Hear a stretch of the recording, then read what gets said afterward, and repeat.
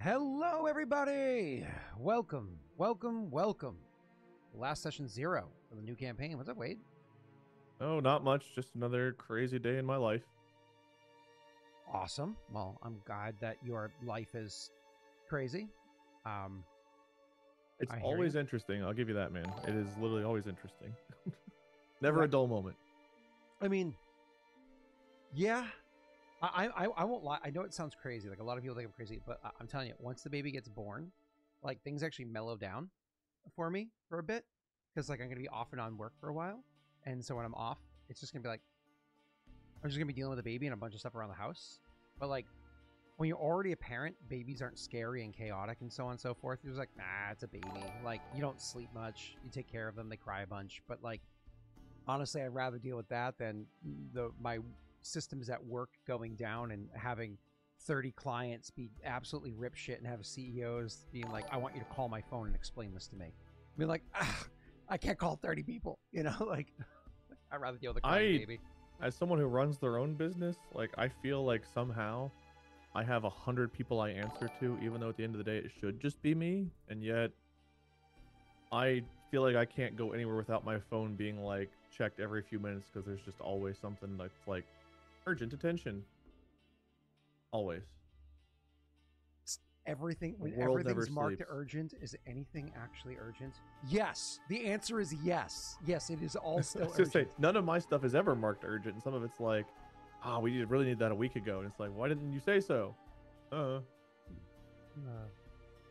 bot hello. Weird, but okay. When's the last time we did session zeros? Did we do it for? We didn't do it for Mass Effect, did we? We did. No, We did It was 2 hour just 2 and ones. 2, right? It wasn't solo. There were 2 and 2, right? Yeah, we did. Sorry, we did 1 hour session 0, 1 hour session 0, 2 hour session duo, is how we did it. So that, yeah. So like you did 1 hour, Pat did an hour, then you guys did 2 hours together. When's the last time we had a solid 4-hour session zero? Bro, I almost never do solid 4 hour sessions. I think we did one for Siam, like my I mean, very first character. Some characters I do, but like Mortifer maybe had one. Usually I do like 2 hour ones. Like I keep them a little bit. Like I do one PC Yeah. and cut them out and do another piece. 4 hours is Abby normal, but it happens. You know. I'm excited though because like each character so far, while the PCs have had their opportunity to kind of like really learn their character, kind of like spread their wings, get into it. Because think about it. How long ago, Wade, did you design Koa? How many months ago? At least 6 weeks, right? I mean, the concept for him was done a while ago, yeah, because I've done a lot of stuff in the meantime. I've been very busy over the last month, so he was probably the idea for him and everything else had to have been stamped out a month or two ago at least, yeah. And then we've done some refinement, and then you did like the gods, we got the idiopans and stuff like that done, but I at least knew what I wanted him to be pretty early in the process. Oh yeah. There was which class? I think you were between 2 or 3 classes, and then because you actually even thought rogue at first until you found out that Jake was like going rogue, and Jake was like, you can have what you want, and you're like, no, you already picked it, I'm fine. So yeah, I knew I didn't want like the ranger type because I'd just done that in, when did I play a ranger with you? It was your other Aurora campaign, the dwarf. So it was kind of like paladin, barbarian, and I think there was one other thing I was like seriously considering, and then I was kind of like, I just want to be. I like keeping it simple. I like my dumb, simple, brutish boys, and Koa's actually not dumb and brutish. Well, he might be brutish, but he's not like a dumb, simple boy. He's not a mortifer. He's not even a damn shung. He's gonna be his own character, which will be interesting. But there's something about like the big frontline idiot that I kind of enjoy. And even though he's not an idiot, I think compared to the other two, he probably is. I think they have higher ends than he probably does. But yeah, well, that's one of the big things that you did. I was teasing before that there was one PC that didn't want to have any negative stats. You like actually wanted to go pretty well rounded, and because you're like, I don't want like my character's supposed to be big and strong, but he's not supposed to be dumb, and so on and so forth. He's actually like, he's dumb because of his age and experience, not dumb because he's unintelligent. You know what I mean? that was the problem I had with Mortifer. I think Mortifer had low charisma, and yet I always played him as being like a big dumb oaf. But like in times of like importance, he would like have almost this commanding speech he would give, and it's like that's more Wade coming through than Mortifer coming through. So I feel like I have to at least have a base charisma because I'm just, my charisma of 20 is just too hard to contain in a gameplay world, you know? Hey guys, I don't know if you noticed, but there's a new command that you can spend the init on. Sorry, not init. Whatever you call the sword icon in the bottom of chat, not the ones that come from subs or whatever. It's Reckoning? no, not that. Reckoning? I don't know what reckoning is. Is that old? It's called Reckoning. I don't even know what reckoning is. Oh, is that what those points are? Yeah. That's what they're called. I think those points are probably named that back from the Witcher campaign. Should probably rename them. Or a Masquerade campaign. I don't know, but whatever the case may be. So, either way. So, let's kind of getting back into this. Wade. So yeah, your session. You design your character for Everglow. So the whole point of session zeros is to give you an opportunity to like really learn who you are, to remember your character, define your character both in your mind and to the viewers, and so on and so forth, without being, because like as soon as you interact with the PC, you're no longer the main character. You share the platform as the main character, right? Well, that's not true. I'm always the main character. Okay. And so in life and in games. You don't have as much time to spin the story or to tell it yourself. So session I have more than you old bitch. What was that? I have more time than you do, you old bitch. I mean, that all depends on life choices, right? Like, Thank you, Razman. Appreciate it. Okay. That's where it came from. Okay. I was like, I didn't even do anything mean.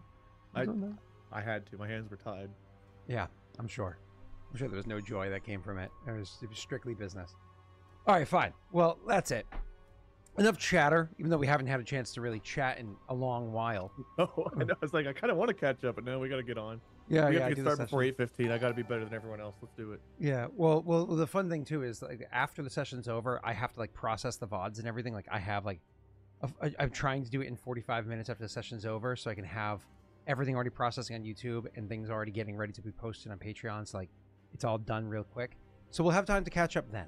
So, yay. And you'll be like, oh, actually, Molly needs me by... I'll be like, yeah, I've got a friend in the house and Molly's here.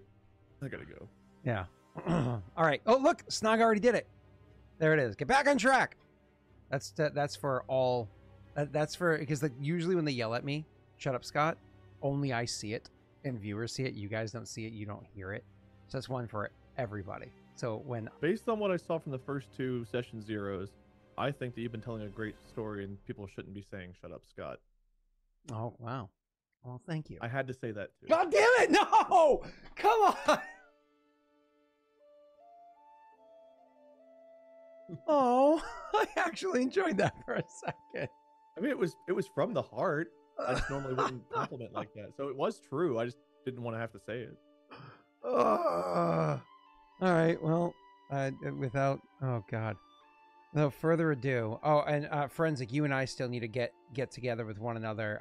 It might not be for 2 weeks, though. We'll try if it's before then, but it might be 2 weeks from now that we have the opportunity to. So, but okay, cool. Wadelton, let's get the session started. So I did only just post your primer, so I know you didn't have the opportunity for to view it the same way all the other characters did. So all the other PCs did, but that's fine. So the campaign is going to start off with Koa having Koa waking up early in the morning. Not so early that the sun hasn't risen, because as he starts to come to hearing noises that make him alert, he kind of like rolls around and opens his eyes and sees beams of light starting to come in, not particularly bright. The sun's still low on the horizon, but seeing beams of light coming between the boards that make up the barn walls that he's in. As he comes to his senses, there's a moment where he hears an angry voice grumbling from just outside the barn, and instinctively he just kind of like rolls over, tumbles to the side, grabs the sheath of his sword, and draws about a quarter draw, pulling the sword out, just instinctively ready for what might be coming. As he takes in his surroundings, sees the sprawl of hay all over, looks to himself, realizes he's wearing, let's just say, not much, and then sees the company that he has with him, comes to the realization that maybe now is not the time to have your sword out, So quickly is going to be able to gather together at least some of his basic belongings, throwing onto himself, and start creeping his way as best he can when the angry voice comes to the door itself and rattles it, grumbling angrily that the door is even latched on the other side. But again, barn door. The latch on the other side is pretty easy.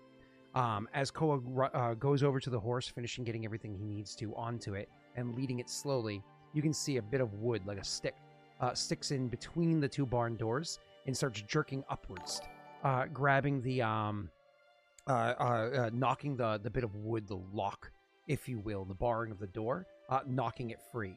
That knocking of the door free, the knocking of the block free, is just enough clatter that coincidentally Koa is able to open. It's not like it was planned, just as he knocks open the back doors to the barn, the wood clatters to the grounds.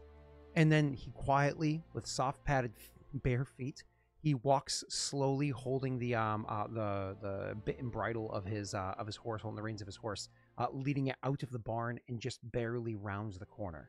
As soon as he gets out there and he hears from the inside, "Daisy! Daisy, what are you doing in here? What's going on? What, Dad? What?" Koa quickly slips onto the saddled horse and gives like a kya to start riding off into the morning, knowing that, hey, that was another evening well spent. Another. And Daisy was her name. Daisy was her name. As Koa is riding along, he's practiced at the in the art of getting dressed while on horseback. Granted, he can't move too quickly while doing so, and certainly he doesn't want to go too bareback while riding, because that could be very uncomfortable for many reasons. He rides for a bit, slows down, and starts actively, dressing himself. I mean, maybe this farmer came chased after with a pitchfork. Maybe the farmer saw him or remembered him from the tavern last night, where they shared stories and heard about his daughter being all upset because of the wedding she called off last second. Maybe he put two and two together, but hard drinks leave for harder realizations in the morning, And he chuckles to himself, biting down on his tack bread, his young teeth easily chomping through the hardness, the rock-like meal that he's having this morning, making his way along. See, Koa has a bit of a nature to him. He doesn't just... he's not just out on the horizon here on his own. He's not just out riding doing nothing. The towns that are around here, all the speckled thorps and villages, and towns if you want to call them, they're all his home. He himself is not someone who has a particular home to call his own, any locale. Instead, his home is a people known in Adir as the free folk, wandering nomads that travel some preset routes and other random ones, doing what they can for work, comprised of many different peoples themselves. The free folk aren't a group of people that have lived here for so long and built a culture for so long of just an isolated group. In fact, they're a group of just mismatches. It's a group of people that have kind of like found themselves there, usually fleeing from the law of Paradel, or maybe fleeing from some mistake that they've made in the past, or whatever the reason may be. They might come from Adir or Paradel or even beyond. And so Koa considers himself a free folk. He's been among them since he was young. And as a member of the free folk, he partakes in one of their most what's what I'm looking for here? Most successful entrepreneurs, which is to be a mercenary. And so, like I said, all of these thorps, all of these villages, and the towns around are known to him. And to some of them, he is known. And so on the back of his horse, he goes riding from the town that he was in. God, does that place even have a name? It doesn't matter. He knows how to find it. Daisyville? That's how he'll remember it, at least until he forgets her name. And he knows that it's less than a day's ride from here to get to Rid. Oh, the ride to Rid is always a joyous one. because either you head west enough to hit the river and then go north, or you head east enough to hit the river if you were daring enough to go into the woods, which he has been. Either way, less than a day's ride to Rid. As Koa is getting dressed, as Koa is chomping through his breakfast, he's gotten dressed, and the sun is now well high enough in the sky that the sun beats down on him. Wade, go ahead and give us a description of Koa. What does he look like? Do you have his image up so people can kind of see it? I did during the away screen. I do not have it now. Sure. So Koa's relatively strong. Not nearly as tall as characters I like to play, like myself.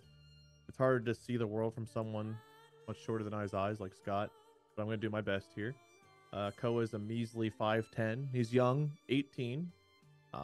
He has various tattoos kind of over his face and arms and body.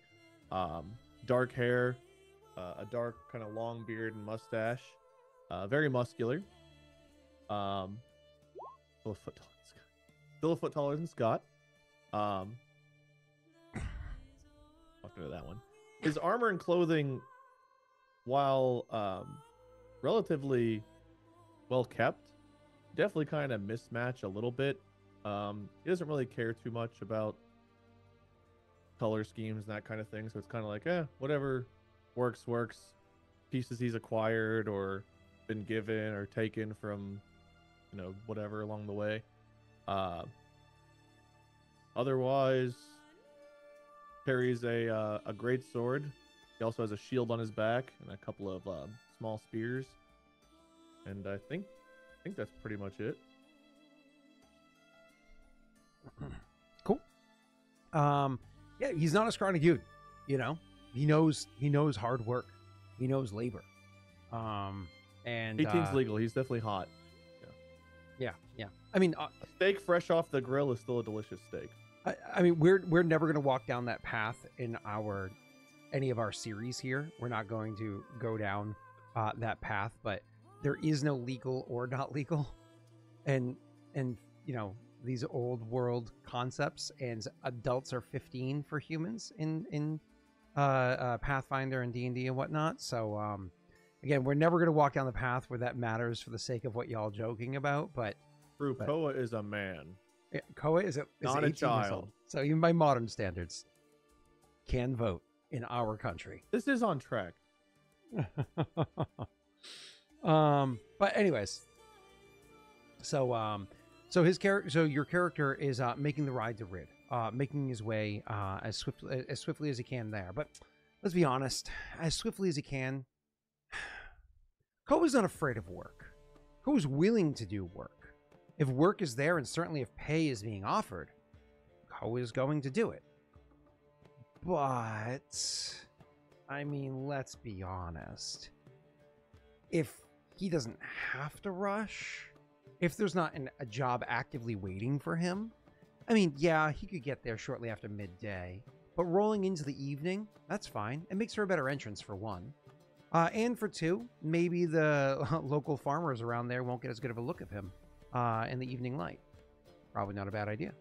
Less likely to get a job in the evening. You get a night to go in, relax, and sample the local cuisine. Yes. And so he makes his way to, he's making his way to Rid on his way there. And one of the things he's tallying up in his head, though Koa's not an idiot by any stretch of the imagination. He's not the best at math. He knows that for every silver he makes, he's supposed to send 2 slivers back to the free folk. For every silver, send back 2 slivers. But like, he doesn't often make silver, so he has to add up pennies to get to silver, and then math just gets hard. Then it's difficult. I mean, if he cared more, he would know that it's every 5 copper it's to send a sliver. But I mean, that's again too hard. If it's spent on drinks or cuisine right away, it's also not money he made. Yeah. Besides, advertisement for free? I mean, come on. It's kind of being paid for. It's being paid for in exposure. That's what they're getting. You know what? The free folk are getting paid for all of Koa's exposure to the peoples around Adir. A lot of exposure. A lot of exposure. And it works out great. Either way. So he makes his ride there along the way. And one of the cool things about where he was headed, which which was a little bit north outside of, a little bit more than halfway north outside of Hodgwen, the veritable city, if you want to call it that, of Adir. Some place that, you know, Koa has good memories for. As he was making his way out of there, he knows that it's pretty easy to get to Rid, specifically on this trek, because he's on a path, he's on a trail, and he's riding along, easy ride. And one of the cool things that happen along this trail is that you don't always have to ride alone. I mean, unless you're wary of just random passersby, which why would you be? Coming across somebody else on the trail is wonderful. Gives you an opportunity to have somebody to talk to, sit down, share a meal with. Maybe, you know, they forgot wine. Sorry, maybe they forgot meal and you forgot wine, and you can trade one for the other, or however it might work out. And so Koa's trek there, like I said, it's not a fast travel because he's able to make friends along the way, interactions and so on. Again, people around here, they know the free folk. They are, generally speaking, people that can be relied on, if you pay them well. They can be relied on. Otherwise, just hope that they weren't paid against you, and you're good to go. So you travel along, you make your talks and so on and so forth. The day rolls until eventually you do find your way into the sleepy town of Rid. Now, Rid itself is, again, I'm going to use the word town. It's more like a village. The number of people that live here is very small. With all of the lands around combined, if you had to guess, maybe, 200 people in total. The people themselves are very, very laid back, very lackadaisical. I mean, there's a little that they have to worry about. Adir gets winters. It does. It's far enough south to do so. But it doesn't get particularly harsh winters. And so those that are mindful with their crop and how they plant their seed and so on, they can continue to harvest even some bits throughout all seasons. And so, again, Rid, being as small of a population as it is, not really looking to boom or looking for commerce, they can just kind of move at a lackadaisical pace. Sometimes literally fields are forgotten by the people that are here. Strange, sure, but you're not from around here. That's their problem. The one dually upside downside of Rid is that upside, it does have a tavern. Not all towns do, or villages do. The downside is the tavern here is in worse condition than the average barn you spend your evenings in. It is beat to hell. Not too terribly small, just really beat to hell. You have absolutely broken a stool sitting on it normally. Like, not even like drunkily plopping, just sitting down, it creaked and snapped. And so you're going to make your way there, and you're going to say something? Oh, I was just curious, is it beat to hell like it was attacked, or like there's a lot of chaos in here, or beat to hell and it's just old and not well taken care of? Old, not taken care of. There might be some story to it, but I mean, you don't really know that story yourself. The one claim to fame that Rid is known for, the one claim to fame that this whole town has, is the fact that the tavern's name is called the Wyvern's Tail. And the reason why it's called the Wyvern's Tail is supposedly, though you've lived among the free folk and even apart from them, but still one of them for many years now. I mean, honestly, I can't even count them. It's a long time.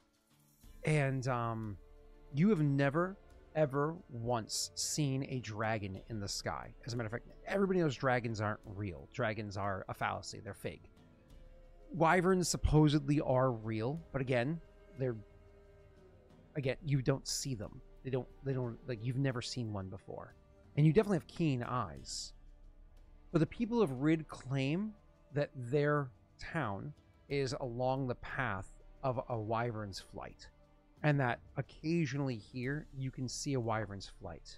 So maybe it's due to the fact that most people here are illiterate, or maybe it's due to the just way on the nose naming.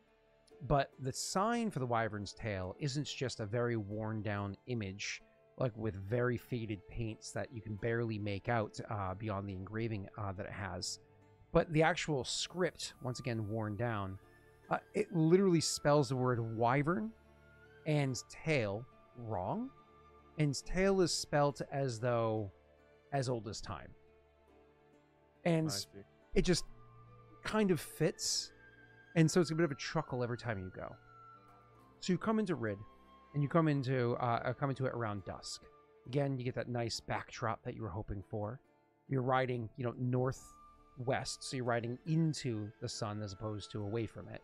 Or sorry, like towards, as opposed to into it, I should say. It's at your face. But you come into the town, and you can see that there are a few people mulling about the town that kind of give you that look like, traveler, come on through. And you can make your way through, whether it be a head nod or straight up ignore, depending on whom the individuals are. You can make your way over to the tavern itself. The tavern does have outside of it not a proper barn, sorry, a proper stable for your horse, but a place to tether it. And, strangely enough, yours isn't the only horse tethered there. As you go up, you can see there's another horse tethered there. Wait, can you do me a favor? You have, I'm looking at your skills here. Sorry, I actually have to pull them back up. Oh, there's a lot to keep track of. Just snorted. I have that effect on people. Sorry. Yeah, knowledge, so to understands the animal, why don't you go ahead and roll knowledge nature? My first roll. All right. So with a 15 total, with your knowledge nature, looking over this horse, you can immediately tell that this is no Adirian steed. This is some common stock, maybe bred in a deer, maybe from elsewhere, so on and so forth. You can tell that almost immediately. But I'm going to take one more roll from you. If you want to go ahead and roll handle animal. Nice. Yeah. Really? Oh, with horse's name here. You didn't put your horse's name in that spot. You have a +2 with your horse. So I know a spot to put that. I don't know Pathfinder very well. Yeah. No, you're good. The sheet. So on your character sheet, if you hover over that skill while handle animal, it'll just make a settings cog on the left. You click that settings cog, and it gives you a drop down, and that's where you're able to type in your horse's name. Oh, sure. Yep. Cool. So as you ride up, not only do you see that this is just some common stock horse, actually looking it over and just seeing the way that it's standing there, the way that it ignores as you go up, and maybe you give it like a little pet or call to it, whatever it is. There's a couple moments pass as you're interacting with the horse because you're very, very familiar with them. And then you give a couple of just very basic like commands to it in Perrin. And it listens to you. And you realize, this is a horse that was clearly trained in Paradel, and you rolled high enough to have been trained even by Paradel military. This is a Paradel military trained horse, though is not wearing any barding. At least not anything overt. Do you want to investigate it further, or do you just leave it be? I don't know that I would bother right now. More so, I guess I'm just aware that maybe there's someone of interest inside.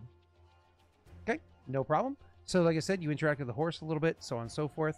Come to that conclusion. You make sure that your stuff is on your saddlebags, because, you have saddlebags, so you can leave your stuff on there, so on and so forth. Your horse is well enough trained to know if somebody reaches for that saddlebag to bite its goddamn hand off. You know what I mean? Like, you don't have to worry. You tell it, you just give it like a pat. It knows. Apple is just a tongue hold away from asshole. It knows to bite both. Gross. Either way, both are juicy too. Asshole bottom jeans. You know the trick, right? You hold your tongue and you asshole. Oh, yeah, there you go. Cheeks with the fur. No. So back to the game. So yeah, you go walking into the place, and as you go walking in and looking about, you can see that, as I said, the place is beat to hell. It's actually, like I said, it's not small. It is large enough that you can probably put a good, 8, maybe 9 decent-sized tables in here, whether they be square or rounds. Your character's no interior decorator. And it's big enough that you can put a bunch of chairs around those tables and get like a hearty crowd in here. Sitting, easily 40, plus. Like a solid-sized place here. Standing around, way more. Town? Like a fifth of the town? Yeah, exactly. And standing, way more. But the problem is, nowadays, there's only, 4 tables left. And one of them, The leg is literally propped up on the first book you've ever seen in Rid. It's literally like propped up on a book for where the leg had been splintered. There's a bit of twine, you know, holding together a bit of wood to where that splintered leg is. And it's sitting on a book and it's still kind of crooked. You know what I mean? Not all the tables that are there. So of the 4 tables, that was one of them.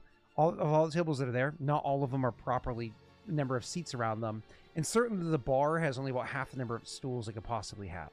So when you walk in and you realize you're the 13th person inside there, just a quick head count, always good to know what kind of brawl you're going to get into. Realize that you're the 13th person in there, you're like, holy hell, there is a turnout tonight. This is like a proper turnout tonight. You can kind of like go in and make your way across. As for the name of the bartender, why don't we go ahead and have HMS Pretender give me a name for the bartender? Appropriate names. Something else. While you're doing that, he would look to see if he notices anyone that kind of stands out after seeing the military horse. Yeah, no, that sounds great. Why don't you go ahead and roll me a perception check, sir? Solid. Great. Getting the good rolls out of the way early, so that way if something happens, I can start rolling the ones. No, this is awesome. So you look around trying to see if there's anybody here that is, looks as though they would be military. And first and foremost, you don't see any overt, like, armor or anything like that. You don't see some straight back, so on and so forth. None of those details stick out. Instead, so Brindle is the name of the bartender. You know the bartender well enough. You've certainly asked, oh, yeah, good. Thanks for reminding me, Joe. So anyways, thank you. Appreciate you, sir. So Brindle is the bartender's name. Wade, you can go ahead and write that on your notes if you'd like. Bartender of Rid Brindle. And they know you well enough that, sometimes if you get people a-drinking, with a bit of like a rowdiness and get things a-drinking, sometimes he'll slip you a few free beers. But so long as the rowdiness doesn't lead to more broken shit. You know what I mean? Otherwise, that might cost you. So, you know that there's a fine line, and you are the most delicate individual in social situations. Holy shit, Steve. Jesus Christ. Thank you, sir. Hey. Good old bribing bartenders. Back to you, Wade. So you so as you go walking and you look about, what stands out to you, what tells you, is that detail that I should suggest. You can tell me now whether or not you would have yourself, because of what I'm about to describe, and this is maybe different than your typical mindset when playing a D&D campaign. When you're walking into this tavern, you look about and you see all the townsfolk there. The person that you tell of being out of place doesn't stand out because of like heavy armor or a big billowing cloak or a straight back or a stern look to their face or anything like that. It's the fact that they have a sword strapped to their side. You can see where they're sitting at the bar. The base of the sword, the hilt is sticking out. Sorry, the sheath is sticking out, and that is the only person that was armed when you first came into this place. The only person, which makes sense. What the hell is a farmer going to do with a sword or a cudgel or a dagger? You know what I mean? So that question, would you have come in with any of your weapons, or would you just have left everything at the horse? I mean, unless it's something that's frowned upon, like if it's kind of like, you shouldn't bring your weapons in, then he probably wouldn't. But otherwise, I think he would, because carrying a sword means someone might be interested in a story. And if the right person's interested in a story, maybe that's a way to start conversation to have a place to sleep tonight. If you were nobody and walked in armed, people would just think that you were, again, some sort of mercenary, so on and so forth, maybe be a bit wary about you, etc., etc. Specifically, you're a free folk. And so a free folk, unless a place tells you specifically you're not supposed to, they're almost definitely going to. You know what I mean? Yeah. It's just a part of, again, it's that mercenary vibe. So you are definitely, because the bartender knows who you are, you won't get a hard time from them. Others that don't know who you are be like, goddamn mercs, or, like another from the road kind of a thing. They won't necessarily be too kind towards you. But you won't. That might be true, but a lot of like the local ladies usually have questions, and that's a great segue into like, oh, I live a very dangerous lifestyle, Mm-hmm. Absolutely. Somebody in chat said daggers are everything to peasants. That very well may be true if you're referring to, say, knives or whatever it is that they might have around for the different tasks they're doing. But specifically a dagger, like one that's designed for combat, which is different, like a statistical D&D dagger, versus which is like, what is it, like a 10-inch blade with a hilt and a handle versus like a knife that has utility and whatnot to it. Those are two very different things. So anyways, back to you again. So yeah, you walk in and you have your sword strapped to your back, and so as you come walking in, because the place is already pretty busy, pretty much everybody in the place turns to look at you, because that's what small town folk do when somebody walks into the tavern. Except for the one. That was the other hint that you needed. That made you understand this person isn't from around here. You can't see much detail about them. They're wearing relatively simple clothes, at least very worn, and you can see there's a mess of dark hair on their head, but that's all you've got at the moment. What do you do when you first walk in? Try to find a table to sit at that isn't the one with the rickety book.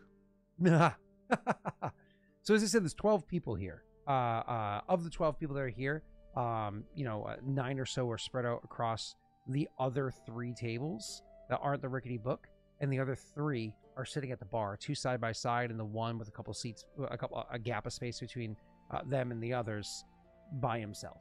So it's either rickety book table or up at the bar, or join the others.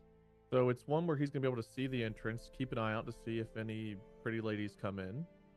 But also he doesn't want to start the night off that way because maybe someone has a job, so he'll stay approachable to where if someone has something they're interested in, they can come up to him. Okay. He's either here for work or pleasure, and he's hoping it's the latter, but he might need the former. Yeah, no, it's fine. So you're gonna go and grab it. So over to the bar, like hits a bit of a corner. You want to hit around that corner, so it kind of removes you from the others by a decent amount and allows you to only have to turn your head about 30 to 45 degrees to see the door, rather than having to do a full-blown 180 to see what the hell's going on. Yeah, I can see that. Cool. So you go over, and as you walk up, there's that moment where, like I said, everybody watched you. Those that know who you are might give you a bit of a nod or a bit of a frown, and you make your way to the bar. Once you catch Brindle's eye, Brindle gives you like a knowing smile and immediately reaches over for a mug he has aside for you, and goes to pour you your favorite cheap fucking ale. And so he's going to go ahead and do that. I assume you don't interrupt. Sure. He comes over maybe about a minute or so later. You can tell that the keg's getting low. Somebody spends enough time at a bar like you do. No, a keg's getting low when the draw takes longer. Coming up to the mug. The downside is, the upside is that if the keg if the system's well maintained, that does mean there's less head and more beer as they're pouring it. So you're gonna come over, and the beer might not be as good, but at least there's more in the cup. And so he comes over and he puts the cup in front of you and leans a little too heavily on the bar and says, "Hey, Koa. Get yourself into any trouble lately?" All the time. That's why I find myself back here. Nods and says, "Well, always happy to see a friend. So, first one's on me. If you can give me some news from the road. Anything exciting happening out there?" The road. Well, came across some daisies. Beautiful sight, really. Otherwise, might need 1 or 2 more of these to remember the road, to be honest. He chuckles and goes, "You trying to drive a bargain, boy? Oh, maybe you'll think of something as the evening goes, and I hope that tail ain't too tall. Shrinking in my old age," he says. Stands up uncomfortably. Well, I'm still growing. That's why I need all this nourishment. And he'll start down in the beer. Yeah. While you're chuckling, while you're drinking it, he'll chuckle. He'll say, "I'd appreciate it sometime. If you're ever riding through, just a bit more southeast of here. I hear that's where the big wide fields of honeysuckle grow the brightest and the most fragrant. If you want to bring me back a big old bushel of that from Mrs., I'd appreciate it. I know she would." How far southeast? Nightstorm and I would certainly not mind going out and exploring the fields a bit. As long as they're safe, I suppose. He shrugs. He's like, "You're the one that takes out there on your own. Yeah, I swear you are a few pennies, shy of a silver there, friend. You, traveling out amongst those plains cats all by yourself? I hear those things are bigger than your horse and gobble you up." Thankfully, I haven't had to worry about it yet, though, Welcome, Raiders. I imagine we can handle one, though I'd prefer not to have to try. I've seen some of the poor sods come in who have, had the misfortune of encountering one. He nods slowly, says, "Yep, as have I. Well, at least get carried in, if you know what I'm saying. I swear. Our fields are filled more with people we don't know than those we do." Shrugs. Yeah, but, local cuisine always stays nice, and, well, the weather's held up pretty well recently. Made the roads nice to travel. Can't ask for much more. Occasional scrap. Nice to know I'm still able to hold my own. Speaking of which, I noticed you got a new... He'll lower his voice a little bit. Noticed you have a new face in here. Well, I haven't seen his face, which is why I know he's new.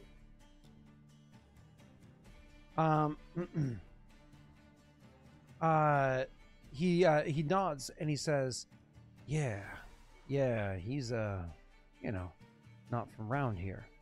If you know what I'm saying. Oh, military. Perrin, I think. Well, he nods, he says, definitely Perrin.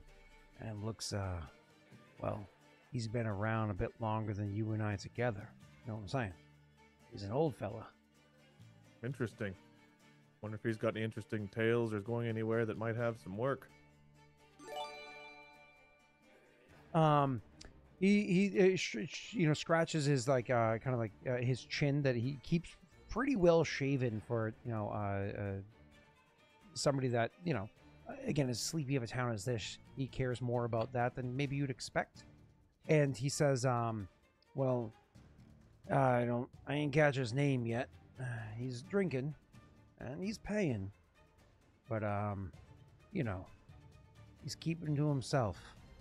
You can talk to him if you like. He's none too rude, but if you're looking for work, I'm thinking he's not the one that you want to talk to.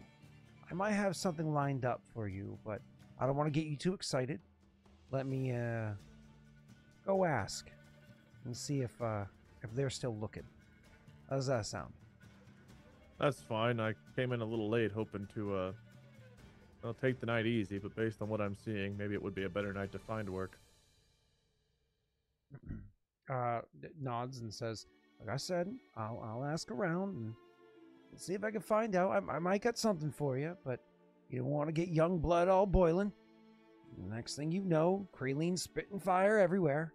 And bad enough with them stories of Orsugo, which, by and by, is it true Orsugo is one of yours? As far as I know, the answer to that is yes. I mean, what are the other options? Some eavesdropper chimes in and says, Orsugo's one of yours? I knew it. Damn free folk always up to no good. Fucking free folk, that's what I call them. I mean, Snaga's blessed my blade a few times, and, well, Rogue will be with me on some of my fights, but, sometimes it's also nice just to sit back and, well, let your hands do the talking. He looks and goes, oh, yeah, that makes sense. Kind of like grumbling as you're effectively threatening. Like, oh, that makes sense. Come rolling in, break some more chairs. Free folk. Grumbles to himself again. Friend, these chairs don't need much help. I mean, I'm pretty sure that one's about to topple on its own with no one even atop of it. He kind of like grumbles quiet, and doesn't like he goes back to himself. And like as you like your attention, I imagine eyes linger for a couple extra moments when you turn your attention back to Yeah, he was Brindle. hoping that guy would have more fire in him, but Swelled down pretty quick, deflated pretty quick, I should say. he looks back to the bartender and shrugs. Like very obviously, you could tell he was looking for something. He says, "Still early. Give them time. They need something to let out their aggression. The lords know that the lords all Kaldor knows that they should be taking that aggression out on the field. Man, crop coming in sadder and sadder each year. Anyways, Took out some aggression in a farmer's barn last night. I wouldn't mind a field." He looks at you, this kind of bit of a screwed up look, and goes, "Oh, you taking work doing slaughters now?" Huh? Oh, if sure. He looks a little confused. He'll Unfortunately, give like a wink. You give the wink. A second and a half goes by. Oh, oh, you dog! You. He gives you like a hard slam. He goes, "Oh boy, the What, glory you thought Daisy days was of a being flower? young." What'd you say? He said, "What? You thought Daisy was a flower?" Again, takes like a solid second, not quite as long as last time. And he just starts giving this like big boisterous enough of a laughter that several people around actually give him like a look like, what the hell is Brindle laughing so hard about? Even the other person glances over enough that you can get a full look at his face, and you realize, because you're sitting to his right, as he turns to look at you, and you can see that he's a very old parent. Parent, of course, as they get older, they have those elongated features. They get more sharper features, sharper jawline, higher cheekbones. Their ears even slightly elongate up top and even come to a little bit of a point as they age. They get this kind of like fey-like nature to them. But as he turns his head slightly to look at you, you can see that his left eye is actually covered with an eye patch. He looks pretty, disheveled for an old guy. You can see underneath like his left eye, the remaining scar of some nasty injury that must have taken at least the use of his eye, if not the eye entirely. But at the end of the laughter, as you kind of steal that glance over and see that individual, he whacks you in the shoulder one more time, kind of like pulling your attention back to him, and he goes, "Oh, for that one, you're getting a tumble, boy." And he like chuckles over and grabs up a bottle of some shit whiskey, and grabs up a small glass to give you a shot. As he's doing that, the person that piped up before goes, "Giving tumbles to our Sugo's friends now, huh? Oh yeah, oh yeah." He says that bringing, I imagine, your attention back over. Whether or not you choose to look is up to you. I think my character's wondering, do I know Orsugo? You don't. You've not heard. You've been fortunate enough not to hear the name. Okay, I think at this point he'll speak up. "This is the second time you've mentioned Orsugo, and I wasn't sure if I was still a bit hungover from last night or what, but unless that's one of the gods I'm not aware of, the fuck's Orsugo?" Somebody chimes. So he draws a breath to say something. Somebody goes, "They say he's of the gods," and somebody's, no, he's just a brigand with fire." And somebody else, and a couple of other people murmur about and making some noises or whatever. And you can see that the bartender comes back and he's like, "Oh, pipe your whistles down. You all just hear stories. None of you ain't seen nothing." And one of them says, "Oh, I did. Oh, I saw something. I saw a charred corpse." "Oh, you saw a charred corpse. I bet you pissed on it too to put it out." "I don't believe you," says Brindle. And he gives a cross look to the bartender and goes, "No, I swear it. I smelt it. Smelled like pork, like the stories say and everything. Nah, I've seen it.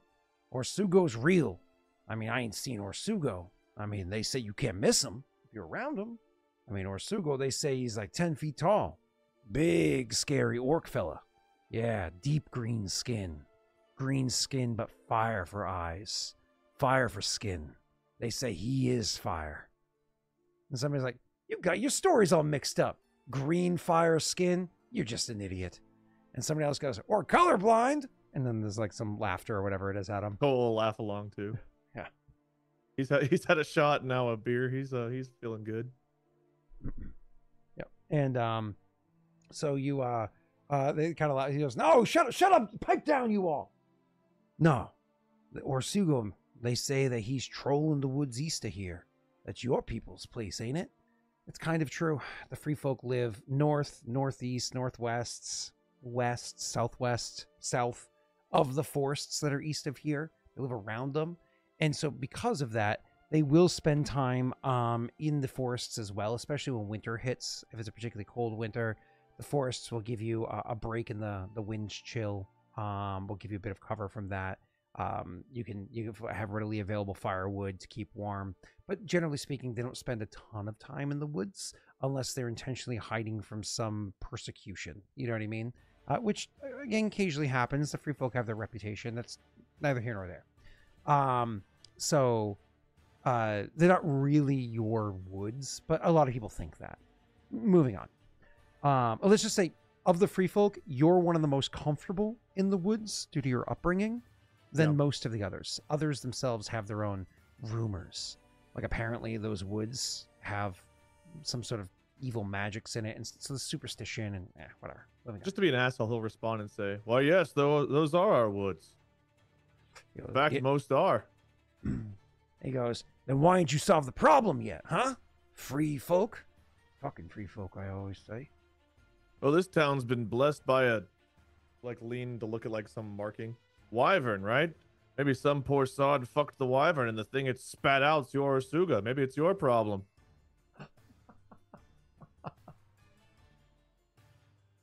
That's not what I expected. Oh boy. Okay.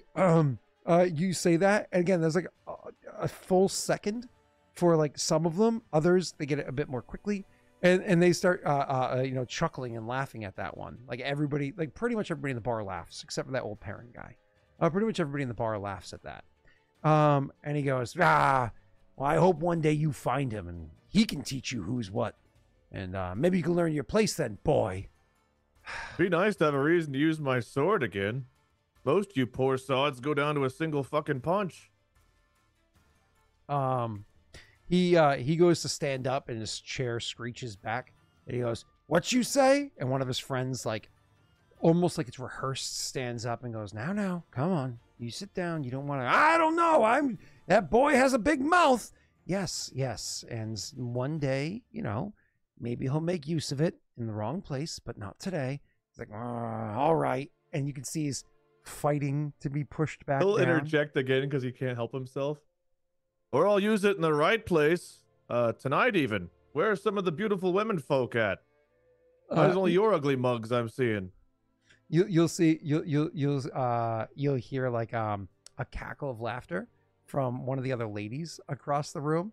One of those all too knowing. And then you can see he stands right back up. And at this point in time, not only does he stand up, but another one stands up as well. And so there's, two of them there. And then it goes, oh, and all of a sudden you hear from over your shoulder, hey, sit down now. Back to your drinks. Don't need nothing here. He's just a passerby. Come now. And he's like, knowing Brindle's been nice to him, he'll even say you know what, friends, I apologize. Tell you what, each of you standing right now, have a drink on me. If you exclamation point Aurorum in chat, it'll bring you to the link that has the map on it and everything for you guys. So you say you said a drink for everyone on me? The two guys standing. Oh, okay, cool. Yeah, that would only cost you a sliver to get both of them a drink. So yeah, that's awesome. Poor Brindle here can't afford to get another table in here as it is, much less having to replace what I would have to do if we got into a scrap. When you say that, there's a couple of remarks of just again, you can hear people noises. I should not really remarks, grumblings maybe, but noises of people appreciating the kind gesture and the kind words about Brindle, who is probably very beloved by most of the people. Who doesn't love the person that gives them their alcohol, right?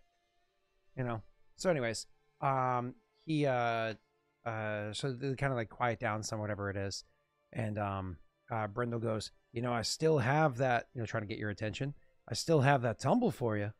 You hear the sloshing of the bottle as he shakes it back and forth. Yeah, don't give that to them. That one's for me.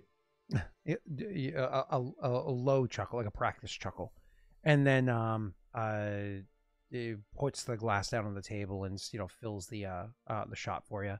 And you can see that he's appreciative because he didn't just pour it in there; he filled it like within like a millimeter of the top, where it's like a careful lift to your lips. Well, careful for somebody a little less practiced. You don't spill his rub. Delicious. Yeah. Or shitty, cheap alcohol. Oh god, yeah, it's absolute trash. It's nasty. I'm trying to think of like wild turkey nasty. Well, it's not like Koa's had much better. Oh. Well, wild turkey's probably actually better than this because at least it's like a mass-produced brand with like laws to ensure the quality of it. I mean, that is probably not. It's probably way worse. Wild turkey's nasty.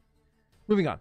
So, you are sitting there and doing that thing, and he actually will get his low voice to again, and you can actually see again as you turn back around and you take that shot. You can see over the, like as you take that shot and you got to put it down. Just again out of the corner of your eye, you notice, and maybe you don't linger too long for your look. It's up to you, but you notice that individual with the eye patch gave you another look after watching the way that this whole thing played out.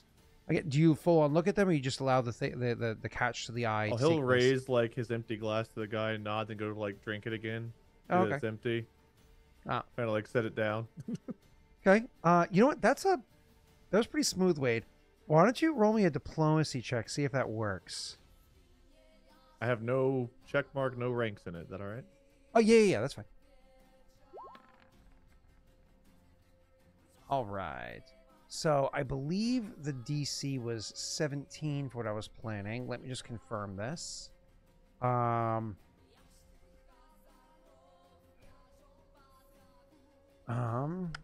Isn't there a rule about whenever you don't have something? No. That's only for certain skills. Yeah, Okay. DC was 17, so unfortunately you missed by 4. So again, just like not a. It's gonna be a long night if we're trying to reach a 17 with my skill levels. No, you're good. So not like a tweak of a smile, not like a glint in the eye, not even like a nod of acknowledgement. You know what I mean, or anything like that. But you can see like there's like he acknowledges that you did it, but more passingly than like a full-on friendly kind of acknowledgement. Sure. Whatever the case may be. That doesn't matter because you do that as Brindle was speaking to you anyways. And he lowers his voice and says, this Orsugo fella, he actually is a bit of a problem. I'm not saying go hunting for this, this madman. You have a 10-foot fire-breathing orc attacking this town? I'd say it's a problem. He shrugs and says, how many of these men come in here telling about the glory days of when they hunted down a wolf that stood 6 foot to the shoulder? How many of them talk about all the maidens that they laid or whatever the case may be before they settled down with their missus? And they only say that when she ain't in the tavern with them. Whatever. Stories is stories, but facts is facts. And enough people talking about Orsugo. We do get travelers here, not just you. Enough people talking about him that he's probably real. They say he's an orc. No, that's not what it is. What's that? Like a mixed orc there. Do they call that? And you actually do know half orc is a common phrase. Actually, quark is even a common phrase. Oh, sure. Because a good number of them live among the free folk if they're in the deer. A half orc. Yeah, like one is and one ain't. Yeah, half orc. That makes sense. The good old math, right? So, half orc. And they say he's tall, like big tall. But they also say he's got magics. Like he commands fire. Calls it, and it comes. And he burns. He burns not just things, but people. Enjoys it. And his reputation's earned him a bit of a following. He's got a gang to him. I don't know what they call themselves, but they say he's Kraylene's Fury. Maybe they're called the Furies. I don't know. But he's no joke. I'd be wary if you heard he were about. I can handle a scrap with most anyone, but someone starts throwing fire at me, I'm not sure I'm immune to that. Yeah, he nods and goes, well, I'm glad you know some limitations. The way I saw you drink last time you rolled through here. I mean, I don't know if you remember, but I did cut you off. I started serving you water. You thought I was giving you free drinks, he says, chuckling to himself. I'll probably think the same tonight, and I'll appreciate you either way. Chuckles However, again. the next one had better not be water. he looks down at your mug and sees that it is effectively empty, and he says, well, finish it up so I can fill it then. And he goes to push himself up off the bar so you can drain your cup. He'll do just that. I think while Brindle's filling his cup, he'll actually walk up to the guy with the eye patch. Yeah. You Like, don't have to walk up if you don't want to. He's probably in distance from where you are, Pythagorean theorem. He's probably about maybe 12, 13 feet away, but you're welcome to walk over and either sit or stand next to him. Your call. No, I think he'll walk up. I think Sure. he's intrigued enough at this point, and he'll, if the guy doesn't notice him right away, he'll kind of like tap him on the shoulder. Okay. Good Well, evening, if you go friend. walking up, he definitely will. As you walk up, you can see that like the head turns ever so slightly. You can see like as if he's like hearing the feet fall, hearing the approach, but doesn't intentionally turn to you until you give him the tap, and then he'll gently put down the mug that he's holding, and you can see the way he puts his hands to the hilt of his blade with the same side that the blade. It's not meant to be offensive. He turns ever so slightly to go towards you. He's just making sure he has control of it so it doesn't like whack you accidentally as he turns. Because even though you approach his right hand side, the blade, so it's on his left anyway, so it doesn't matter. So he holds it, turns, and looks to you. Friend, you seem to be very serious in a tavern that's usually pretty, well, lax, if not a little on edge. What are you drinking? I've got no one to share a drink with tonight, and you look like you may have a story or two to tell, which is more than I can say for the rest of these poor sods. He thinks for a moment as to whether or not he wants to respond, and then he gives you like a gentle nod and says, "Glug mug." Grew a taste for it over the years. You're welcome to join if you'd like. Of course, sounds great. It's very over the top friendly. Yeah. Your horse outside, I'm guessing, yeah? I don't see many others rolling with horses. He nods and says, "Yes. It's new to me though. It's young. It doesn't really know very much yet." I trained mine as well. Nightstorm was a pain in the ass to break in. First one I ever did, actually. But at this time, she and I couldn't be closer. Shakes his head slowly and says, I didn't train her. She trained by another. I couldn't in good conscience ride my horse any longer. I ensured that it is properly retired. Oh, I see. A lot of battles together? Military, yeah? He nods and says, "Yep. Yes, I do." Yes. So he said, "Yep. Yes, we did." 1 second. Dobby, they all go up to YouTube. Yes, and they'll be up there by this weekend. So you'll see the other 4 videos are already there. Back to you, Wade. Hang on, I need to give Dobby a sock.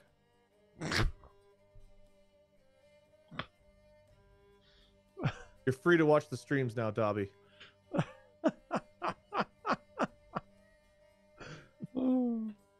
All right. Yeah, I know, right? Like, it just literally just last night, Brittany showed me a an Instagram post of some girl being like, "I wanted to wear a t-shirt dress for the first time," and my boyfriend told me it's reading Dobby, and it literally looks like like a potato sack for an outfit because it was like a t-shirt dress, I guess, is the thing. Either way, I was like, oh. Always keep a sock on hand for such an occasion. All right, fine, Rosin. All right, so you say many battles together, and his response was, "Yep, yes, we have." And then you responded with something that I missed. I'm sorry. I think I said military. Yeah. Oh yeah. He goes, "Yes, I did my part." He looks to your back, like just like a not even a full glance, but clearly like, moves his eyes well enough to your shoulders that you know that he's referencing the sword on your back. And he says, seems as though you know your way around a blade. I'm so sorry. Oh, yes. I will remember that line. I'm so sorry. Aurora just walked in. She's been gone all day. I have to say hi to her.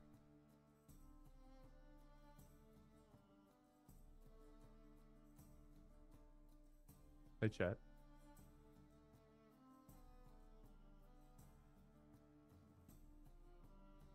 Yeah, Ken, I kind of figure with a redeem that's an insult that it's probably on me to give that. I could ask Keegan or Jake to do it, but might take a minute. Sorry about that. He looks at the sword on your back and he says, looks like you know your way around a blade. Kind of like the way you know your way around a stepping stool, Scott. Ken. We do have a lot of them in my house because my wife is wicked short and my daughter is also currently short. Sure. She's literally 4'11". So, taller than you, isn't it? No. So, Cole will respond. Oh. Yeah, from time to time. Much more fun to get into a scrap with one's hands, but in certain times, sure. The shield, the sword, the spear, all are necessary, right? Says, necessary? I mean, unless you want to get mauled to death by a wild cat or a 10-foot fire-breathing orc. He says with kind of a chuckle. Yeah, you see he doesn't chuckle, doesn't smile or anything like that, and he says, towns tell their tales, don't they? I'm sure there is some danger out there. Sure. Usually is. Speaking of towns, what brings you here? You seem, different from the normal traveler by here, or certainly the locals. Yes, I rode down from Momley. Thought I was lost for a bit. I came by an abandoned fortress of sorts to the north of here. But then I stuck to the rivers, as old friends of mine suggested for me to do, and found my way here. Now, my plan is to head to a place called Hard Gwen. I've heard tell of it over the years, but I've never visited the place. And you seem traveled of a deer. Are you familiar with Hard Gwen? Am I on the right course, heading south? Oh yeah, I've been there a few times. Not my favorite place. I get a little stir crazy with bigger towns and cities and whatnot, but it's fine for what it is. Taverns with a few more chairs that aren't going to break under your leg the moment you sit down. Some very fine locals. Cuisine is. What was your question? Are you on the right track? Is he on the right track, Scott? Yeah, you can head south along the river and you'll eventually get there. Though honestly, it's kind of the longer route. If you actually leave the river and you take the road, it'll be quicker. Even though the road's more miles, it's an easier trek. They'll say that. Though, should I roll a survival to see which way I would actually recommend? You would actually recommend the. I would just tell you would recommend the road. It's less likely a plains cat will bump into you on the road. It is sure. possible on the rivers. On the river. So if you're traveling alone, the river better than just wandering through the woods. But the best way you should go is definitely the road. Head south a little ways and he'll give a description of where you cut over to the road and yeah, tell them to follow from there. No, it says appreciate it. Is it true that they have a proper hospice there? They have a place to tend to the injured. I've heard tell of it before, that there's even a chantry of sorts, a place where those due to their faith wear masks as they tend to the sick. Have you seen that? Have I? Oh, yes. Okay. Yeah. Oh, yeah, I remember just to be clear, the chantry also 0.5. goes on like a little bit of word I'll use as missionaries. That's probably the wrong word. More like what do you call those things when Reverse you are... cowgirl.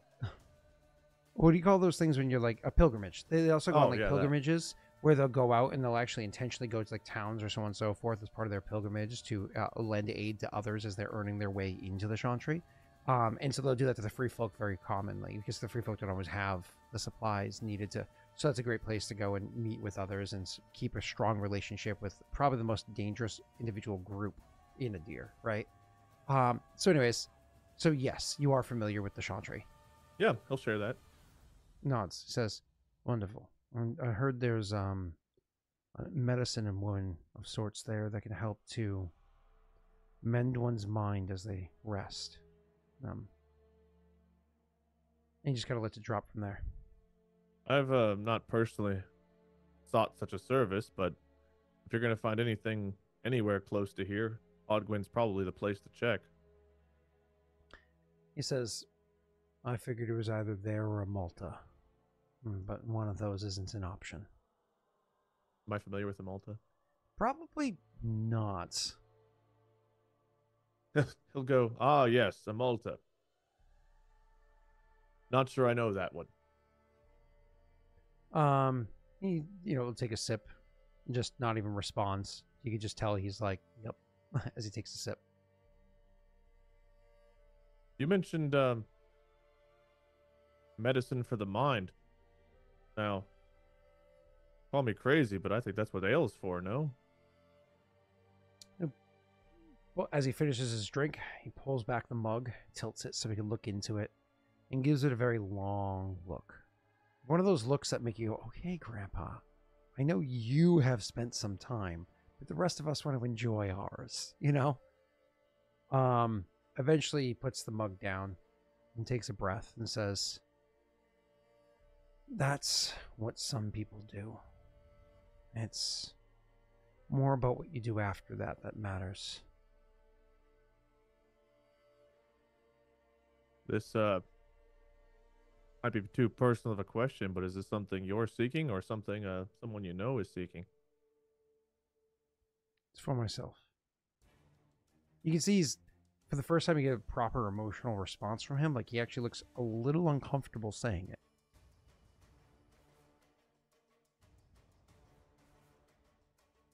Well, unless Brindle comes back with an offer I can't refuse.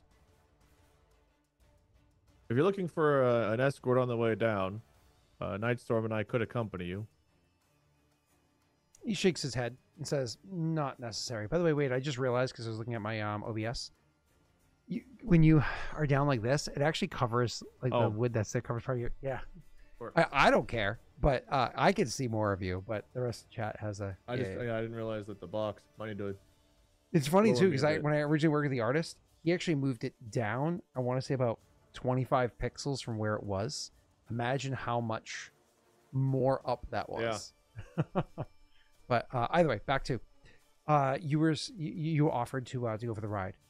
He shakes his head and says, no, I'm not too concerned about the road or the cats therein. I've seen them. I've seen them wild. I've seen them tamed. They don't concern me. Fair enough. So, are you...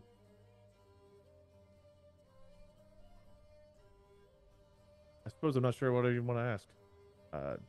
Probably a lot of questions, but I don't want to delve too deep into business that's not my own. That's a good mindset to have. Curious minds, but nonetheless, I feel you've already probably shared a bit more than you intended tonight.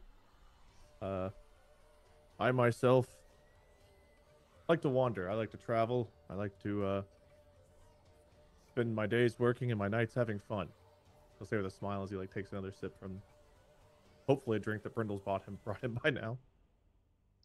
He says, there is no doubt in my mind that you have Kraylene's fire in your heart. The question is... It burns brightly, friend. Oh, I meant to say Kraylene's fire in your blood, sorry. He said it burns brightly, friend. He says, the question is whether or not you bear the martyr's forgiveness in your heart and Aravel's dedication in your mind. I wouldn't be too surprised. And then you can see he's like looking at you appraisingly. And then he just kind of like blinks as he realizes what he's doing. And then he just, he gives himself a bit of like a head shake, more like to take his mind off of what it is. And he says, you haven't said why you're on the road. Well, I met a lovely lass. Got along famously, and I suppose her father didn't see things the same way, so I hopped on my horse this morning, flew out of the barn, and, well, figured try starting over tonight. And if work comes my way, then, well, work I'll do. If not, then the nights are for pleasure, no? Well, at least Kraylene's fire in your blood. I'll smile. I'm not as simple. I wish I were. I suppose I'm still looking for, something. My family wandered quite a bit. We joined the free folk, wandered some more, and I continue to wander, yet I can't help but feel like there's something else out there for me. But, might as well enjoy life as it comes until I find it. But maybe one of these stops, I'll learn something or see something or become a part of something much more interesting. But, escorting people along a road or a river, being wary of cats that usually won't attack if you're in a large enough group, the occasional brigand or bandit. There's something more out there, right? Until then, I get by. At one point, I would have said that something more is service. At one point, I would have said you need only head a little bit north, or, in my opinion, better served to the west, and simply sign up. In 3 years' time, you would earn your rights. And if you want to spend 3 more, you can earn even more. I would have said that you would love the life that you had found. I would have said that you could have raised a family with pride, holding your back straight. But age brings perspective. And perhaps that life is not for all, even if there are those that it suits well. No. Stick to the roads. Stick to your traveling. Stick to your escorting or your escorts. Drink to that. And this is probably a better life suited for you. The other lives that are out there.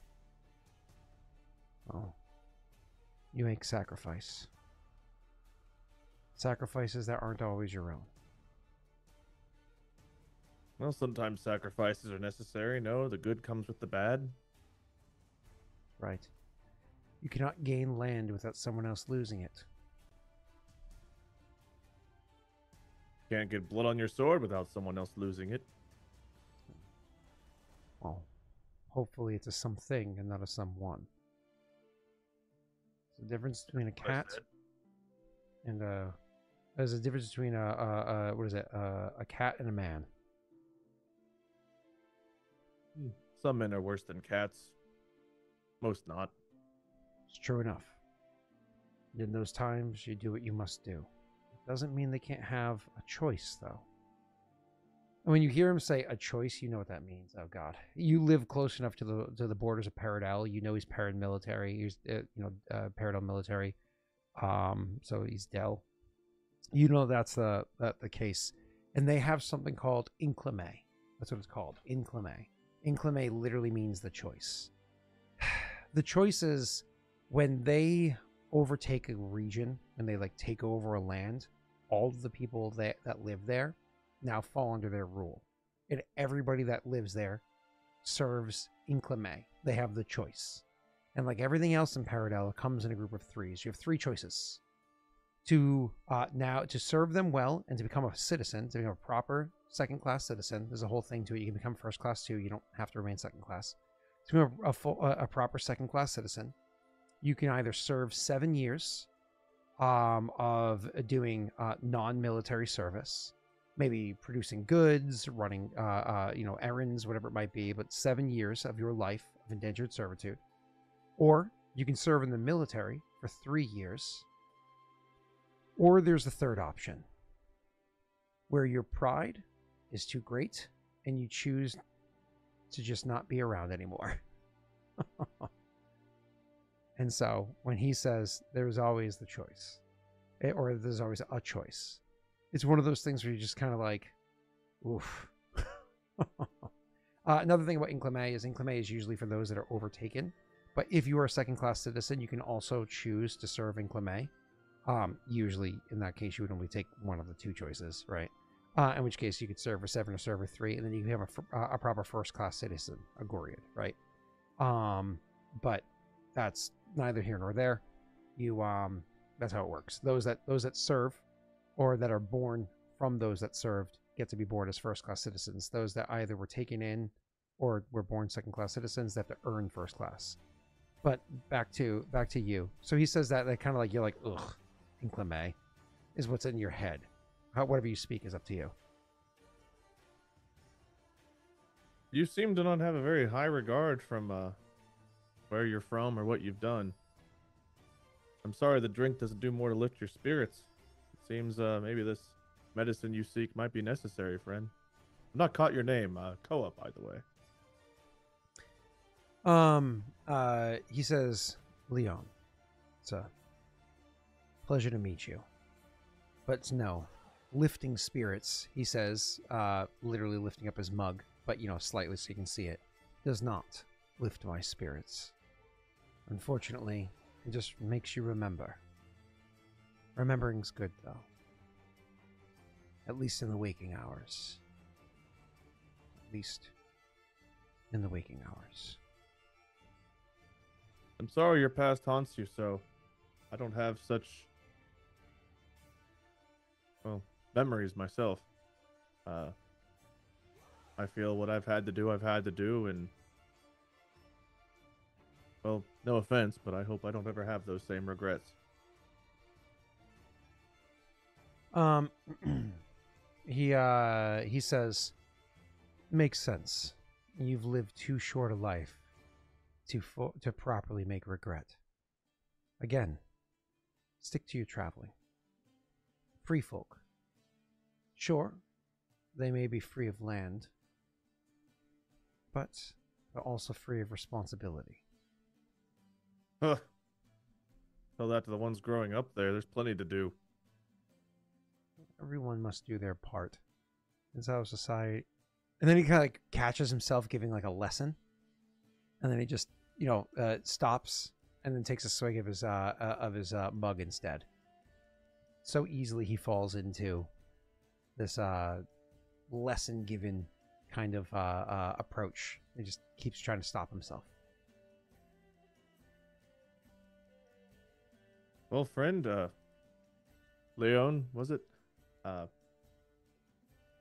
looking for more chatter? I'll be around. Not much else going on here tonight, but I'll let you stew. And if you have any more questions about Hodgwyn, feel free. As long as I'm not 3 more of these deep, I might remember. I'll smile and go to give this guy some space. Yeah. Before he gets another lesson or told about inclame or anything else he doesn't want to hear any more about. Yeah. And you go to walk away. He's like, I wanted a night in the town to have like some fun, and this guy is really bringing the mood down. Yeah. Very, very somber. So as you go to walk away, do you go to sit at your old seat from before or go to sit somewhere else? What do you do? I'll take a look around. Is there anything worth sitting by?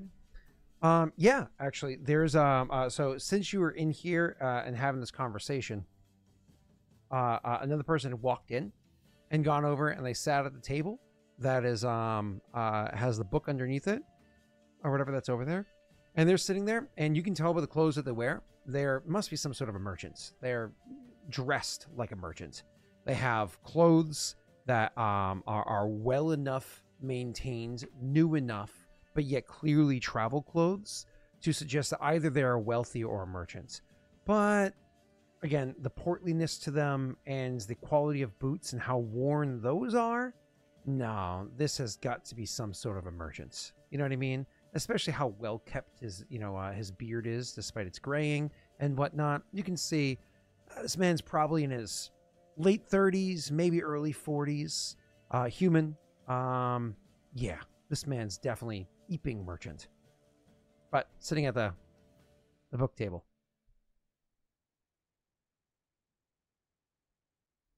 Fuck it all. Yeah, let's go. So as you were walking over there, like grabbing up your freshly poured mug, probably on your third one right now after your aside from the tumble, sorry. You grabbing up your third mug and walking over there. As you walk over, they don't notice you approach because they actually bend down to go and like hoist up the bar for a second, to hoist up the table for a second, and pull out the book. And as you're approaching, they're like still bent down to the ground and holding the book up and trying to see like what the book is named. But the binding is too old to read the lettering that's on it. It's clearly faded. And there's nothing on the cover. The cover is just like a simple cover with basic design like a typical book would have. And so now he rests the book while still holding the table with one hand, rests the book on the ground, and now you're like standing there as it flipping over the front of the book trying to see like the characters they're in to see if it can be identified. So as you like step up, do you say anything or do you just walk up? This is the book helping stabilize the table? Yeah. But again, they're holding the table so it doesn't like fall over as they're trying to see what the book is. Most come in here and use the book to stabilize their drinks. Huh? Oh. They like look up, try to like awkwardly look up at you because they're bent down and holding the table. The table like rocks, and you actually see that because the table rocks because they're doing this, the mug very swiftly starts to go, and it's definitely gonna go for a tumble unless you catch it. Right. You want to try? You can do either a sleight of hand or a reflex save, whichever's better for you. I'll tell you right now, DC 7. I find where reflex save is. Oh, well. Reflex save is a 1, so I think I'll go with that. Okay. Awesome. Easily snatch up the mug before it falls. Again, very easy for you to do. You snatch up the mug before it falls, and they didn't even notice it, that it was sliding or going to fall or anything as I do this. And they quickly slide the book back under the table and straighten themselves back up, bumping their head on the table. You've already removed the mug. And they're like, oh, damn. Oh. Sorry about that. Hi. Much more important things than old books in here, he'll say as he hands him back his drink. Takes it. He's like, oh. It looks at the table, realizing it's gone. Thanks. You didn't do anything to it, did you? He says, giving you like an accusing look that like, even as you're opening your mouth to respond, you can see like his eyes easily give away the fact that it was clearly a joke. He'll respond seriously. Well, I saved it from the floor. He'll chuckle and say, pleasure to meet you. Phil, he says, standing up and going to extend his hand for yours. He'll take it. Koa. A pleasure to meet you, Koa. No, I was seeing if it was anything of value. If they're just using it to stabilize the table, if I can pick it up for a sliver or whatnot, turn around and sell it down in another town for a few copper. He shrugs. You ruin another table in a tavern like this, and you're likely to have the entire population jumping on your back. He'll chuckle again and say, no. I can replace it with something more useless than this. And he says under his breath. Yes, but the townsfolk themselves don't want to hold the table. He'll say and start laughing. Oh, so he doesn't say anything under his breath. So you say that, and he'll chuckle as well. He goes, fine, fair enough. We'll leave it where it is. I suppose let stabilizing books stay. No, it didn't work. And just kind of like waves away his own stupidity as he goes to sit back down and gestures towards the only other chair at the table.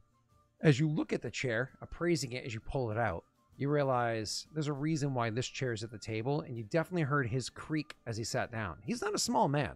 Like I said, he's clearly well-fed, right? And you heard his creak, and you're looking at your chair, and you're like, you're both going to be in for a bit of a tumble if you choose to stay with these chairs. You can either switch them out or just deal with it or whatever you'd like. Is the table I was sitting at before open still? That was the bar. And you can always go back over to the bar with him. You can invite him over there. There was another stool near enough to it. Well, unless you plan on joining your drink on the floor, these two seats might not be the best in the establishment. He'll like gesture over toward like a couple other ones. He says, what do you mean? And he like bends down to like look at the chair, but you hear it give enough of a loud crack that it's already too late, and it collapses beneath him. And as he like poof hits the ground, enough beer splashes up and splashes all over his arm and his shirt and whatnot. He's like, "In the name,"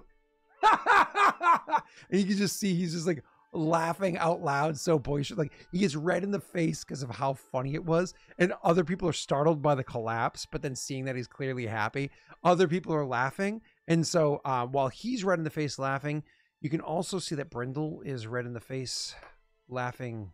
Sorry, what? Not laughing. Noticing that there's another broken chair inside the establishment. You look over and see Brindle eyes you dangerously, like in case you were involved, but clearly you weren't, right? He'll shrug at Brindle. I tried to get him to move. He do you offer to help him up, by the way? Yeah, he'll offer him. Yeah. So he just again gives you that look, like, I'm watching you tonight, Koa. You know, like gives you that look. But you go to help Phil up, and Phil goes, "Oh, damn it. I suppose Martyr had her way. A gentleman tries to slip out from his family for a couple of ales, hoping not to get caught, and then you're going to come home reeking like a whorehouse. It is what it is." They don't have such fine establishments in this town. He nods and says, well, people got to make work, or make work what they can. I don't know, some phrase like that. You said there's a better place to sit, he says, kind of kicking a piece of the wood. Literally any other one, and he'll take the other stool away from him. Yeah. And you can head back over to where you were sitting. Whenever like the guy walks away, he'll pick up the stool and he'll eye Brindle, and then he'll set it back down and kind of give him a smile and walk. As he's walking over, sorry, when you walk over with him, he'll say to you, he'll be like, well, anyways, as I said, my name's Phil Nye. It's a pleasure to meet you. I'm a merchant of sorts, and I'm guessing by your attire, he says, very openly looking at the hilt of your blade over your shoulder, I'm guessing by your attire that you are a mercenary, free folk. Well, you must be the smartest man I've met. That's true. You can tell it just from looking at me. He'll chuckle, and he says, he chuckle, and he says, well,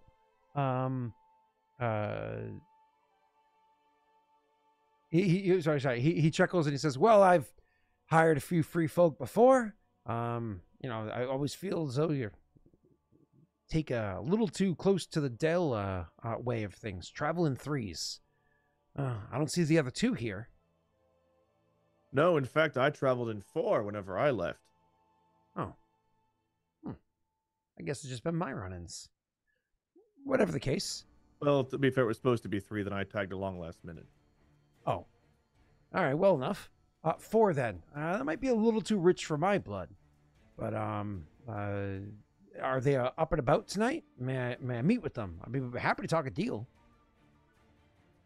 Look around. How about just one? He like actually takes like a moment to recognize what you're saying, and he's like, oh,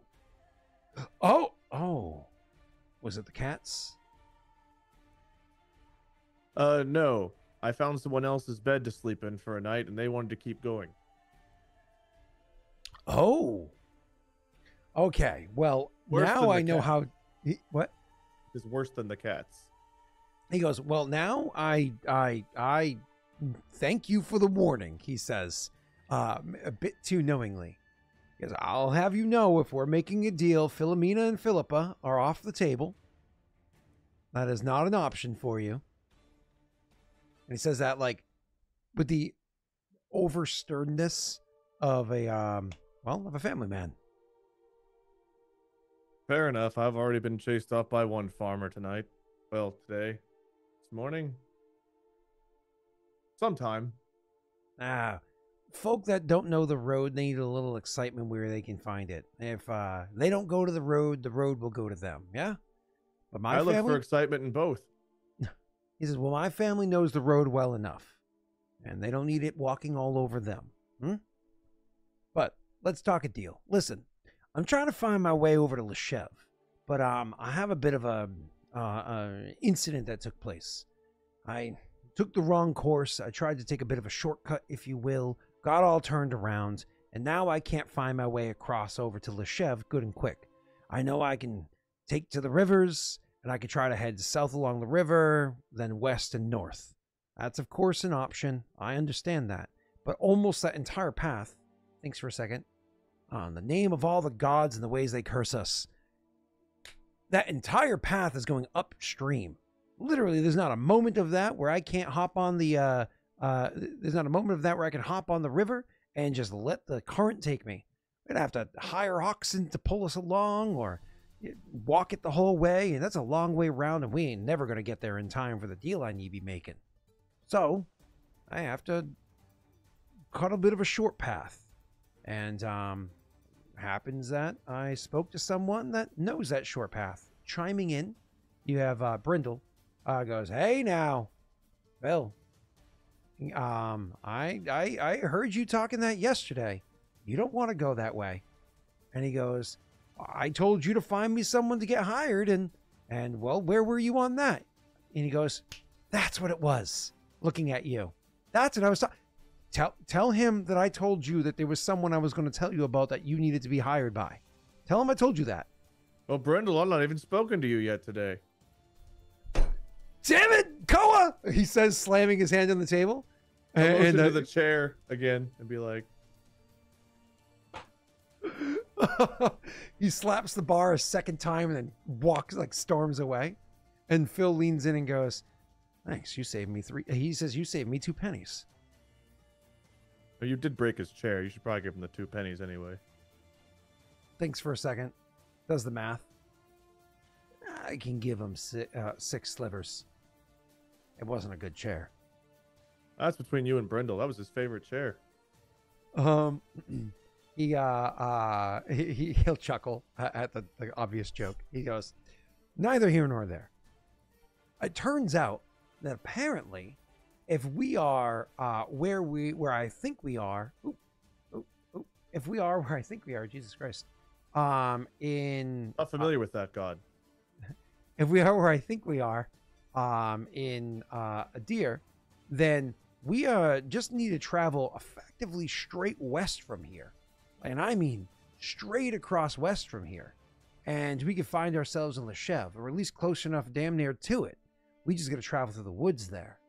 Now, you're not superstitious or nothing, are you?" he says, and gives you a big old toothy smile. When he says superstitious, is there like a rumor I would know about that he might be referring to? That, sir, is a great question. The answer is yes, but how much I give you depends on how much you know this region, sort of a thing. Now, Sure. There is no knowledge local, but there is, like, you guys have, like, you can do knowledge region by region. You did not pick that up for a deer because you would know basic things here. So instead, you just go ahead and just roll me a knowledge. History is fine because you're not trained in the skill you're rolling for. It caps at 10. I see Varen on here. I do not see where we currently are. Yeah. That's because I don't have it on the map. Oh, okay. I should put that one back on the map for you, though, because this map is supposed to be the map of where PCs know where the towns are, and you would know where Rid is. I can actually, chat's gonna be like, "What map? I don't see a map," and I'm like, shh. Oh, they don't. Hey, but look, anyways, Rid. So you see it there? Yeah. All right. Cool. Yeah. There's a rook in the middle of the woods. Now it's gone. Cool. So, anyways, he says, so yeah, with your 14, which caps at 10, you can see the map at the world end. So, when you, what's my brain's not working? Sorry. When you roll your 10 total, and he says that, you know that apparently there are rumors that these woods are cursed, that there's some sort of a dark curse that exists in these woods. It's known to twist the minds of simple good men and women and others. It's known to blacken the hearts of those that travel through it. It's known to corrupt the people that go through. It's a dark and evil wood. That's what the rumors are of the place. Travel in that wood, and you very well may get lost. Actually, some even say and in the pale moonlight, you can see the glistening of the glitter, glittering of moonlight off of armor of the cursed ones that walk through the wood. There's all sorts of things that be said. They say there's whole regions in this wood where you try to light a campfire and you can be choked out by smoke.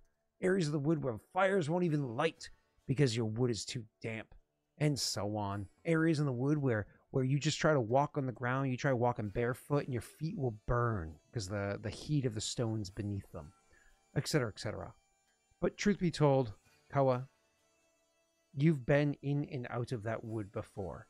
You have never choked from smoke unless you drunkenly put the wrong thing on a fire.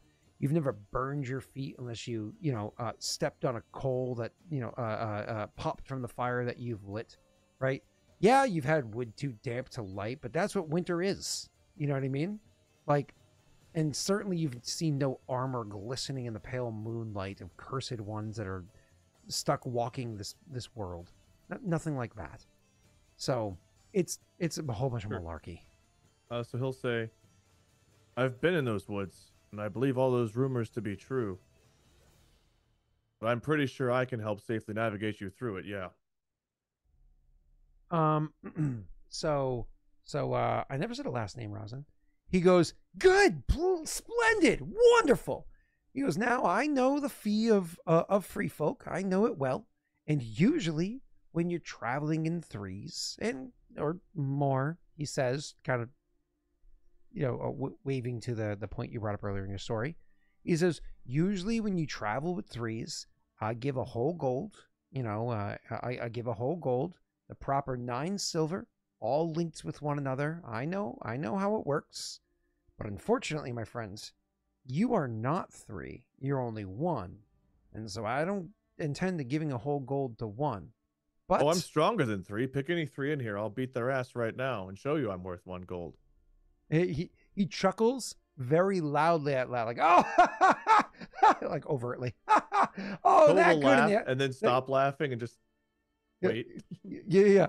And then, you wait. He gets quiet. He goes, yeah, but I mean, like, I told you, those superstitions are true. I've spent time in those woods. But yeah, so he, but either way, you say that the superstitions are true or are not true? Are true. Oh yeah, he's 100% like trying to lead this guy on. He goes, well, you said you spent time in there, and you said you know your way through it, and you will be our guide. So I'm willing to pay a fair price for you, friend. I'm willing to pay you. That's good because only 1/3 of my heart is left light. I get small chuckle, and says, I'm willing to pay you 5. 5 silver is a fair price. Is it a fair price? I mean, it's almost double what you would get paid if you were in a group, but you're also theoretically have to guard an entire wagon yourself. Like, that's... What other responsibilities do you have? Are you just on guard duty? Like, he mentioned that he has a wife and a daughter with him. Are there any others? How responsible are you for their well-being? Like, there's a lot of details that can go involved in it. Now, if there were 2 others with me, 5 silver would be great. But I'm guarding, at least 3 of you, plus your goods, escorting you through one of the more dangerous parts of a deer. And if we do encounter a cat or anything else, I'm solely responsible for taking it on. 5 silver at that kind of risk. I'll have to think about it. He'll actually scratch his well-kept beard, and he'll say, "You really are free folk, aren't you?" Through and through. He shrugs and says, "A number of people will come through here and say that they is, but, it's easy to look the part. They don't look a certain way. So... Not many look like me." He says, "Oh, I'm sure you're I was going to say a dime a dozen, but now I want to come up with like a in-worlds term for a dime a dozen." You have about 6 seconds to do it. Yeah, I'm out of time. He goes, "I'm sure you're," and waves away. The DM flailing and failing. and says, either way, no, fine. How about this? I will give you the 5 silver as previously discussed, and very recently, I happen to have a pretty good bargain on a recent trade. I'm willing to give you a couple of alchemical reagents I was able to get my hands on as part of payment, and I'll even be so kind as to give you 2 of the silver and one of them alchemical reagents up front, and you can have the rest of it after we finish. How's that sound? What do I know about alchemical reagents? Great question. Do you have knowledge arcana? Not even listed on the sheet. Makes sense. Perfect. Do you have appraise? I have a 1 in it, but I've got no check mark or anything else. Yep, you can go ahead and roll appraise. Okay. So you know that there are potions that exist. Go by a bunch of different names. Calling it an alchemical reagent is like, potion is the colloquial term. That's what you just call it, a potion. So he's being more, let's say, verbose for the sake of playing up what it is that he has. But more likely, he probably has a proper healing potion. Like a potion that when you drink it, it literally mends your wounds like magic. Like as if a god were to, bless you with their touch. It is a powerful thing. They have their negative effects because like they heal you so rapidly. As they do so, they can leave you a bit wary if you have too many of them in too short a period of time. But you've never used one, but you've seen other people, more successful mercenaries, you're young, that have used them and literally watched wounds go from deep open gashes to being shallow cuts that'll just heal over the course of the next couple of days. Like it's an amazing thing to behold. Sure. Alchemical reagents. What kinds? He says, well, one of them I'll give to you right out the bat, so you know that I have your well-being in mind. It's one that'll mend your wounds and mend it quick. And when all is said and done, I'll give you a second of such. And if you do a good enough job, I'll also give you one that keeps your mind sharp no matter how tired you are. And I don't mean a cup of coffee. I don't mean no grounds, though I do have that, and we serve it each morning. It's works a bit better than that might do. 5 silver plus that. I'll look over at Brendel.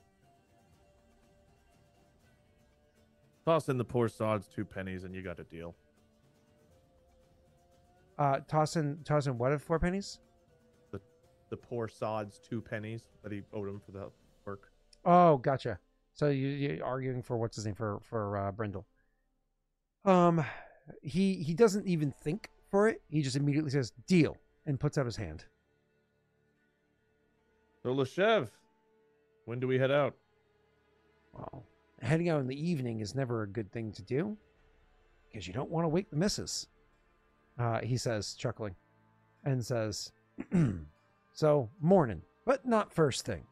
I'm sure I'm gonna get a good lashing after I come home smelling like I drank the whole place empty. So we can head out shortly after proper breakfast time. You'll meet us over by the... Lingers for a second. Well, you'll meet us along the river's edge. As he was going to say something along the lines of like western part of town, like the western gate. There's not gates in red. Sounds good to me. And for the record, I try not to wake the Mr. or the Mrs. Parents. He gives you a bit of a cross look and says, you remember our deal and you remember it well. I sow my oats in the towns, not whenever there's work to be done. You're fine. He nods slowly, but continues to give you a look. He'll just smile. It says, Anyways, so he will with that, he'll look over at the bartender, Brindle. Say, Brindle, bring me one more. And he goes, chair. Oh, gosh, don't worry about it. And he pulls out 2 copper and he places them on the bar and says, take it as payment for the chair. And he walks over and says, I should be getting that for both finding him for you and the payment. Or grumbles to himself as he goes off to pour, 2 more drinks. He comes over and the drink put in front of, so he gets a nice frothy drink in front of him. And you must be still getting the stuff from the same empty keg because yours has absolutely no head whatsoever. You lift your mug and you take your first long, oh, fuck me, it's water. He'll look over to Brindle the moment he takes a sip, and he'll give him like at first like an upset look, but then like a knowing like, yeah, I deserve that smile. And when you do that and you don't like protest or anything like that, you can see like because you clearly like you took your licking, if you will, you can see like the rosiness of his cheeks comes back and he smiles and like it softens the mood. He got his 2 copper and so on and so on and so on, right? So it softens everything. And then the evening kind of continues to progress. Have a couple more drinks, whatever it might be. What ends up happening is I'm actually gonna have you roll me a diplomacy check for this. Just to see how it plays out in the end. Not well. Nope. So you have to pay for your drinks. You're going to go ahead and pay me 3 slivers, which, by the way, we probably didn't do that on your character sheet correctly. Do you have your coin left on your sheet from... If I do, I have no idea where it is. I was going to tell you that, but I was like, we'll keep track of it eventually. I have it here. Wade. Oh, I do. I have it on the Oh my God, that's page. right. You were the rich one. You were the one that had so much money left over after you bought your supplies. You have 1 silver and 9 copper, which is like rich compared to the... Oh no, Keegan I think had the most. Never mind. The poor one was Jake. So you have 1 silver and 9 copper. I think you bought a second spear. I'm sorry? I should get rid of a copper. No. So what we're going to do is, because the currency thing that I posted inside of Discord about the update to the currency. It's like, 10 copper still equals silver, 10 silver still equal, so on. Okay, because it's marked on my sheet as 10 copper, 1 silver. Correct. But for other valuables, right there, slivers, so 5 slivers are technically called BP because it's brass pieces. Okay. It's technically what they're called. Sliver is like the nickname for them. Just like, how is it that I have that written? Hold on. So you have brass pieces of sliver, copper pieces are pennies, silver, feta are moonies, then there's gold, then there's princes, which are sovereigns. So anyways, so you have 1 copper turns into 5 slivers or 5 BP. Okay. And your character previously had 9 copper. So realistically, you should have 7 copper, 1 silver, and 10 slivers or BP, whatever you want to put there. Okay, it said 10, but you're saying I had 9? It's right here. It was 9 copper originally. Okay, now I have 1 silver, 7 copper, 10 slivers. Is that what you wanted? Yep. And what I'm saying is this evening cost you 2 slivers, so subtract 2 from there. Okay. The next morning, and then we're going to adjust it one more time. So you pay for your 2 drinks, which is why you went down from 10 to 8 I also slivers. bought 2 drinks for the other guys. Oh yeah, but that's only 2 for 1, so you pay 1 more, so you're down to 7 slivers then. Okay. Which it doesn't matter, but your sheet still says 5 to me. Maybe you haven't clicked away. I pop it out, which means it doesn't update. Oh, heard. That makes perfect sense. It updated now. I've got 1, 7, and 7. Cool. And so the next morning, when you go to meet with him, I'll describe the whole scenario, but just while we have your sheet open anyways, he does go ahead and he hands you, per the deal, he gives you a long look as you meet his daughter, which is his wife is Philippa and his daughter's Philomena. Chat, someone roll for hotness. Okay. And so when you meet them, he gives you that long, like again, stern look of a sober man in the morning. Average. And I'll get back to that in a second. But he gives you your 2 silver, as he said he would in advance, so you can kind of throw those on there. And he does give you a healing potion. Where do I keep those? Under gear? Yeah, in the gear you put a healing potion. Which healing potions normally sell for like 4 or 5 gold, which is like a lot. You know, that's a lot. So, I mean, for the record, like a wild Adirian horse, like if you find a wild Adirian untrained horse, those sell for 8 gold. So like you could trade a wild Adirian horse for like 2 healing potions, and those horses can last you, depending on the kind of like the breed, that can last you 40 years. You know what I mean? That's how expensive the healing potions are. So, either way. So, okay, so that's a pretty good deal. Yeah. No, I asked for a gold piece. He gave me several. Yeah, but for him though, it's like for him, it's not gold that it's worth. It's extra merch, and like you know how when it's a business, merch has less value to the business than it does to the person. The person's like, well, that's a a $50 sweater I just got for free. To the business, that's like a $5 sweater. You know, you just pay 50 for it. Anyways, moving on. That's why restaurants are so willing to comp food. A little fun side story. I used to get lessons on how, God, I can't remember the exact number off the top of my head, but my company used to say something like the way it costs when you take the annual cost of advertisement to generate new revenue, to pull in new clients, and you divide it by the number of new actual clients that you get over the course of the year, advertisement for an individual new client costs something along the lines of 13,000. It might be more than that per person. So if you go into a restaurant and somebody comps your meal, which for you is like $50 or $80, for the business they're comping you like, I don't know, $11, and they already spent 13,000 to make you walk in. So for what is $11 to make you happy so you come back in again? You know, it's an investment for the future. But either way, so that's why restaurants give away free food so much. It's not because culture has changed. It's like, no, we just understand commerce better. But moving on, back on track. There we go. So so yeah, when you walk up in the morning and your character's a bit hungover, but you know you're young. You're not some old 30-year-old. He will introduce himself guy to the daughter first, just for the dude's ire, and then like talk to the other two. So as you walk up and you introduce yourselves to them, so on and so forth, one of the things that you notice is you walk up and you can see that he's properly getting things ready, getting the horses ready with the wagon. As you go to introduce yourself to the daughter, you realize that his daughter is actually young, like she's a young lady. That's why I was like, I don't know if we're hot yet. She's a young lady. So she's probably he was all 100% going to honor it anyway. He's just trying to get under the dude's skin. Yeah, of course. So when I say young, she's probably like a good, 16 years old, something like that. Like, maybe, it's one of those, like, she might eventually go off and do her own part of the business or probably start taking over parts of the business. But no matter how, even the fact that she's old enough to be considered an adult by way of things, you learn very quickly over the next few days, the way that he is around her, he still treats her like she's still like his 8-year-old little one, right? So very much like a fawning father. So if shit hits the fan, protecting her first, otherwise the dad'll kill him. Anyway. I mean, yeah, very, very possible. I mean, that's one of those like good eye for detail for a mercenary that knows how to earn extra coin, right? Knows how to get that tip at the end.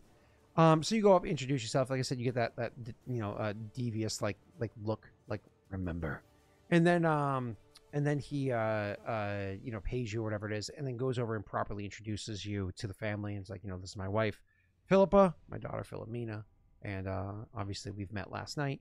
And Philippa, Philomena. Okay. Yep. Last name Nye. Phil Nye. Yep. With Philippa and Philomena. Very easy to remember. And has alchemical stuff, otherwise known as science. No, science. Okay. Got it. It's science. Phil Nye does science stuff. No. He trades in science stuff. Sure. Yeah. Got it. Well, if you remember, actual real life Bill Nye is not a scientist. He's an engineer. Difference. Right. So anyways, but he would say he's a science guy. Yeah. Oh yeah, he's absolutely a science guy. Yeah. Moving on. So you back to game. So yeah, he meets with you and he tells you, he's like, well, at this point, I suppose lead the way, but holy hell and all of its furies. That's your horse? I saw that thing outside the tavern. I didn't think it belonged to you. How much that thing... That is... I thought I was paying you... Holy hell in all of its furies! Look at that magnificent beast! He says, turns to his wife, he's like, you see this thing? And she walks over and she goes, mixed breed, is it? Well, Nightstorm here I found at night during a storm, hence her name. All the other horses fled. Nightstorm here was either hard of hearing or brave, and I choose to believe the latter. And trained her myself. You tell your story. Daughter chuckles because it was like overtly dumb. So she chuckles. He it's just he's lost to the magnificence of the horse itself. The wife gives you like a quick side glance when you say that, like, is he being serious or? But then she'll just, after you finish speaking, she says, "Well, it's a beautiful horse. If I were to guess," and then she just kind of like lets the words fall. Go on, guess. Oh, I wasn't sure exactly because it's mixed. It could be anything. But if I were to guess, I was thinking, trying to get there. Hold on. That's where I want to be. If I were to guess, I would assume it's somewhere between a Farid and maybe a Rihal. Does this mean anything to him? Those are two of the four breeds of Adirian steeds, like thoroughbred Adirian steeds. Would I agree with her assessment?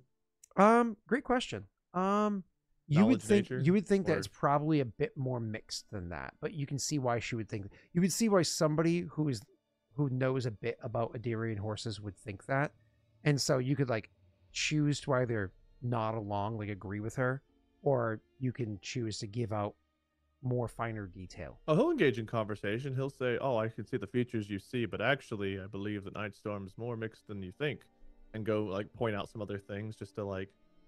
He wants to look competent for what he's doing. So he's trying to be pleasant, informational, and also look competent. As you do that, she says, "Well, you're not wrong. I could see why you would say there's a bit of Khalid in there."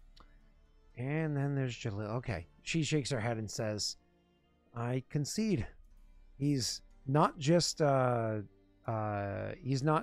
bold. He's also brilliant and beautiful," she says, and gives you a bit of a wink. Hey, none of that. And she just kind of chuckles to herself and says, "Well," he'll say, before she even says anything, he'll say, "What? You only said your daughter was off limits." He'll laugh and like walk on. And he so you say that, and he goes, "I know exactly what I said. I said knife," and she just puts a hand like on his forearm that's like extended, pointing towards you. And he's like, "Free folk." She goes, she says, "They may be free folk, but they're far from free and true enough to their word." And he grumbles to himself again. And then they get to the wagon and start, going to ride with it. And you, of course, start to lead the way. Sure. Now, there unfortunately is no proper bridge to cross the river over here. But you do know the area well enough to know that if you tread just a few miles south of where you are, that you can, unfortunately, Leshev is probably more to the north of where you are than over here. Maybe. You're not sure, but you know for a fact if you travel south, maybe an hour, 2 hours time, you can come to a bend in the river where it slows down. It's wide and shallow enough that even with this wagon, you should be able to get across with relative ease. And you can lead them there. But what I want from you, Wade, is to roll for me. Yeah, that's what it is. Sorry, I was making sure I have the right one. Roll for me a survival check. Very average. Yep, average. So you do exactly that. You head south, and they follow your course downriver. At one point in time, after about an hour or so, he goes, "We're not heading through Hod Gwen, are we?" Of course, calling to the conversation from last night, but you know what you're doing. And he doesn't make any other comments. He'll actually say, "Well, I was thinking about it. I think I left my other spear there. Is that too out of the way?" He will chuckle at the humor. And then again, you eventually lead them down. Unfortunately, the area that you lead them to get across maybe isn't the best actual spot. The only thing that saves the wagon from being properly fucked up in the spot that you chose, you could have sworn there was a better spot, but this is the best one you can find now. As you broke off from them to do a bit of scouting while they prepared like a early lunch or whatever, for you to eat once you get across the other side, because you know you're going to be hungry once you get across.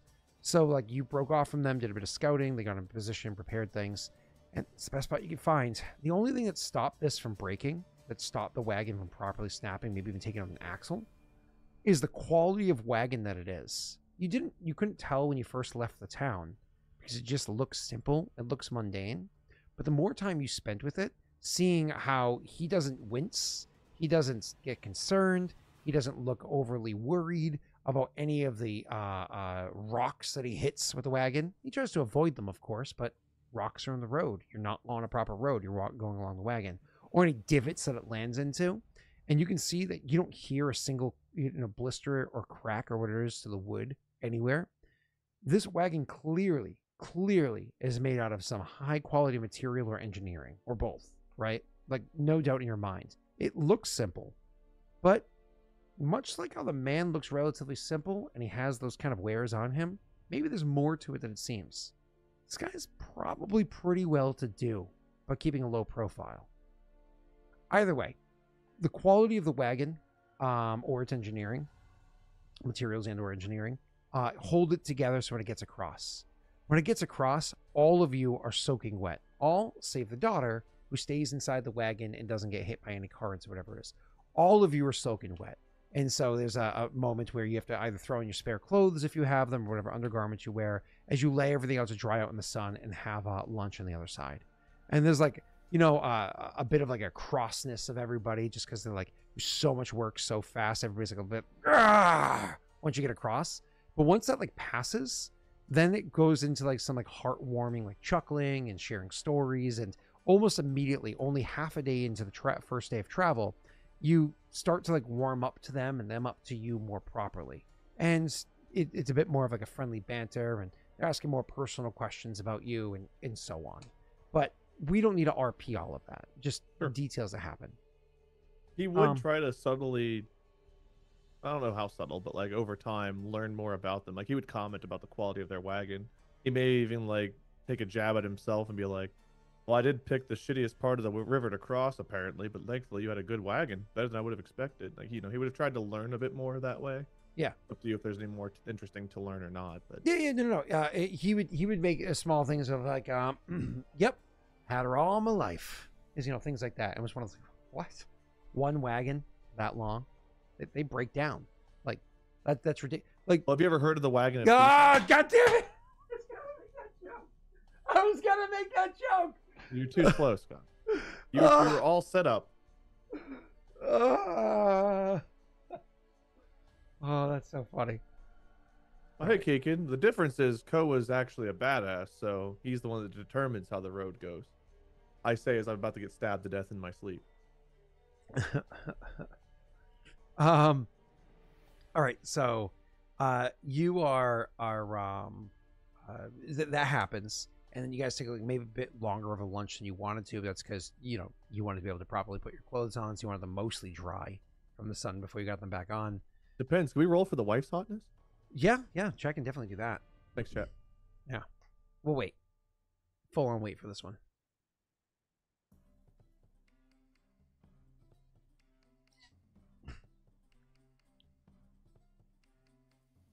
YouTube doesn't mind. They like waiting for this. That's good. Yeah. It's important. An 11? That's right between a 10 and a 13. All right. Can we roll for solidarity? Can we get some solidarity, please? Yeah, we need. Thank you. Yeah, there we go. Roz was on it right away. Oh no! Oh no! Oh no! Oh no! Oh no! You can't have the wife's hotness be associated with Lancelot. Why? She could probably take a lance or two.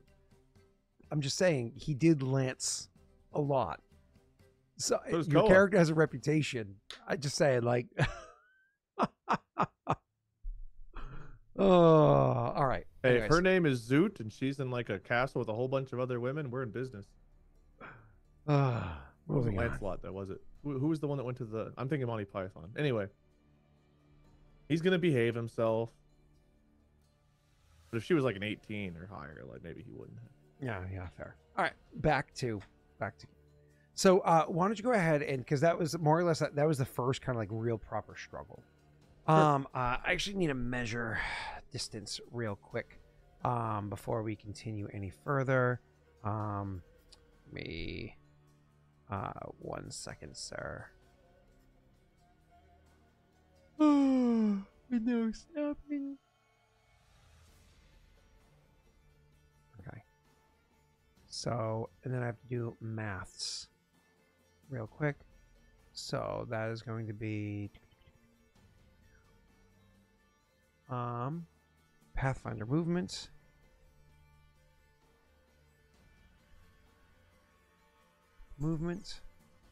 And when you're traveling through a forest, treckless forest, you travel at half speed, which is normal, and a wagon moves at cart or wagon is 16 miles a day. That's 8 miles a day is how far a wagon can normally move. And so there we go. Cool. So this is going to take you a proper decent amount of time. This is going to take you if things go well, this could take you 3 weeks. Let's just say that to accomplish this, which not terrible for the amount of money you're getting paid. It's like a penny a day, if you will. No, sorry, that's 2 pennies a day, if you will. Maybe my math's wrong. Hold on. Maybe I can't do my own math. 3 silver. I don't know. It doesn't really matter. I'll figure it out later. So you 3, 4 pennies. I don't know. Moving on. So you sir are able to make your way to make your way in. I'm gonna have you roll a survival check for me again. Sure. Sorry, I was being a deadbeat father for a second. I mean, no surprise. So close. Cool. It's like oh, never mind. I'm consistent on these 10s lately. Yeah. I told you we started off hot. It had to balance out eventually. You're fine. So as you are spending that first bit of time traveling through the region, that's not for 1 day's travel, right? That would take too long if we rolled for every one of those. That's for a few days travel. As you're making your way across a few days time traveling, one of the things you realize is the woods here are in fact denser and darker than you remember. That is in fact a problem that exists here, but traversable. Difficult, but traversable. I'm sorry? Difficult for me? No, for the wagon. Trying to get the wagon through. Because your responsibility is to find the correct paths to get the wagon through. And to help, like, lift if it gets to a spot we can't get to, or so on, so on, so on. No wheels broke in the first couple of days of travel, which is wonderful. And also, again, amazing. Considering all things that you've come across, so on and so forth. But so you're making your way traveling and not making particularly good time, unfortunately. Could you go ahead and roll me a perception check? Or after a few days travel and point something out. Ooh, you rolled well. One of the things that you noticed is that there is not too far from where it is that you guys are making camp. To the north of where you guys are making camp. And again, not terribly far. There's a bright fire that is off in the distance. It must be a pretty big fire because you guys made your camp at the top of a hill. The downside to hills is that when you light a fire, people can see it. The upside to hills is if somebody approaches, you have the advantage, right? You have the hill on your side.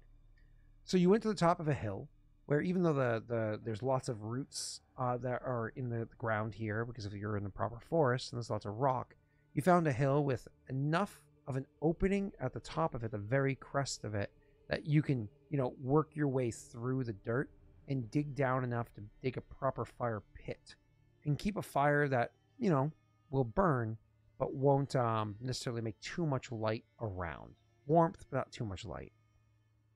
But from here, on this hill, looking outwards as you're facing north and taking a piss in the evening, keeping up for whatever amount of watch you're held responsible for, but you're not expected to watch all night long. That's ridiculous. You know, why would you stay up all fucking night long watching? That's, what is it? What is a bandit going to attack you in the middle of the woods in the middle of the night? That's silly. But while you're out there taking a piss, you see a fire a good distance to the north. You can't quite tell because of how far it is, if it's on a hill itself or even how far, but it burns bright. Did your character do anything about it, or? He would let the others know. Okay, so you'd go over and wake them up, or at least wake Philip. I think he would wake Phil up. Yeah. Okay. They all sleep in like a proper, like a big tent together, like a 4-person tents together. Whereas I don't think your character has a tent on your sheet, but they actually would have one for you to use while you're with them, which is like sweet. And you of course know how to set one up and break it down.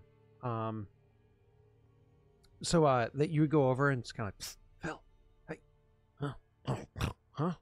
What? You hear from inside the tent? Step out for a moment. What?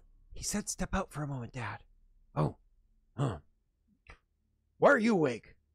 Because I'm awake. Like, He grumbles and he gets up. And you see he makes his way out. He's wearing like a proper like evening gown. We should be fine. Potentially a small, well, I hope, no issue. There's a pretty big fire. See over that way, there's a pretty big fire burning a bit to the north. I can't make out exactly how far or why there would be one there. That should be the middle of the woods.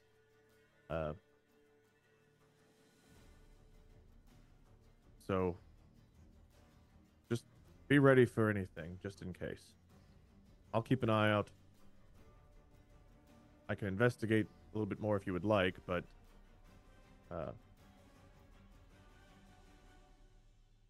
he's in the back of his mind, he's thinking of like the Orsuga rumors, and he like shakes those off.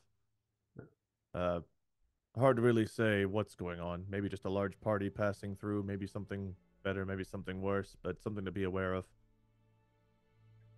The name of Kraleen. Who the fuck would be stupid enough to light a fire that bright? Out in the middle of the woods. That must be a massive fire. Anybody who's dumb enough to do something like that is not someone I want come around here. Why don't you douse our fire? Make it so they can't so easily find us. Easy enough. But if they're a large enough party to where they don't care about the size of their fire, then perhaps it's a larger group of merchants, bandits, who knows. But I just thought someone else should be aware. Yeah, they made the right choice. I don't know. He looks about. Man, it's too late. It's too dark. I can't see not but 5 feet ahead of me. Of course, he must be exaggerating. You can see pretty easily. You can see probably a good, He just woke up. It's probably he just woke up. Yeah. But either way, he's like, we can't exactly go traveling right now. Can't be pulling ourselves out of here because of this. No. We're going to have to wait until morning. You don't think they're close enough to see us in the morning, do you? He says, like, all of a sudden seeming a little bit more alert. If the fire's as big as it seems, then they're still pretty far out. I doubt they could see us that easily. You do have a large wagon, so if they get too close, I mean, it wouldn't be too hard to spot us passing through. We don't exactly blend in, but hopefully we keep our distance, and so do they. Yeah, maybe we get up before the dawn, and head out of here at first light. Sounds good. Yeah, if you're gonna keep that fire going, then. Well, your first thought was to put it out. I think that might be a wise one. Oh, okay. Oh, shit. Yeah. You can see he's like really struggling. He's like, yeah, cold's better than no. Maybe put on the percolator real quick and brew up a pot of coffee before you put it aside. I'd rather have cold coffee in the morning than no coffee, if you know what I'm saying. Agree with you there. Use the bad stuff, though. Might as well ruin something that already sucks.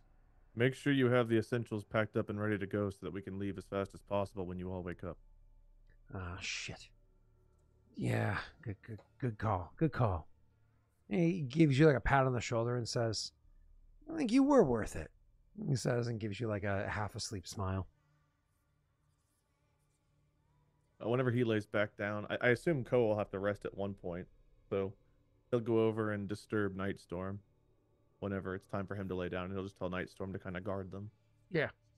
So you go over and you put on the percolator, get some coffee brewing. As soon as you it looks like it's good, pull it off, kick some sand onto the fire to put it out, and hopefully not kick up too much smoke, whatever it is to get it out of there. If we dug a hole, he'd probably just kind of bury it the best he can. Exactly. Because again, you don't want too much smoke rising up or whatever it might be, and hopefully, if somebody gets any smells, they're gonna get the smell of putting on a fire more than they're gonna get the smell of coffee, right? Whatever the case may be. You will, and if you're coming from a big fire like that, it's less like you're going to smell smoke because your senses are so blasted from being in front of it so much. Anyways, so you do that, and you go ahead and find yourself some rest. In the morning, pre-morning, you can actually see it's you're awoken by like a shake of the shoulder. When your eyes open up, again like in the pre-dawn light, it's a little hard to make out, but your eyes can see well enough the features of Philippa leaning over you and saying, "Oh, wake up." Yes. What is it? I hope you don't mind, but we're going to have to eat simple. And she hands you over like a small tin plate and says, I'm sorry, it's the best I can do considering. But we're up and moving in 10 to 15. I'll be ready in 5. Thank you. You look down and it's a bit of, bread that is, clearly just traveling bread. It goes stale and hopefully stays fluffy on the inside. I'm sure he's eating a lot worse on the road than what these guys are offering.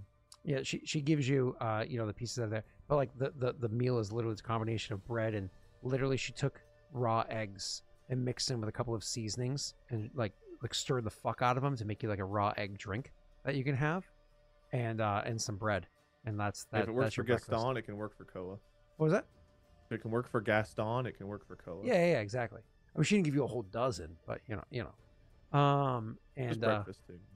And so you what is it? You are able to down this and down that, get up, and you're already ready to go. It's like you don't wear armor, do you? Actually, I think you do. You wear light leathers. You wear leather lamelier. Is that what it's called? Yeah, I don't know how you pronounce it, but yeah, lamelier is I believe that's pronounced. And so you get into it and you start traveling. And so as you're leaving, you can still see off in the distance, though the pre-dawn light is starting to make it difficult to see, that fire is still burning. And now that you can see more of the trees, again, in the pre-dawn light, there's enough light there to see a good distance out. That's not close. That must be a big fire to be that bright that far. But neither here nor there. He'll kind of tell them that just to give them a little bit more comfort. Be like, in the night it was hard to judge, but now that I'm seeing this in the daylight, clearly that's a much larger fire than we thought and a lot further north, so hopefully that means that they're a lot further from us. And we should get further from them. And, gives like a to get the 2 horses to start pulling the wagon. And his horses, not bad horses. They're draft horses, so they definitely cost him a pretty pricey amount of coin. But they're also not Adirian horses. I mean, worth it, but stock. Moving on. So they are. I mean, your horse is worth probably about as much, and it doesn't matter. So he will make sure that since Nightstorm helped guard during the night, he gives Nightstorm something to eat and a good pat before they get moving. Oh, you kidding me? Philippa fawns over that horse and gives it way too many oats. Like they're supposed to graze. Double the treat because he's gonna make sure she gets fed too. So. Yeah. Wait. You're gonna make sure what? So then she's getting more rations because he's gonna make sure she gets fed too. So. Yeah. I just mean like Philippa is absolutely loves that the wife, right? She absolutely loves that horse and gives. So they're supposed to graze a bunch, but that horse isn't spending too much time grazing. Actually, at one point in time, several days in, he'll actually comment and be like, "Your horse don't eat much, does it?" And you know the truth, but you know. She knows how to focus when it's time to work. Yeah. I'll like look at the horse and wink because if who knows, maybe she gets it, maybe she doesn't. But Eating apples, eating oats, occasionally getting like a cinnamon stick, like just enjoying life. Anyways, so you moving on. You go ahead and roll me your next survival check. Nice to roll a good one of these. Not today. Oh, I didn't see. 6. Oh, 6. Cool. Thank you. Awesome. So with your oh, that's right. I have to adjust. There we go. I forgot to widen it the millimeter it's needed to snap it all out sideways. So anyways, the yeah, the so with your 6 total, she sorry, with your 6 total, you start leading them wherever you can for the next several days, but you don't know, like you're trying to stay straight west, but who knows? You could easily be veering off course, north, south.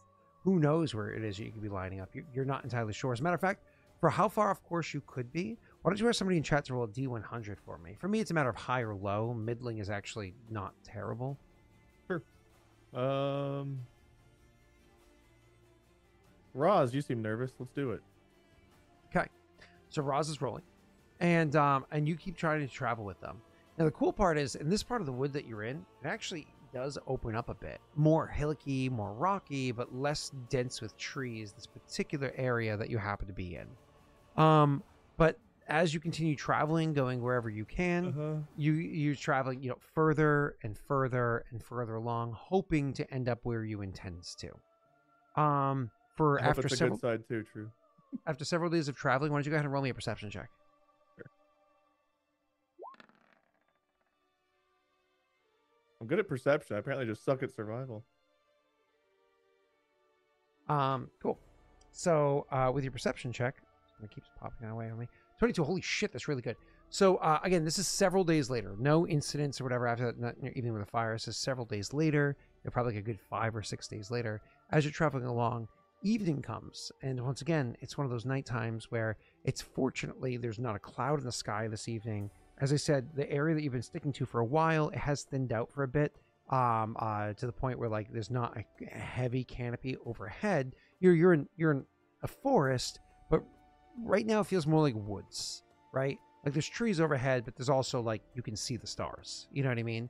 The moon is near full, or the primary moon is near full. And so it's like, properly like beaming in. You can see like a good amount of light coming in, et cetera, et cetera.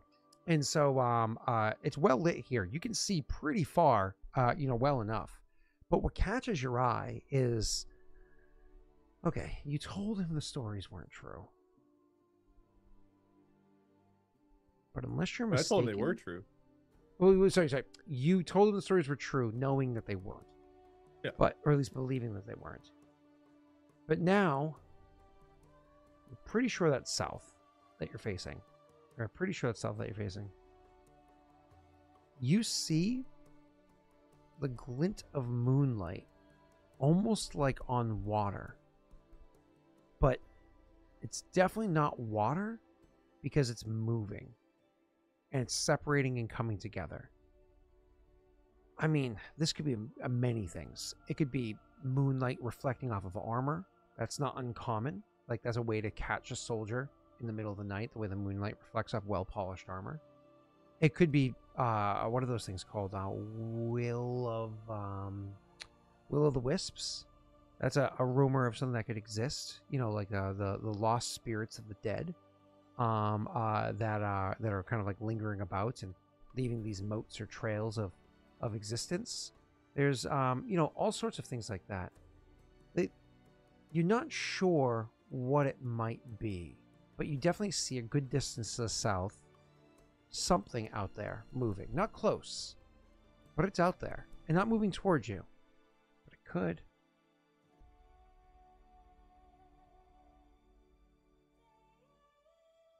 Is this where everyone's sleeping again? Yeah. Evening time, late, they sleep. You stay up for a few extra hours, keeping watch, and then eventually you pass out. This would be another one of those like night storm, be on your guard before I pass out kind of nights. Yeah. So do you say anything to them? Do you bring any attention to it? Or do you just watch for a while? Probably just watch for a while and leave it. I'll have night storm kind of watch over closer to their tent probably.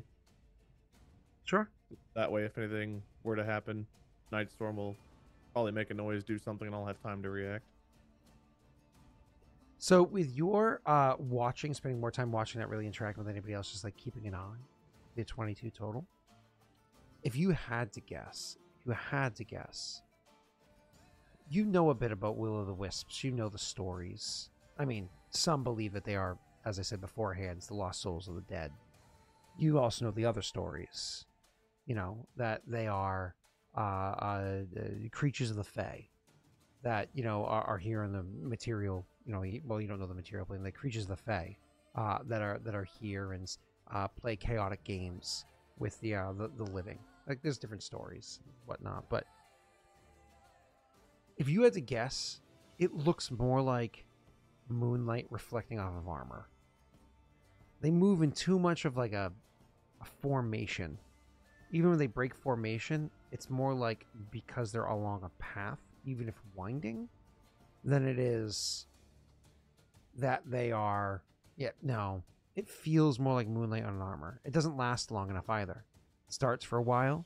It travels along your view, in and out of it, depending on hills or trees or whatever. And then eventually it leaves your view after a long time watching a different direction. They're not moving toward us at all? They're moving either away or parallel or something? They're actually moving from where you saw them.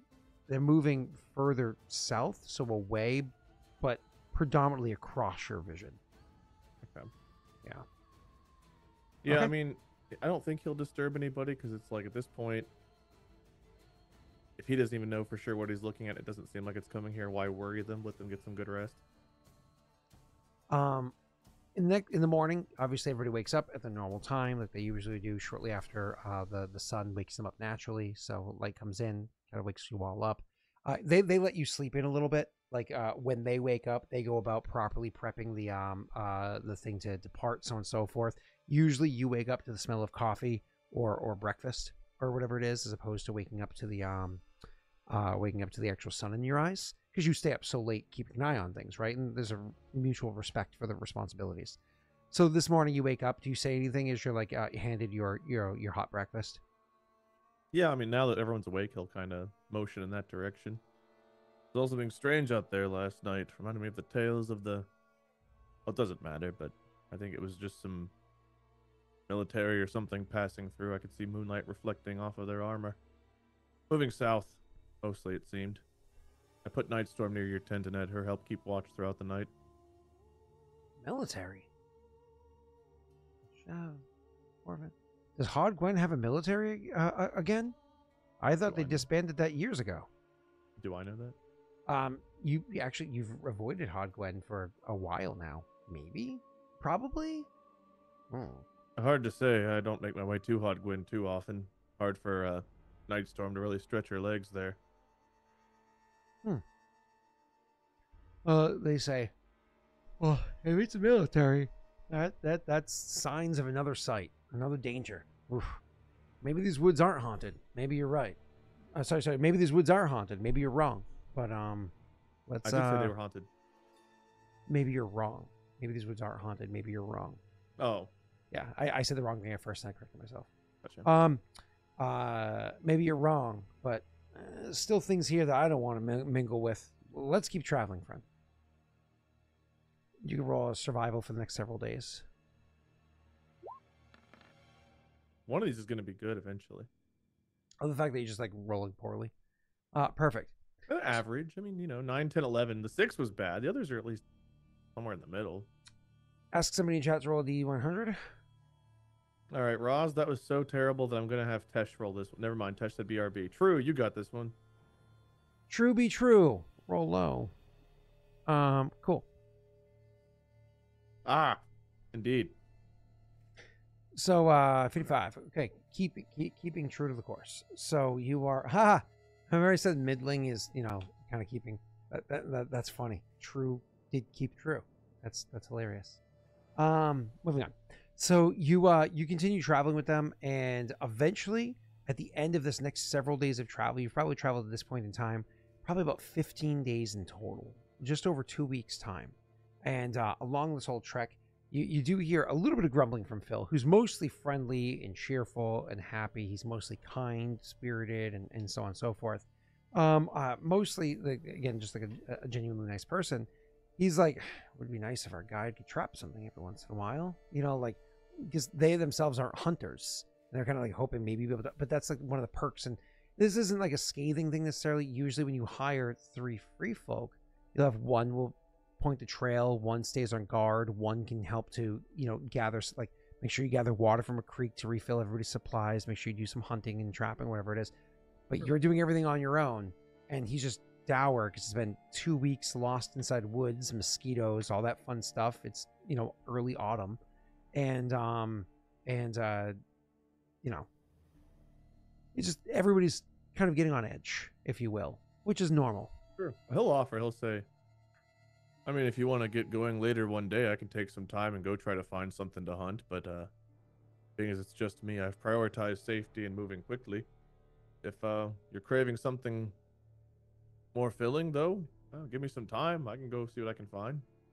I'm just saying, I'm going to break my teeth on this tack bread sometimes. Before he even finishes it, his wife will put a hand again on his forearm to, like, lower it down and says, our supplies are well enough. We've just intentionally been rationing in case things went poorly. You know how these autumn storms can flare up out of nowhere and wash you away. Let's not do anything hasty. You've done a wonderful job.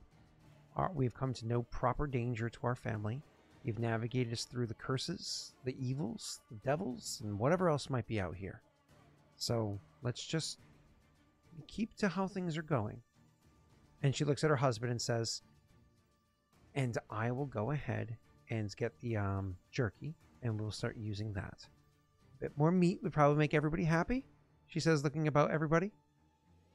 And, no, what was it, murmurs? He'll try to enthusiastically give like an eye.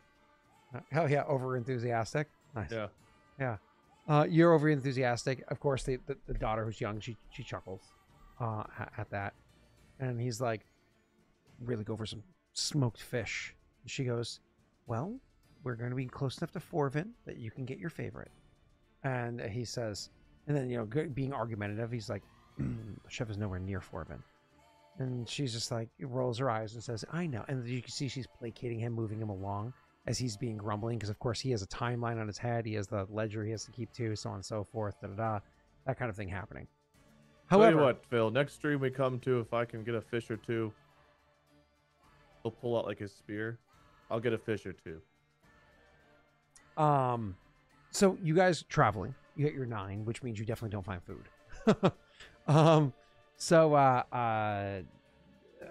She's placating him, getting a bit grumpy.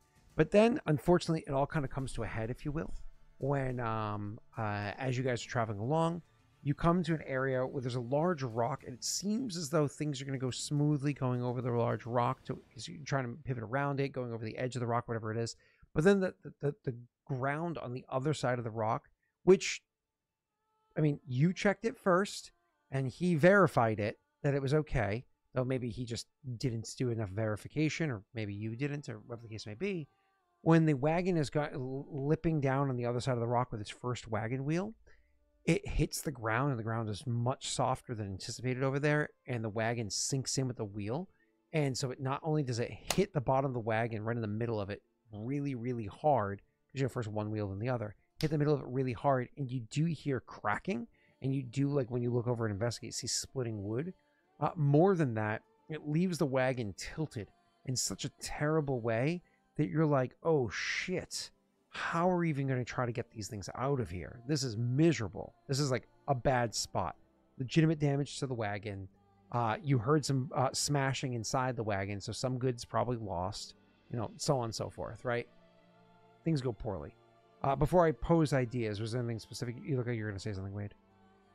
I mean, we have a couple of horses already hitched, and Nightstorm could probably help, as well as Koa is a pretty strong guy himself if he can get a footing, so he would certainly offer to do what he can to help them, but this is also one of those moments where he's not going to be too enthusiastic about helping because he doesn't want to piss them off, or especially Phil off more, since it seems like he's getting a little tense.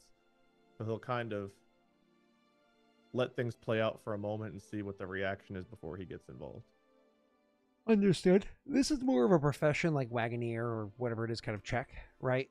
So he handles that thing. But what you're going to do is, to assist with this, is you can choose to either A, rely on your own brute strength to help satisfy what his plan is, or B, rely on your ability to work with the animals to convince them to move, kind of like in unison and with like the smooth, steady pacing that you need to accomplish the task. So you can either do a strength check. We'll start with trying to get the animals to do it. So this will probably be, what is it, handle animal first? Yes, sir. Or ride or something. Handle animal? Yes. Let's try that first. God damn it. Keep yawning. I did not make myself a coffee before the stream. Oh, hey, Ellie. So, yeah, 15 total with the handle animal check. That's wonderful. 17, obviously, with Nightstorm. Because you found her in a storm at night. So anyways, you, with a 15 total, yeah, you do work with the animals. Unfortunately, like when the thing, as you're pulling it up and getting the animals to work in the right way, turn it sideways some so it's less, large of a lump or whatever it's going through, you do succeed. You are able to get the wagon unstuck without fully tipping it or anything like that, without things going disastrously wrong. You do succeed, which is great news. Unfortunately, when it hits down the other side, when you get the other wagon wheel out, it does at this point in time do a proper crack and snap of the rear axle. With all the abuse these things have taken over all of this time, as far as you've traveled, so on and so on and so on, to finally have an axle snap, that's crazy. That's absolutely nuts to have happened. But he is going to be able to once again, he has one spare axle with him, which he's going to use to run it through, so on and so forth. Go ahead, Wade, and roll me a nature check. Okay. Dipping deep into your memory, something you remember from when you were young, very young. The wood of this axle, as the other one's pulled out, it was hard to tell because how abused it was underneath the wagon, dirt and everything that's on it, so on and so forth. First, as you take out the old one, then you put the new one in and see it. And then you can verify this by checking the old one, that's the same. Something about this wood seems different. It's, first of all, the color of the wood. Most woods have, different colors exist to them, but usually they're pretty light brown, maybe a reddish tint to them, almost like a light tan, different like that. But no, this is a much, much darker shade to it. Almost like a dark leather. Even like when you're looking at the cross section. Even when you're looking where it's cut, and you're like, is this a stain? And you look like, this isn't a stain, whether it be because it's rubbed against a rock or you pass a knife along it, whatever it might be. You notice that no, this wood just is much darker, and it calls to something in your memory when you're younger. You've seen this kind of wood before. You know you have. It's God. You can't remember what it's called. You can't remember, but you do remember it, a nickname for it, as goofy as that may sound. Dark wood. It's literally just wood that is naturally dark wood. There's a proper name, but God, it evades you. Whatever the case may be, now this stuff is strong. After you get you work with him to get the thing properly, the new axle properly put in place, even with the remaining wood that was broken, that's broken off, even just grabbing it a piece, you've weighed in real life, seen like a bit of wood that's been like splintered or broken before, and there might be that part that has like a splinter coming off of it. If you can grab it and you just can pull off the splinter, or maybe you have to go back and forth once or twice first, and you can pull off the splinter. Koa might do that instinctively, just being the brash 18-year-old boy that he is. Man, sorry, that he is. When he tries to do that, it doesn't so easily break or splinter. It actually takes him a considerable amount of effort to break off that splinter. And even when he does so, by the time he breaks it free, god damn it, he's lucky he wears gloves. I know that because it's in the picture. Otherwise, that large length of wood that's stuck into his glove and actually stabbed him ever so slightly through the glove on the other side. He's like, ow! That probably would have pierced through into him. That, again, this is some durable shit. He'll bring that to Phil. I mean, if Phil's not in like a livid state. Oh, he's livid, unfortunately. You're probably better off, and so isn't the wife. She's just handling it more maturely. The only one that seems fine is the daughter, Philomena. Well, he'll wait a little bit then, but he will bring it up eventually whenever they're on their way again. Yeah, you wait to specifically talk to Phil? I mean, or the wife, I forget her name already, Philippa. Yeah. Yeah. It's easy to remember Philippa if you've ever read or watched or played The Witcher. Okay. Philippa the mage? No? Okay. I'm not that big of... I played The Witcher with you. She's a kind, loving, caring character. She's known for her patience. And I choose to believe you're being just genuine right now. So I trust you. So back to the game. So so yeah, you wait until afterwards and eventually maybe approach the wife, to Philippa, and go and speak with her. Yeah, like whenever we're having a meal or whenever something. Both of them together, likely. Just that way, if one doesn't know, the other one can speak up. The axle was an unfortunate thing to happen, but I noticed that it seems to be made of dark wood. I can't remember the actual name of it, but that's a hell of a wood. Huh? Oh, dark wood is the name, or at least what we call it in Perrin.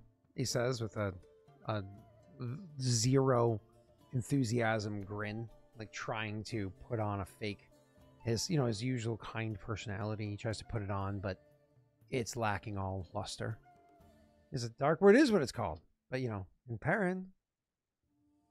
And she goes, "Oh, yeah, no, dark wood. That's the Perrin word. Oh, there's another word for it too. What's that? Can't think of the name of it." She says, "It might come to me. It's expensive stuff," she says, looking to her husband. Expensive? Expensive. Yeah, I guess we can call it expensive. Well, it's no surprise your wagon's lasted as long as it has, if it's made of such high quality materials. I don't see dark wood too often. But as I said before we began this journey, these are not friendly woods. So even dark wood, I'm surprised, lasted as long as it has. But do I have a guesstimate as to how much further I think we are? God, you wish you did, but the truth is you've been lost so many times and you just don't want to, one of those like, we'll get there, don't worry. Like, it's you don't know how wide these woods are. Nobody's measured. You don't have a map. Yeah. You know what I mean? So 2 weeks, it's like, feels like we should have pierced through by now. We said up to 3, so we're in the right range. Oh, sorry. Yeah, my apologies. It's been a little over 2 weeks, and up to 3, you're like, we're still in the range. We're still doing good, right? Well, with any luck, we're past the halfway mark, getting toward Leshev, and maybe we've hit the worst of it with any luck. We've avoided the horrible fires and the military or whatever else, and if the worst curse we have is a broken axle, then I would say it's a pretty good trip. He goes, yeah, until you know how much that axle cost. And that might be true. He'll like laugh. She goes, no. We've used that same axle since before Philomena was born. And he goes, yeah, a good number of years before that, but I was hoping to die before I had to replace it. Ugh. I'm gonna have to retire. He goes, I'm gonna have to push back my retirement by a decade to afford a new one. She goes, oh gosh, you know that's not true. And he goes, do you want to see the books? She goes, who do you think handles them? And he's like, And she looks at you and she goes, it's unfortunate, but this is the path we chose to make sure we went straight across and into Leshev so we can make it in time for a deal that'll hopefully be lucrative. Kali Lakati. That's what it is. Kali Lakati is what she says. And Kali Lakati, does that ring a bell to me? And it's like, it's funny because she says it, but like her accent is horrible. Like she sees the letters, and so she's like in her mind, she's like seeing letters and she's saying it. But Kali Lakati is absolutely not the way you would pronounce the word, though you can see where it is. So it takes you several moments, like a proper few seconds, maybe even while the next person's speaking, for it to like click in for you. But you realize you do know what that word is. You actually do know that word. How do you know that word? It speaks to you. Like you have it somewhere in your mind. It makes sense. You understand that word. And so you understand that even just by understanding the word itself, you're like, no, I remember what this wood is. Dark wood, sure, that is effectively a translation in Perrin, but it is hard as almost steel, certainly hard as iron, right? And it is very, very durable, but like it's also much lighter than steel is by and far. It's kind of even lighter for wood. Like it's not even as heavy as say like a what's a very dense wood, like a mahogany, right? It's only about as heavy as say like a poplar, or even you know, in some cases as light as a pine. Like it is a pretty light wood considering how strong it is. And you don't know anything about its value. You have no clue. But you know, like, God, if I had a shield made out of this, Jesus, that'd be nice. It's not, but you know, how many times have you broken a javelin or a spear, you know, because of the way it landed or hit funny or, you know, defended against a whatever. Do they normally last more than 1 or 2 hits? What? A javelin or a spear? That's the Oh yeah. Oh yeah. But either way, so so you remember the again, Kali Lakati is like her pronunciation of it. You know that the proper pronunciation is something else. Like you're trying to like feel it out in your mouth, the correct way to say it. But you know this word. Gotcha. I feel like morale's getting a little low, so he'll... I think intentionally, Scott, the next time we roll survival, I want to try to see if I can actually find something food-wise on the way for them. Kind of like go out of my way to make sure that he gets something else to eat. Yeah, like maybe not go as much forward progress, but intentionally try to. Yeah. No, I got you on that one. Like I want to keep them because they're on a time crunch, so I do want to keep moving, but like yeah, maybe 1 extra day to make sure that they're not going to break down in this final stretch. Yeah, I don't need any perception check for this after this gap here. So instead, because we had our own little endeavor, we're gonna go ahead and have you roll another survival check.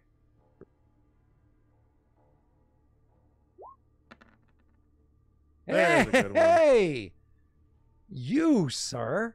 Not only are you going to have a great time of traveling, but that next morning, after everything happens, trying to cheer them up, you get up early, like fuck you o'clock early. Again, like you could see well enough pre-dawn to go out there and start your hunt. But you are fortunate, like literally. May the martyr have mercy. She has brought to you, Thalindra has guided your feet to this moment. You can hear it. Oh, is that what I think it is? Is that a boar? Is that a wild boar? Fuck yeah, let's go. Depending on the breed. And then you make your way over there and you see it moving around in the bush. You can't quite see it yet. You just see it moving in the bush. Occasionally a snout kind of like picks out. You can see movement. You line up your spear. You hurl your shoulder back and you throw that spear as hard as you can. And the thing tries to run from where you spear it. It moves. It gets a couple of paces as you swiftly move in after it. And you quickly put it out of its misery. And only just then realize, oh no, it is a hog. No doubt about it. But it's not just any hog, like a wild boar. It's got a collar. It's the breed of pig that you would typically find. Well, no collar, but it's a breed of pig you would typically find like at a farm.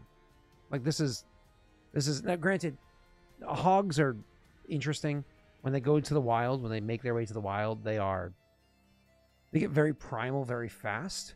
But you can see that clearly this thing is of the correct breed that is normally among breeding stock of pigs, right? And you're like, huh, like maybe 1 or 2 generations removed from that. Again, a bit more feral, but you know that it's going to be juicy meat. Unfortunately, not all pigs taste good. This one will. And so when you properly bleed it, question. This is not common to all free folk. But remember, the free folk are a group of people that have come from others that have traveled from far, from sometimes very far. And among them, sometimes the rare Karak will join them. Karak is a culture of people that live very far to the east. Predominantly, humans, orcs, and half-orcs, though others might be among them. That's almost exclusively humans, orcs, and half-orcs. Karak will usually drink the warm blood of animals that they slay, especially larger mammalian animals. Kind of like they don't want to waste anything, and certainly there's a lot of nutrients to be had in fresh, warm blood, and the mouthfeel of it, the texture, the flavor. They love every part of it. Did your character ever get into the habit with your Karak free folk companions to do things like that? Or would your character be like, nah, I'm good with drinking fresh blood? I don't think so. Like I don't know that he was necessarily with the free folk long enough to where that would have been something he would have picked up that quickly. His family's now been with him for a while, but he was only there for a couple of years before he went off on his own. So I think unless that's something his family would have brought from the north, probably not. It's not uncommon for people that grow outside of villages or whatever it is to do similar things in times of which is when things are going poorly. Like if calorie count is low, if hard to get your hands, like drinking blood is not abnormal to like stay alive. Usually, I don't know that he's been in a situation where I think he would have had to, because I think he's mostly been sticking to towns and he's been in groups. This is like one of the rare occasions where he's like the only one leading the pack, and even this time, this family's been feeding him very well along the trek. Even if it's just bread, that's still like he's got a meal every time that they need a meal. So probably not. Well, cool. Well, so blood normally then would be like processed by a butcher, if not like thrown away. They might like use it to like congeal and make like blood sausage or some other kind of meal with it, right? There's all sorts of things you can do with blood that beyond just drink it. Sure, so you'd probably bleed it out over here, keep it the distance and make it a bit lighter, be out there for a while, so on and so forth. And then you can bring it back to the camp after you let it bleed out a bit. Might make a trail of blood, but you honestly haven't really. You've heard coyotes and wolves and whatnot, but like nothing close enough or dangerous enough, and you're not too worried about those. If they are an issue, they have a big enough fire, you can scare them off with like a flaming torch or whatever it might be. Swing of the sword, kill the one or two most dangerous ones or injure them. They'll leave you alone. But either way, so eventually you come back to them dour in the morning. Like it's one of those things where when you come walking back in, you'll actually as you come back, a bit messy, but you're hauling a fucking hog with you, which is not light. Like you're literally dragging this thing behind you. But when you're by yourself hauling a whole hog, it's like their eyes. It's so. He's like, oh my, is that truly?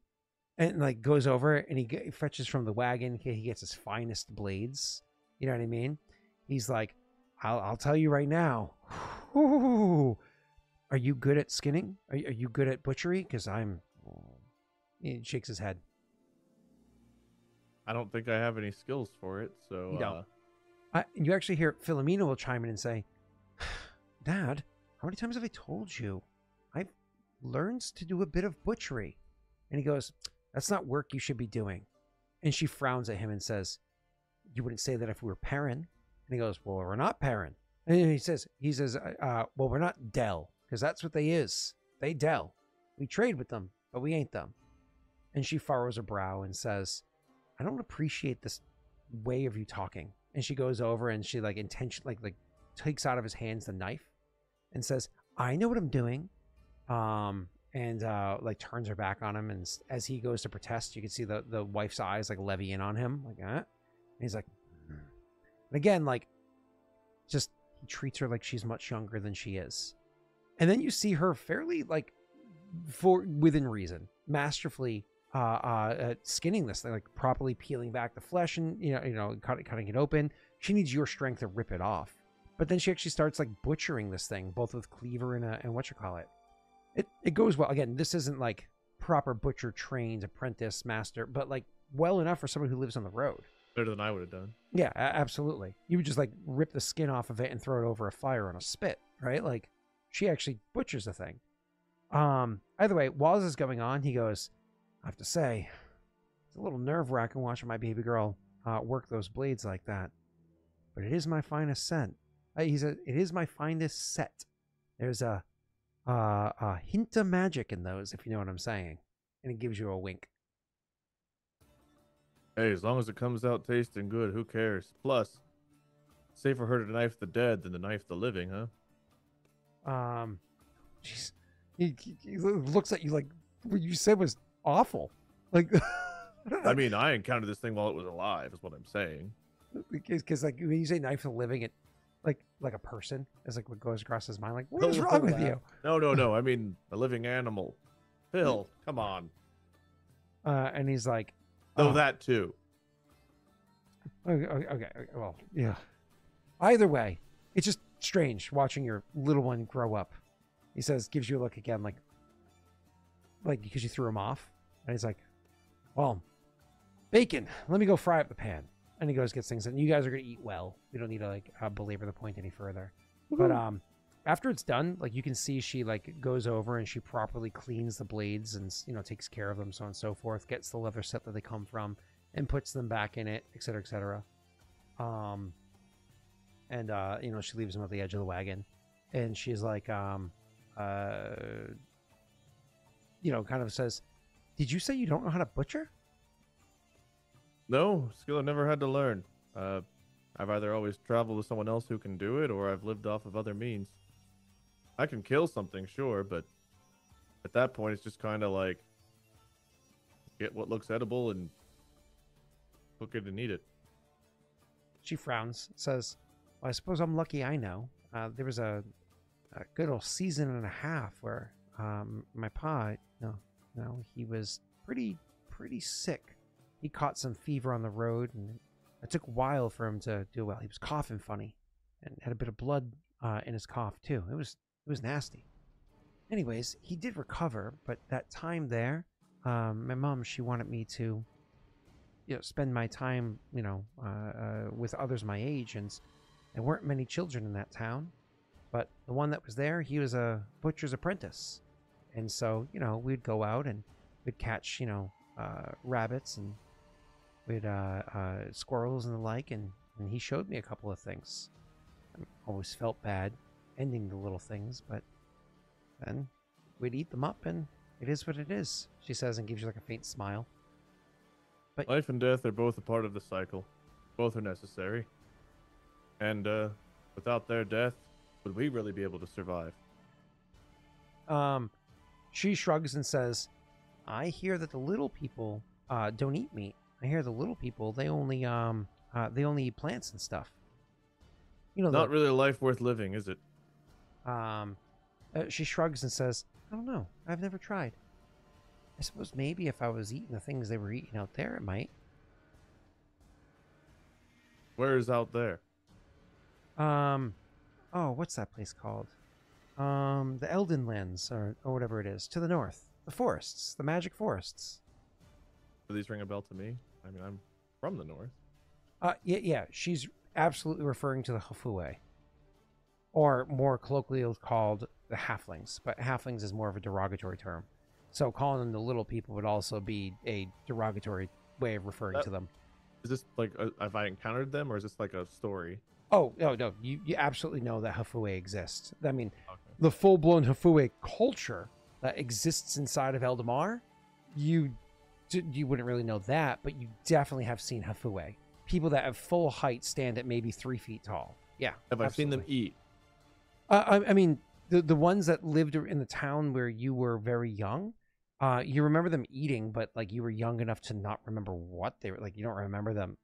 Like that's just such a vague detail for how young you were. You were like what, 6? Yeah. When I was young, I encountered a Hafue, and I remember them eating something, but not what. I was too young back then. But well, it's stupid to say that they do eat, but it's about all I can offer you. She shrugs and says, Well, maybe one day my dad will stop dropping me off at Momley and bring me for the journeys further north. Either way, I can teach you. I'd love to learn if we have time, but might need to teach me while we're moving. She looks over and says, "You've never seen him cook bacon. It takes an hour, but it's worth it." I definitely have the time then. And of course, it'll be one of those things that happen over the next couple of days. But she'll go ahead and collect the leather satchel. And the leather itself is, pretty mundane. It doesn't look like anything over the top, or whatever it is. But after she opens up the leather satchel that's in there, you can see inside the leather satchel, there's a brand that was burned into it. It's an interesting looking brand that you see because it looks like, so the brand that you see is like so it's a circle, right? With like a small anvil on it. But then coming off of the anvil, it almost looks like bull's horns coming. Maybe not bull, because bull's horns come sideways. Some kind of almost like animal horns, because they come off with like a 30-degree angle up from sideways. So they kind of not quite opposite, but there's definitely they look like animal horns coming off of it, and the horns overtake the circle, so they stand just outside of where the circle is. Is it a symbol I'm familiar with? No, you've never seen it before. Are these well crafted? And then when you take out the butcher's cleaver and whatever, and the different the boning knife and the different knives that are in there, and there's a half dozen different knives that are in there. Some you can probably identify, others maybe not. When you take them out, they are very, very well crafted, and all of them have the same kind of symbol knocked into the base over by where the hilt is. The worst part of each one of these knives is the handles themselves.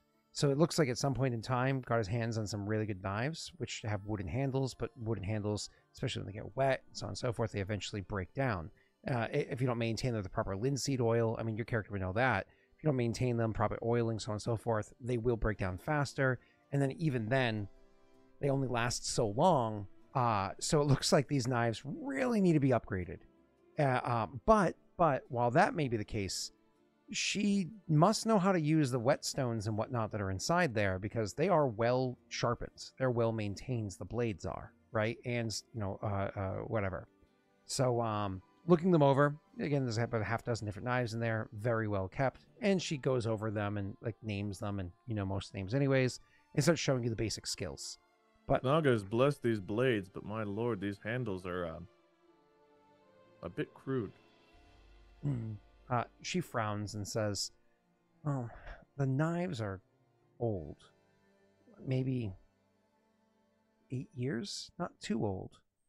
But it's the original handles. And my dad won't let me get new ones. I told him I'd like to take these for a gift sometime, and he just frowned at me." She kind of rolls her eyes and shrugs. Well, I hope you managed to convince him, or do it anyway one day, because anyway, they're fantastic. Go on. He'll let her teach him. Yeah. So she says, I got myself some good training, like I said, and she starts showing you the different skills. But I have to say, these blades, they cut so well. And Dad says all the time they do so because there's a hint of magic in it. And so I have to believe it's true, because these blades holds sharper than any other thing that we have. I know I've whittled and other stuff, and these really do hold up. Magical items are probably not something I've encountered much of. No, they're legend. Oh, yes, they must have some magic in them, and if so, they're worth more than probably 10 of your wagons made of dark wood. Your whetstoning must just be better than you give yourself credit for. She'll blush at that. Anyways, it goes about the thing, and there's methods or whatever it is, and this is the first time that you guys, over all these days, even though we've had little chats, it's your first time properly bonding with one another, and your character doesn't have an over the top sense motive, I don't think, do you? You can go ahead and roll me a perception check real quick before we move on. You would actually notice at some point in time, the dad, once he realizes that you're over there spending time with her, he goes to get defensive. But the wife, with a bit of oomph, hands him a cutting board with stuff on it, and hits him in the chest with it. And he like looks cross for a second, and then looks at the wife and looks back and looks at the wife and gets deflated, as you're not doing anything wrong. You're just being friendly. And what's he gonna do? Shelter her from every person that comes by? So clearly the wife stopping the dad from being overly defensive and all that. And you guys continue having like your pleasant conversation. She shows you basic nice skills, and truth be told, like, again, she's no master. She spends a solid like 4 or 5 months with somebody who themselves were training, but whatever lessons she learned from them, either she learns very quickly, or she's enhanced her skill since then. Or you're so foolhardy that you just believe she's really good because you don't know any better yourself. Whatever the case may be. He will try to pay attention and learn, though, because this is a skill that would be useful for him. Not that, I don't know how much he can glean, but he would try to pay attention. Yeah. So either way, so after that's done and you guys eat the most insane bacon, as I said, he spends an hour cooking it, and he will not tell you the recipe he uses to make it. He will not tell you the trick. He says it's it's a family secret that'll fill you up. Enjoy. Now, I will give you some of those slivers back for that recipe. And he shakes his head and says, some things can't be sold. Like love. I would love that recipe. He'll say, like, probably with a mouthful as he takes another bite. I'll go find 4 more of these pigs. And conversation keeps going. Cool. So anyways, with your 21 survival, you eventually get them out and break free of the forest. You properly break free from the forest. You're finally out of it a few days later. It's been about 3 weeks. So it's been about 19, 20 days when you finally get, as I say, when you break free from the forest, it is the end of the 19th day. So on the 20th day, you'll be able to wake up in the morning outside of the forest, which is wonderful. And then you can just keep traveling west from there. And so that happens. 20th morning, you wake up and you travel west. Roll me a survival check.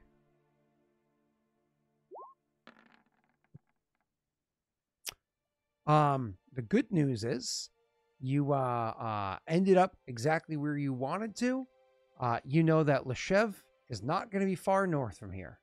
Turning north, and we could probably hit it, because you spent half the day traveling to get to the river's edge. You're at the river, you're like, finally.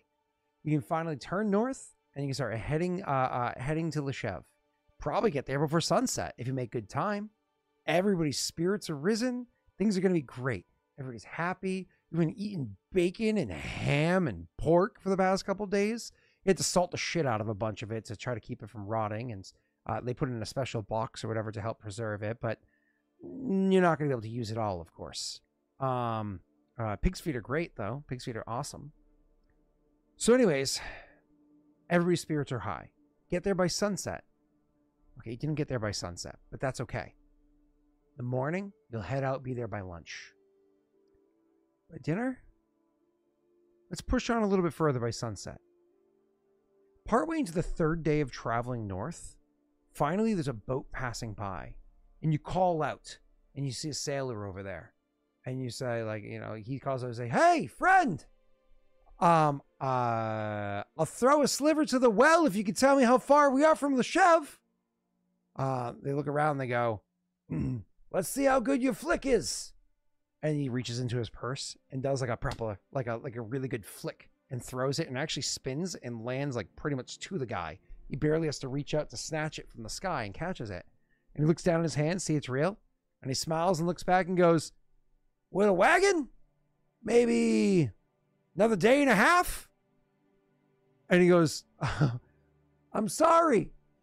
The current's a little loud. Could you repeat that?" "Yeah. By wagon. Another day and a half?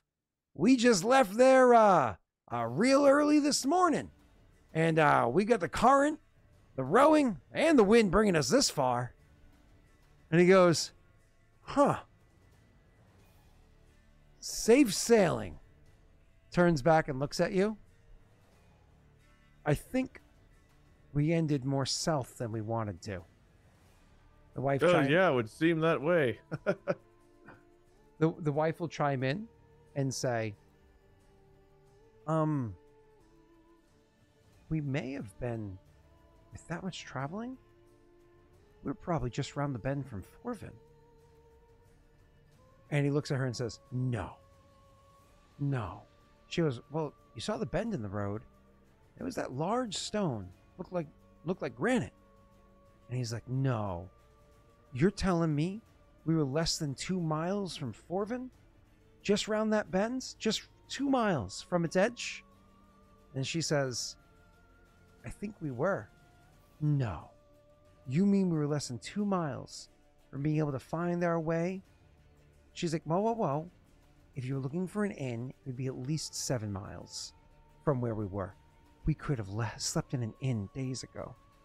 I could have gotten some smoked fish. You had bacon, 3 weeks Daddy. ago, we could have stayed in Rid for another night. But, let's let bygones be bygones. We travel on another day and a half, and we're there. You do have a map. It's over on the World Anvil. So yeah, so he as he's looking flustered, he's like, no, I think we're gonna miss our meeting. He's not a pleasant fellow. He's not a pleasant fellow. She says, indeed, he's not. I always told you, he makes me uncomfortable. Yes, but he brings some of the best wares from Yovance. She goes, I know. And missing a taste from home, I get it. He's like, well. Oh, well. Day and a half, then? He says, looking to you. If we keep moving the same pace, we can try to escalate a little bit, maybe shave some time off. But at this point, how soon was your meeting supposed to be? He looks to the sky and says, I think it was meant to be today. Can't shave that much time off. I mean, perhaps maybe he'll give you a couple days, knowing you had so far to travel. I mean, even if we'd gone around, we certainly would have been this fast, so. Yeah, he nods. He goes, no, I know. We started behind the trail because of my fault. He looks at you. He just looks wary. And he's like, it's just, it meant, and she'll put a hand on his upper arm, like calm. She says, it's not important. It really isn't. He goes, but it's our anniversary. I promised you I'd get them for our anniversary. She goes, it's truly not important. He's like, well. Get what? He looks to you. Oh, we met a long while ago in Yovance. I was traveling through and fell in love with a local girl. And he just kind of like waves it away. She goes, you don't need to be embarrassed to tell the story. I'm not embarrassed. And he goes, my wife, she's from Yovance. And I lived there for a few years myself. I was down on my luck at the time.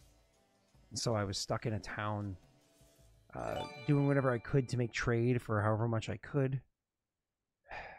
Anyways, found the girl. He gestures to his wife.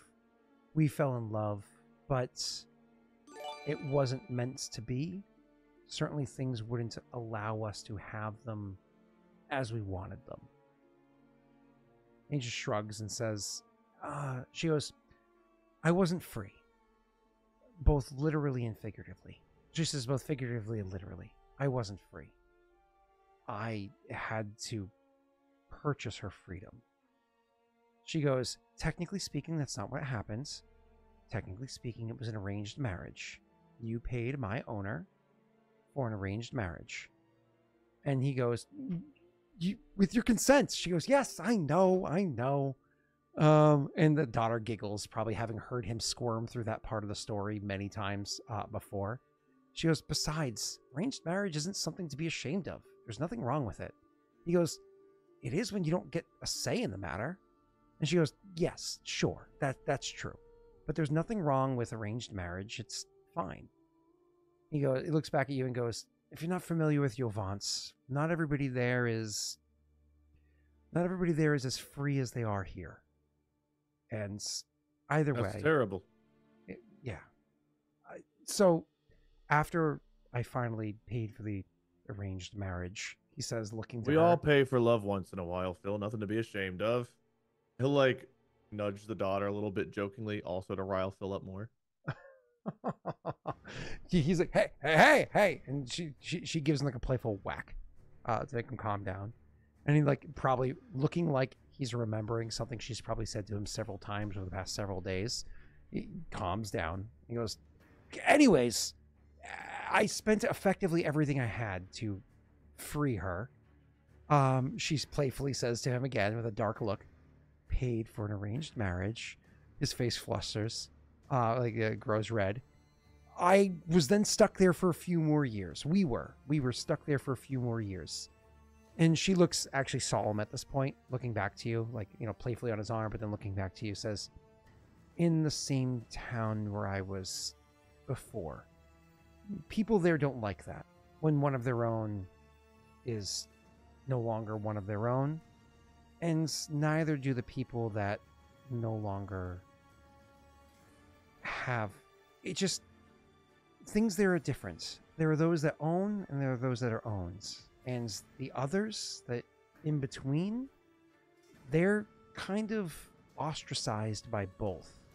He goes, yeah, that's a good way to put it. They're ostracized by both. They're almost like third-class citizens, if you can imagine it. Technically have more rights than the owns, but they're treated way worse. In a place so horrible it makes sense. Yeah, he nods agreeingly. Anyways, we lived there for a long while, and we didn't even technically get married properly, from how I was raised, for years. And then eventually we were able to afford the wedding, and either way, there was something that was served there as a delicacy, and it only holds for so long if prepared the right way. And I promised her it for our anniversary. And she says, and it's not important. It's not like I had it much when I was a child anyways, which is why we had it at the wedding. And she just goes, it's not important. And she looks at you and says, I'm sure we're bored, this poor young man, more than enough with our old people talk of stories beyond. No, not at all. I mean, we've been together on the, I would say road, but that would be generous based on where we've been. We've been together for a while now. Good to know more about you all, and I'm sorry that we got a little bit off track and ended up a little bit further south than I intended. I am thankful we had a mostly safe journey with little in the way of damages, though expensive. If there's anything I can do to help find this dish or with anything else, happy to do so. I can try to ride ahead, though I don't want to leave you abandoned even here. He is appreciative of what you're saying, and he says, well, it's called krustalam, and it's just a delicacy. How they prepare it there, it waves away the idea. Well, if you ever come across some and you want to pick it up for us, he says with a faint smile. Well, sure, just an axle of dark wood is payment, huh? He'll chuckle at that, breaking the mood, and they'll turn to start traveling some more. The daughter will kind of like move up, alongside you, and says, I always love hearing that story. It's hilarious. Also sweet. Freeing someone shackled like that is, well, even if it weren't for love, a good deed to do. She goes, yeah, the idea of being born, bonded? Ugh, that sounds terrible. I've never been to Yovance. Dad refuses to go there again. He won't even usually spend too much time in Jovincia. He doesn't like it. He says, I take it there aren't many family gatherings there. Families are close when they're close. If they get separated, she shrugs. Meant it in jest, but yeah. Oh, sorry. I missed it. It's just, I've heard stories, and then there's the stories that Dad won't say. There's the stuff that he's not happy with, you know, his time there. He swears up and down that he didn't do anything terrible, but I don't know. I'd almost feel guilty even buying anything from one of those people, giving them more money to doing what they're doing. Ugh. Well, there's really only two ways to free someone from a situation like that: coin or blood, and neither one is particularly pleasant. She nods and says, well, anyways, it's funny watching Daddy squirm, even if the overall, and, you know, kind of like, does like almost like her father's gesture, you know. Well, considering he still treats you like you're 5 years old, I can see why you enjoy it. I myself enjoy it too, but for different reasons. She gives you a cross look of a young lady intentionally trying to seem like angry, like arms crossed, you know, face kind of like squinted together, eyes, you know, like playing into what you just said there, right? You know, I don't know if you were going to respond. Sorry. I mean, I'm sure you can tell. You butchered that pig more expertly than any of the rest of us could, and he acted like if you touched a knife, you were going to cut your arm off.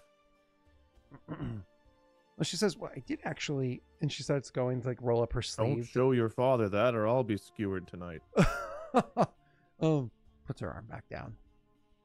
And then you guys continue traveling the other half of this day. You know, in like light conversation or whatever it is, on the way up there. Fortunately for you, as you guys have started to settle down for the evening as the sun went down, everybody's wary from hearing the bad news. Again, your keen eye is looking northward, northwest technically, but looking northward. As you guys are settling in, the sky's dark enough from the horizon. You're out there just doing your typical like walkabout, make sure things are safe. This is actually a place where you do kind of have to be mindful. You're on the trail between Forvin and Leshev, and that's generally a safe place, but there could be brigands on this road. There could be uncouth people hiding in the woods. You're on the eastern side of the bank of the river. There could be people hiding in the woods being bad that are preying on those on this road. You haven't been over here long enough to know what the stories are lately. But to the north, you see lights. Not the crazy fires like I described forever ago. You actually see lights. And you're like, hot damn. If we don't break camp now, if we don't make camp now, if we like stop what we're doing and keep traveling, you could get there within 2 hours time. You could properly get there. Bill! He'll like run over or ride over, whatever it is. Bill! Stop what you're doing. Everybody, hold on. How weary are you? He goes, my feet is sore, my back is sore, my belly's grumbling. Great. Well, I've got good news. Step away from, over here. Look. Now, we might have gotten a little off course, headed a little south in the middle of the woods, but now that we're out here, look north. Those lights are no more than maybe a couple hours from here. What lights? He'll like move Phil into the right spot and just point his head right at that direction. You don't see any lights over there. Philomena, you've got younger eyes. You see the lights up ahead, right? She comes over. She squints. I don't see anything. No. He'll like tap his eyes. Philippa? Like, clap on, clap off. You see there are lights up further ahead. I see them clear as, well, not day, but clear as. Listen, you're the guide, and you've not strayed us wrong before. If you think that we're close enough to keep going, if you think there is worst case in 2 hours, if we're not there, we make camp a little late. But I think we can get there in a couple hours. Nods, says, "Okay, if you say so. Yeah, let's go." Excellent. Load back up and let's move. Right. And so they do that. They go and load things back up. It takes like a good, over half an hour to do so. Now it's properly dark out. You start traveling. About an hour's travel north of here, finally, hey, I do see them. Hey, Daddy, look, over there. I do see them. Like another 3 minutes or so later, he goes, oh, hot damn. What, you must have the eyes of an eagle. Look at that, Koa. He usually refers to his boy. You know what I mean? Not necessarily demeaning, but like, just as like He's young. He's used to it. Yeah, effectively like a pronoun, right? And then you're like, then he's like, properly respected his voice. He's like, you must have eyes of an eagle, Koa. Look at that. There are lights to the north of here. Hot damn. All right, well, let's go. And there's like, once again, vigor back in there. And he's like, well, I know we're all weary as anything. Who here wants to strike up a song? Oh. He'll look to anyone else. Nightstorm here knows many a song. Nightstorm, don't be shy. See? He goes, in front of the wife is going, do you try that with all of them? He goes, well, it's best to wait to the end of the journey. She goes, he looks back at you and says, because if they're terrible, they'll keep singing, even when we don't want them to. Well, if you tried at the beginning of the journey, I would have left you in the woods. The wife and daughter will chuckle. He wasn't paying that close of an attention. And she says, I'll gladly provide music for you, dear. She says to him, again, not really paying attention, kind of focused, like laser focused on getting there. And so she'll actually start singing. She has a nice voice, like somebody who's probably hasn't had a mediocre voice naturally, but was well enough trained to use it.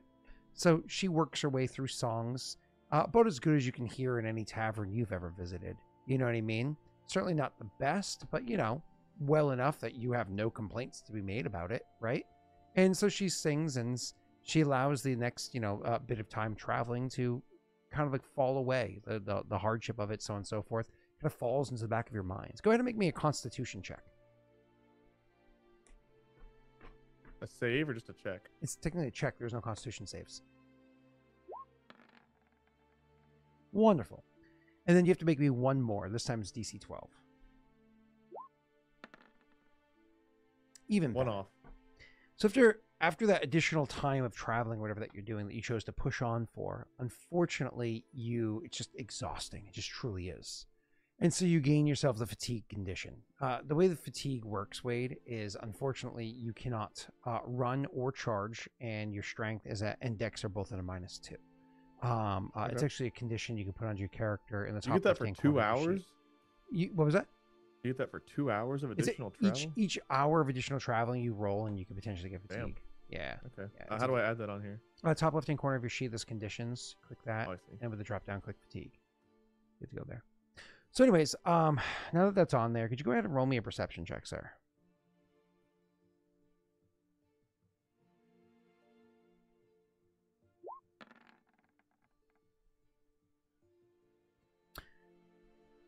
Unfortunately, maybe it's because you're tired.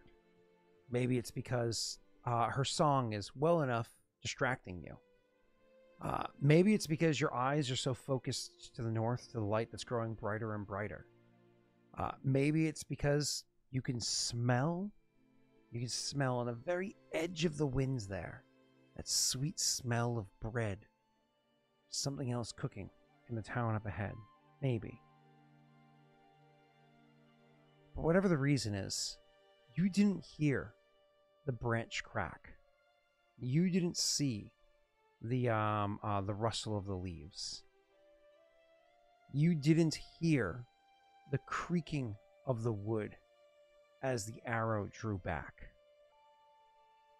You didn't hear the whistling of the arrow as it cut through the air. You only heard the sickening thud as it found its target.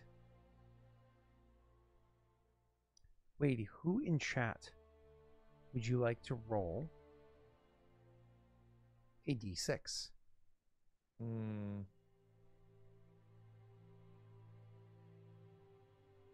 Let's see. Who was the most set. Who hasn't rolled yet? Forensic, you've not rolled yet. Why don't you roll one?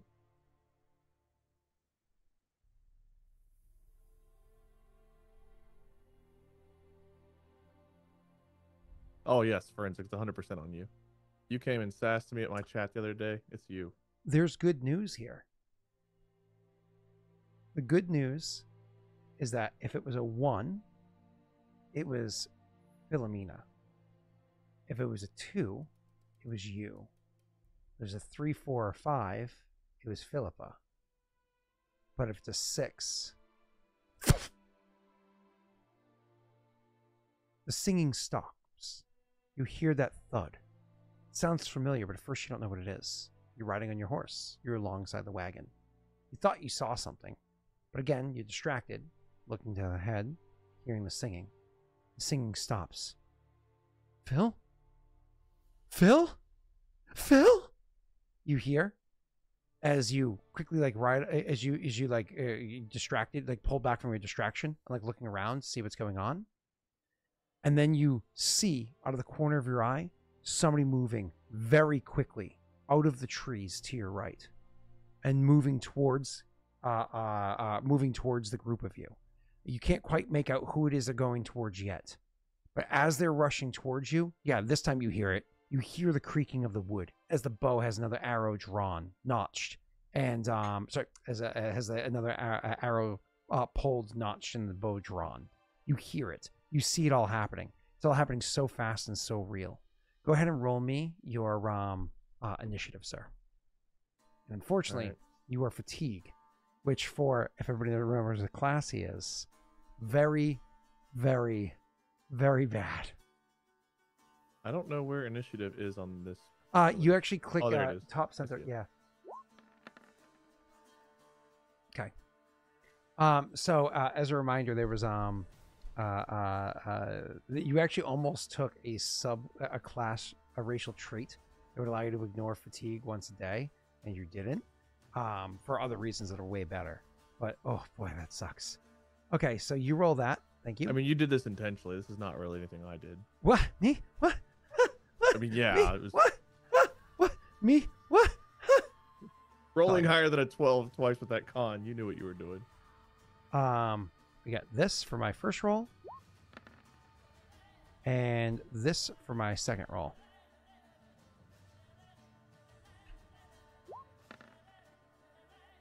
Oh, Jesus. Well, this got that. Well, you got your good rolls out of the way early, too. Yep. So that happens as the person's rushing across the field. You hear, like I said, that bow has an arrow notched. The bow is drawn, and I take a shot at you with that bow. At you this time. You're the one that's on the horse that has everything on you, so on and so forth. Sure. A 10 on attack roll, I don't believe hits you. It does not. So what happens is the arrow shoots across, and it lands a hard hit against you. Lands against you.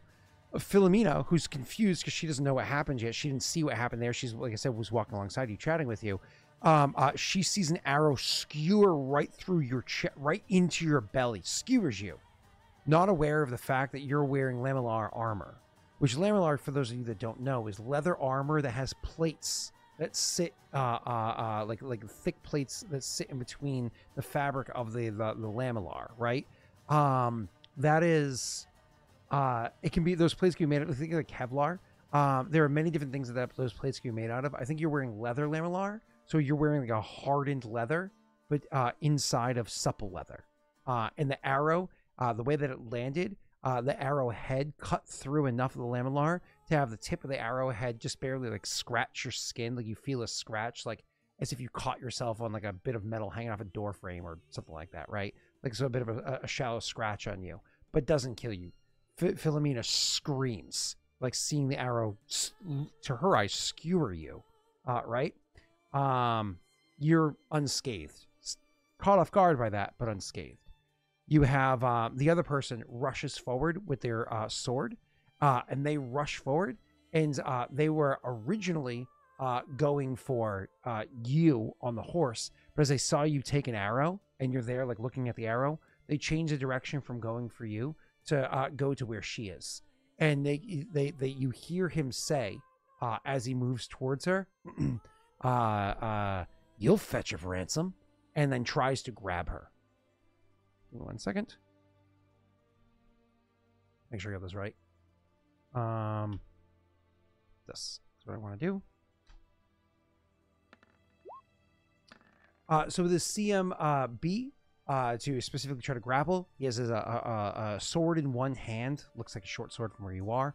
In one hand, rushes forward and tries to grab at her and throw her arms around her. And he does. He's able to successfully. She tries to pull away at first. Tries to like move away, and then he strikes her with the flat end of the pommel of the sword enough in her shoulder that she's kind of like, you know, recoiling from the pain, and he throws an arm around her to grab her.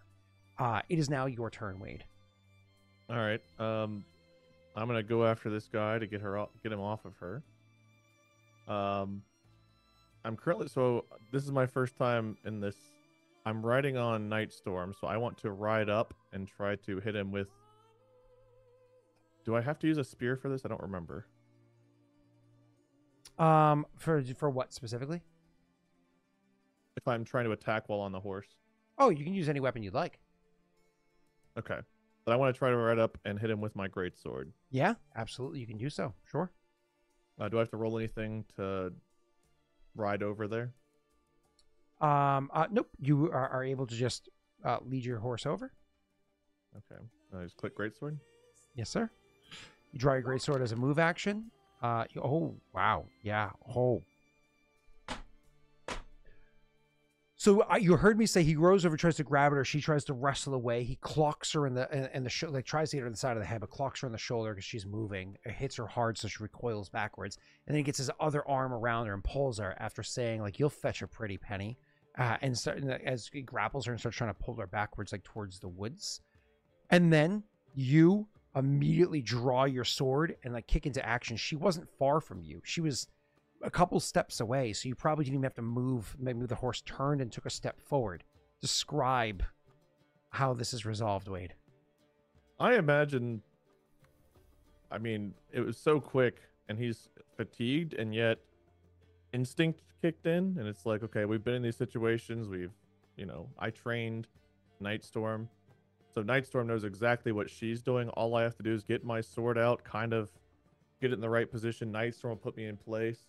He's got her, trust it, and just swings and probably gets him right across like the back of. I don't know if he's dead. Is he dead? Oh, yes. Gets him right across the back of the neck. Yeah, absolutely. So you across the back of the neck, like literally with the sword like that, you across the back of the neck, literally cut deep into the what are they called? Thoracic. What are they? Trying to remember. Thoracic. I learned about this when I went lumbar. to Jurassic Park. Oh, I forget. I forget what the top ones are called. Yeah, the vertebrae. I can't remember which vertebrae they're called. Oh, 5. Yeah, whichever one it is. Cervical vertebrae. There we go. So it clips across and literally severs the spine. His legs just lose all of their strength. He literally just collapses like a rag doll. He's not technically dead yet, but he will be. Either bleeding out or suffocation. He collapses. He'll yell to them like, "Check Phil and get behind cover." And then he's going to have Nightstorm move toward the direction of the arrows. Okay. Or if there's anyone else closing in other than... Like, if there's anyone else in between. But he's going the directions the arrows were coming from. Turn that way. So, a reminder for Pathfinder versus 5e. You probably free 5-foot step to get to where you needed to attack him. You drew your sword as a move action. Then you attacked as your standard action. So that would be your turn. But yeah, so then like obviously the woods is the next spot you want to go. Again. Okay, I see. Yeah, exactly. Okay, and then so obviously the archer just saw you do that, and they see the shit, and they're going to, as a standard action, they're going to knock an arrow and fire at you again. They have a +0. Yes. Wait, I'm making sure I get my attack roll against you. Yeah, +0. Cool. There we go. 14, I think, does hit you. It does. Cool. Give for me moment, please. I want to have big moment, big thick moment. And they're gonna go 1d 6, and you are going to, so it's just, yep. And this person has, this is their damage, 4. So this second arrow, it's from a short bow. The second arrow is launched from the bow, and it launches, and it was similarly as the other one. It hits your armor, but the lamellar this time is caught between 2 plates. That as the pressure of the arrow is cutting in, the plates squeeze in just enough to stop it from getting too deep. It definitely cut you.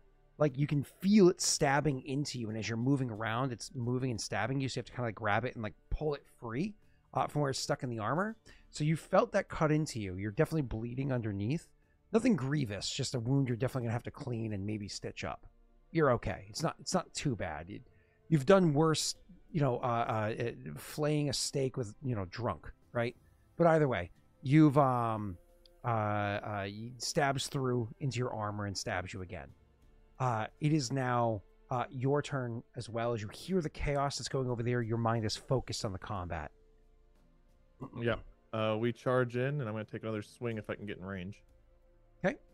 And so you're trying to move over to the trees to see where they are. As you're moving over there, go ahead and roll me a perception check.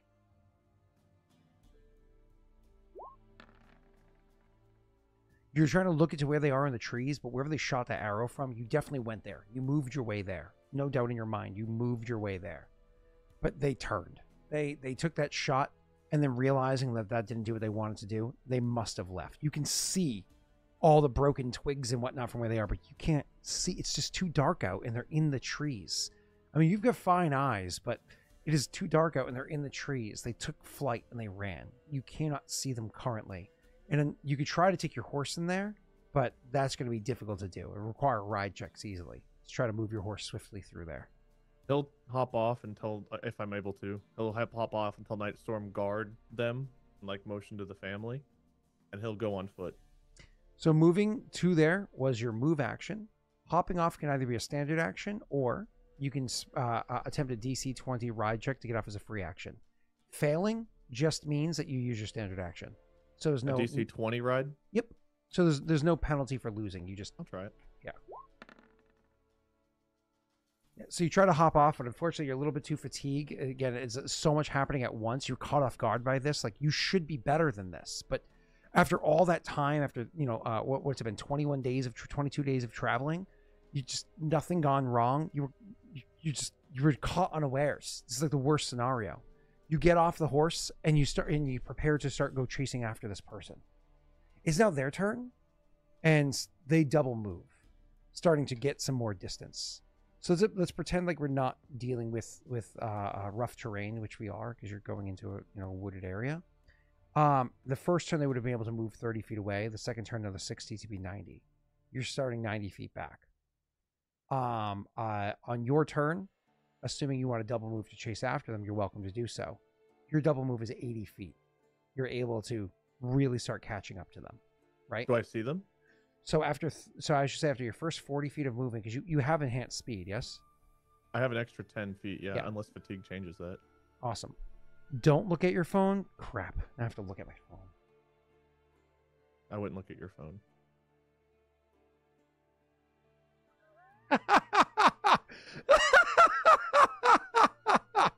Who the hell did that? That's awesome. Oh my god, that's so good. God is very entertained by a minor filter. Yeah, my land speed is 40. It says run is 160. Okay, yeah. So you unfortunately you can't run or charge because you are but you move up 40 feet, so you're now only about 50 feet behind them. Go ahead and roll me a perception check. Well, double move, I can be closer, right? You can be, but you can roll that perception check. Well, I didn't know if you wanted to use your standard to try to attack them with a ranged weapon. Unfortunately, you're chasing after signs that you're seeing because they're moving so quickly. You can hear them. You can't see them. I just want to double move, yeah. So you just double move, cool. So you're about 10 feet behind them. The problem is now they're able to start enhancing their movement. Now, they are also inside of underbrush, like you. So they can't do a proper run where they can run at 4 times their speed, but they can still move at more than double their speed. Almost about 2.5 times their speed.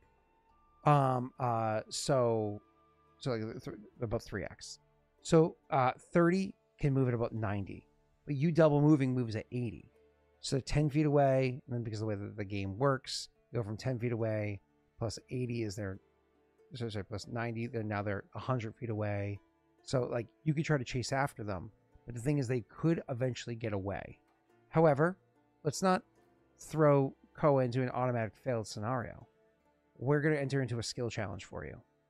Okay. The way skill challenges work, Wade, is that there's a DC set based off of your level for skill challenges. When you succeed the skill challenge, you get to roll a number of successes of progress based off of it. But the cool thing about skill challenges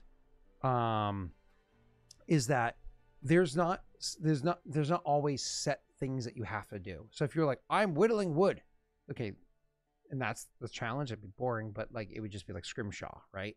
But because you're intentionally trying to chase somebody down, you can go about this different ways. Do you know the geography better than them? Do you know the land better than them? Do you understand, like, can you use the trees to your benefit? Is there something that you can do? You're looking at your skills that go to your benefit. What I will say is, what benefits you most is when you're using a skill that is a class skill and you have at least 1 point in. There are other things that can benefit you as well, but specifically if it's a class skill with at least 1 point in it, that will get you the biggest die roll on your progress successes you roll afterwards. So he's running through the woods. You're trying to chase him down. Skill challenge. What would you like to do to try to catch up to him? Well, I know I can see probably better than him, and I've been able to see pretty well in these woods. So if I can try to use survival to find a way to navigate where I think he might be trying to go in a way that's faster, or if I can move in a way that he might try to move further away from me toward a place that's less advantageous for him to move. Because if he's countering my moves by if he's just running in a straight line, it might not work. But if he's trying to get away from me and he sees me going one direction, he might cut another. I want to try to find a path that's going to benefit me and maybe hinder him a bit more. Sure. Cool. You go ahead and you roll your survival check, relying on your keen sight, which only has failed you now. Up until now, you crushed every one of them. It's the only time you failed. All right. Wait, you didn't just pass the check. You passed it by 5 or more, which means that you get a +1 on this roll. So because survival is a class skill that you have at least 1 rank in, that means you get to roll a D8 plus the relevant skill mod. Ability mod. Do you have a +2 wisdom or no? It's a flat. Okay, so you're going to roll a 1d8 +1 because you beat it by at least 5. Flash roll. 1d8. +1. Yes, sir. Awesome. Holy shit. You did exactly that. You're almost positive. You knew exactly where this fucker is going. You're looking at the train chasing after them, and you can see that hill that they're going up. Oh, you know what they're doing. They're going to try to use that hill to their advantage. I bet there's like a ledge or some shit like that on the other side, or a bit of a bramble that they know their way around. Like they know this. They're moving too swiftly for somebody running this much in the darkness. Unless that motherfucker is parent or whatever, they are moving too swiftly. They know this area, and they're leading you through a trap. You're not an idiot. You go around it, and you were right.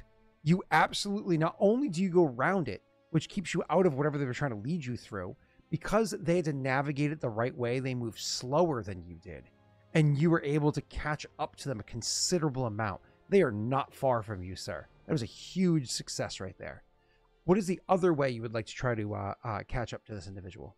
You don't want to repeat skill, so you can, depending on skill challenges, you can never do the same skill twice in a row, and usually you can't do it more than 2 times in a whole challenge, but that's fine. I mean, you can look at my skill tree. I don't have a lot that doesn't involve my horse. It's your imagination.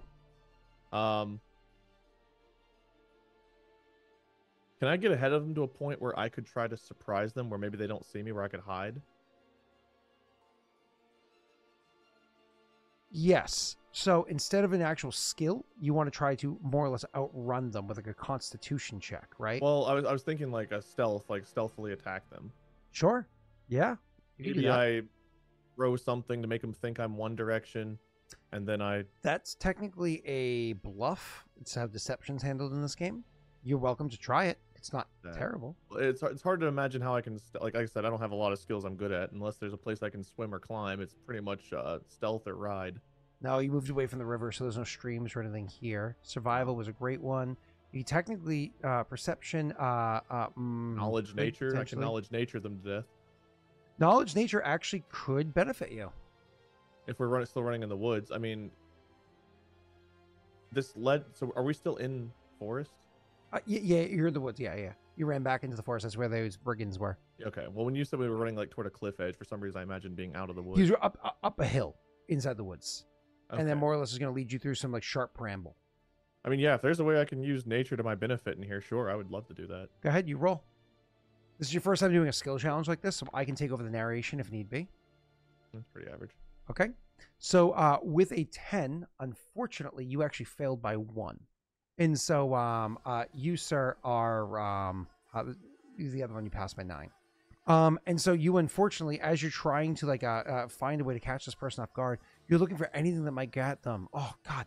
There's some vines hanging there. If only I realized that sooner. Like if I noticed it coming sooner, whatever it might be, I could like trick them to get tangled up in it or whatever it is. Like you said, throwing a rock, catch them off guard, whatever it is. Unfortunately, you anything that you notice because you're running so fast, you're tired yourself, so on and so forth. It's dark here. You're just noticing it too late for you to use it to your advantage. Doesn't work. Again, Okay. You're welcome to try to circle back to survival if you would like, or try something different if you think you have a different idea. I mean, unless there's something I can climb up or something I can perceive. Like I said, my skill tree is pretty limited here. Mm-hmm. I'm assuming there's no way I can call my horse in at this deep because I sent them to guard. Mm-hmm. And there's no other random animals I can handle. Squirrel, get him! Yeah. No, not a druid. So it's kind of climb, stealth, survival, or perception. Whatever you would like. I can use the same skill twice? Not in a row, but yes. Maximum 2 times. I'll try survival again. Then Okay, yeah, sure. that's my best bet. I also would have used stealth to like lie low and make them think that you stopped, you gave up. You know what I mean? I was thinking that, but if they were yeah. just beelining, then it's like I just kind of gave up. Yeah. No, I gotcha. So cool. Why don't you go ahead and so unfortunately you're trying to chase after them, you're trying to get to them, but they get enough of a leg up on you that at one point in time they go to another spot where they were just behind the other side of a tree, so you didn't see that they had made a leap. You didn't see it. They were just out of your sight for like a half second, second and a half, whatever it was, which has happened a bunch of times. You kept chasing them. And so you see them and you're chasing after them, but you didn't see them take that little leap. And the reason why they took that little leap is because there was a very shallow stream that was running by right there. And that shallow stream, if you had did a little hop, stepped over it, whatever, you didn't see it because of like the fallen leaves. Like I said, it's autumn.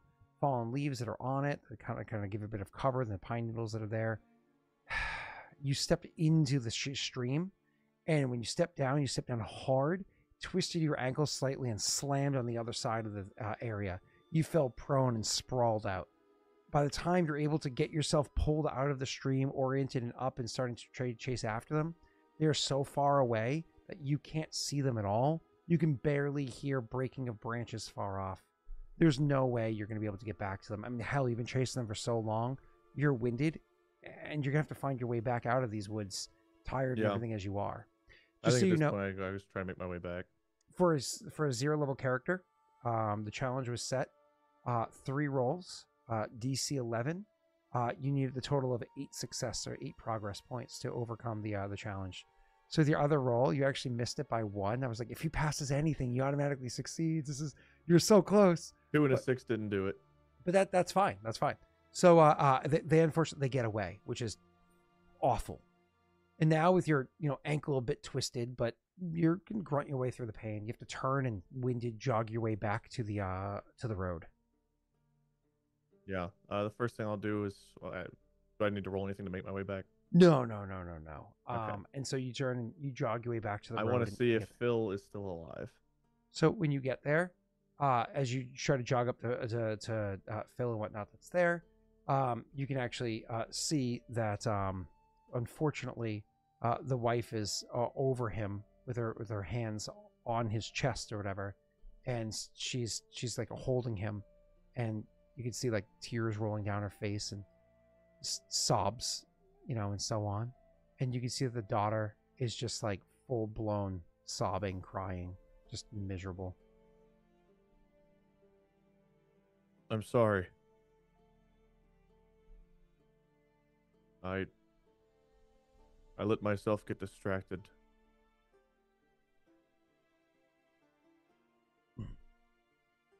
We need to move. It's not safe here. There's still one out there. He fled.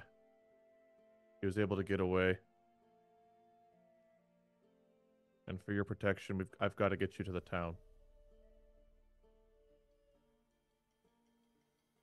She the wife is like not responsive, not listening at all. For your daughter's sake, we need to get out of here. The little one, when you say those words at first, she'll actually stand up and like throw her arms around you, like for protection, like she's scared.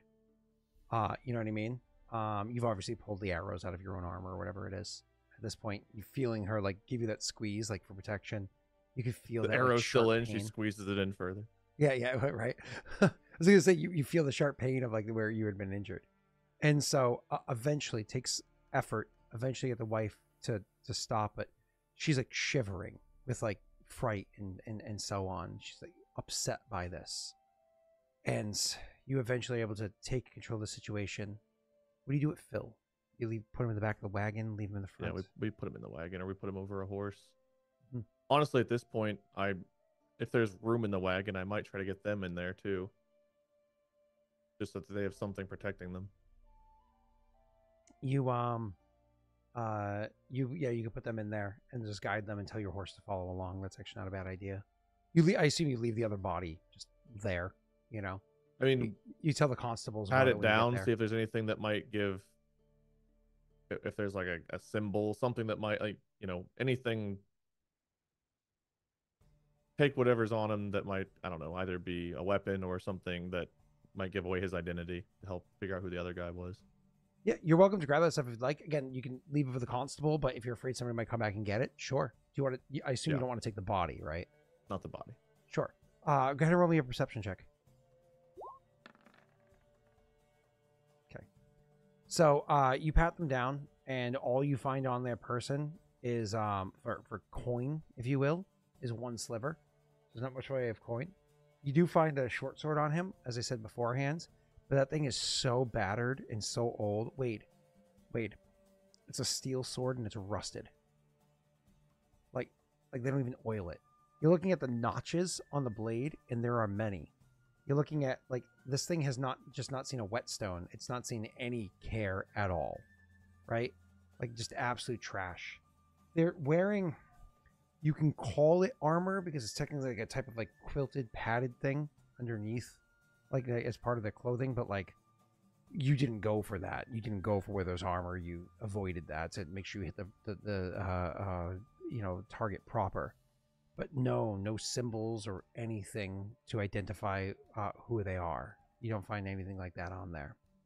The best identifier that you can find for what it's worth is that their hands are clean under the nails. That means these aren't like just people that have lived out in the woods, so they've properly been able to keep their nails clean underneath. They bathe well enough, right? So maybe townsfolk, or at least spend enough time inside towns, so on. Maybe somebody can identify them.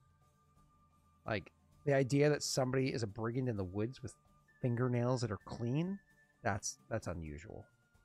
In that case, I'll throw their body on Nightstorm, and I'll have her ride like alongside the wagon so the others don't have to look at him. Mm-hmm. But we'll bring the body into town and see if someone can identify him. Okay. You're able to ride. And I'll probably keep the arrow. If I have one of the arrows nearby, I'll keep one of the arrows. Mm-hmm. You can keep 3. Yeah, well, I'll hang on to the arrows. Maybe someone knows something about it, Can I get 3 dice rolled in chat? It doesn't matter what they are. It's odd or even. Wade wants you to roll odds, so I just need any 3 dice rolled in chat. I don't care who does it. Next 3 people. So yeah, the one that hit Phil actually stayed true. It didn't break. The first one that hit you, that hit your lamellar, it broke, and the third one the second one that hit you, so the third one shot, that one actually stayed true as well. The one that actually like punctured you, that actually hurt you. So the two that delivered pain stayed like they're reusable short bow arrows. The one that hit your lamellar proper like broke.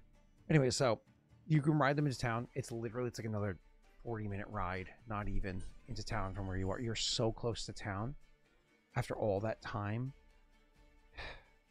Anyways, when you come into town and it's nighttime, Leshev, when you come riding into it, it is a more built up town for the size of it than you would expect. Despite that, it's not like they have a ton of guards, but they do have guards. They do exist. Guards are here. And so when you get there and you call out for guards, they do show up. Now, you've only visited the Chev maybe twice ever in your whole life. Maybe once, honestly. It's so far away from where your normal stomping grounds are. It's the other side of the woods all the way up north. It's so far away. Usually even Forvin's not a place that you typically visit, you know? It's very far away from your typical stomping grounds. So when you, again, it's a bit of a surprise seeing the place. So the guards come up to see what's going on, and you're calling for them. And you start explaining the situation to them and so on. And there's just so much, like, at first, they're like, what's going on? You know, da-da-da. But they don't immediately treat you like poorly or anything like that. Like, because your character would know this. Leshev, usually if it has problems, Leshev is the kind of coin that they can hire, you know, free folk. They can, like, properly hire them. So, like, again, you don't usually come this way, but it's not abnormal for free folk to come this way and get work. So, like, once they identify you as free folk, they just listen to what you're saying. Not that you're instantly good stock, but like, okay, cool. I understand why you're with them. You hear the whole story, so on and so forth. And there's just like so much sympathy coming from them, pity to them. So much sympathy coming the way. And they immediately will take the body to be like taken care of and identified. As for his body, they will offer to guide you guys over to where one of the where a church is, a small shrine is here. And to see if somebody of faith would be willing to come out and say words or offer some degree of prayer. And you can start figuring out what arrangements can be done. They'll have the body stored and so on. But very quickly, like, you're kind of like, they're almost like starting to get separated from you as other people in the town are kind of like pouring in and trying to lend them assistance, being like very kind. Roll me a sense motive.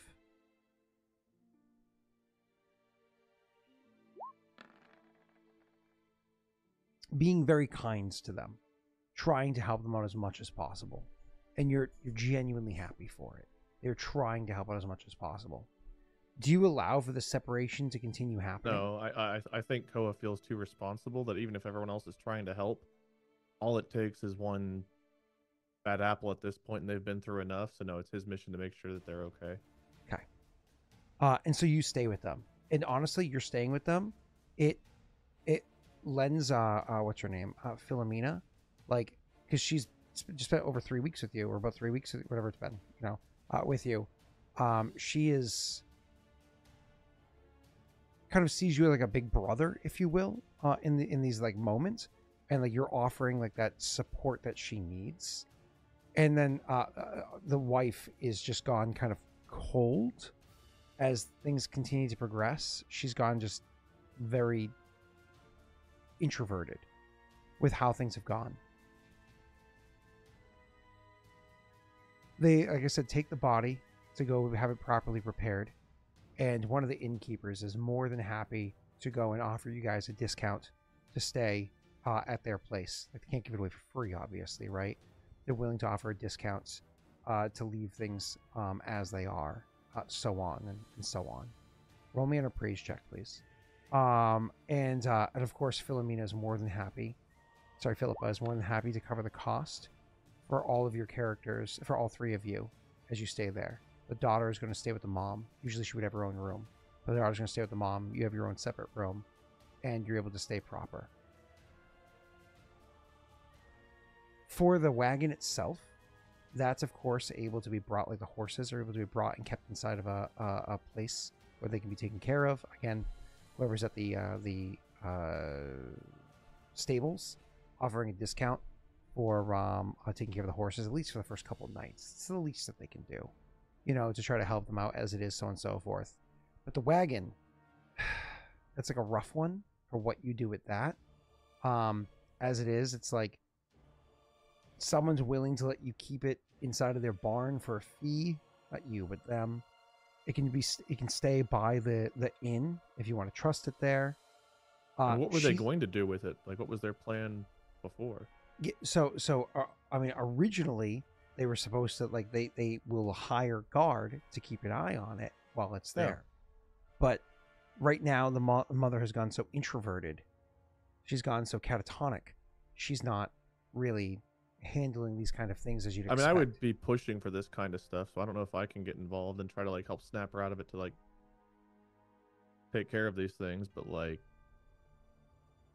he feels responsible for Phil, because it was his job to get them here safely. So I think he would definitely be like, the wagon, we need to do something about the wagon. Do you want to hire a guard? Do you want me to sleep in the wagon tonight? Like, we need to do something about the wagon. Yeah, so you're asking that. So Philomena would be the one that chimes in and says, Dad always hires this one group of people, and they always take care of it. I guess you could find them. He'll try to find them. Yeah, she gives you names, whatever it is. You can go in and find them and negotiate or whatever it is for it. And we don't need to role play through that. Negotiate. You inform them what happens, and they're like, "Oh, that's awful. That's terrible. It was good business. You paid a good amount. I was willing to spend some coin." Ugh. So he leans in and he says, "The missus, she taking it okay?" Not yet. Still in shock. All right. She's probably willing to pay extra then. And, I think you should give them a discount tonight. Oh, of course. It gives you like a wink. This is not the time to take advantage of this family. And like when you lean in with it, he's like, "Oh, yeah. Go ahead and roll me, what is it, intimidate for you? I assume it's intimidate, not diplomacy. Okay. You say that, like leaning it, whatever, just whatever body posture you do. He goes, "Yeah, you're probably, honestly, you're probably right. I'm sorry. You're right. Let the family know. We'll watch over the wagon. First 2 days. I'll lend 2 guys, free of charge. No cost." If anything's missing, I will personally have a problem with it. Hey, listen, I may be willing to make a shrewd deal, but I ain't a fucking crook. Like being upset with the accusation. I took 2 arrows tonight and watched a friend die. I'm not in a pleasant mood. He stays his tongue. I'll go back and let the family know. Right. Again, the mother's catatonic. Not literally, but close to. You know what I mean? Yeah. Been through it enough where I know. Yeah, and the daughter is appreciative for your doing that. They ask for you to stay nearby, for it to happen. For things to be well enough looked after. Keep your eye on them. And with that, Wade, we end your session 0. Cool. I think you're a fan favorite for killing Phil. Good work. Phil, in original Aurorum, people loved Phil. He's a good guy. He's wicked nice. It's like, I mean,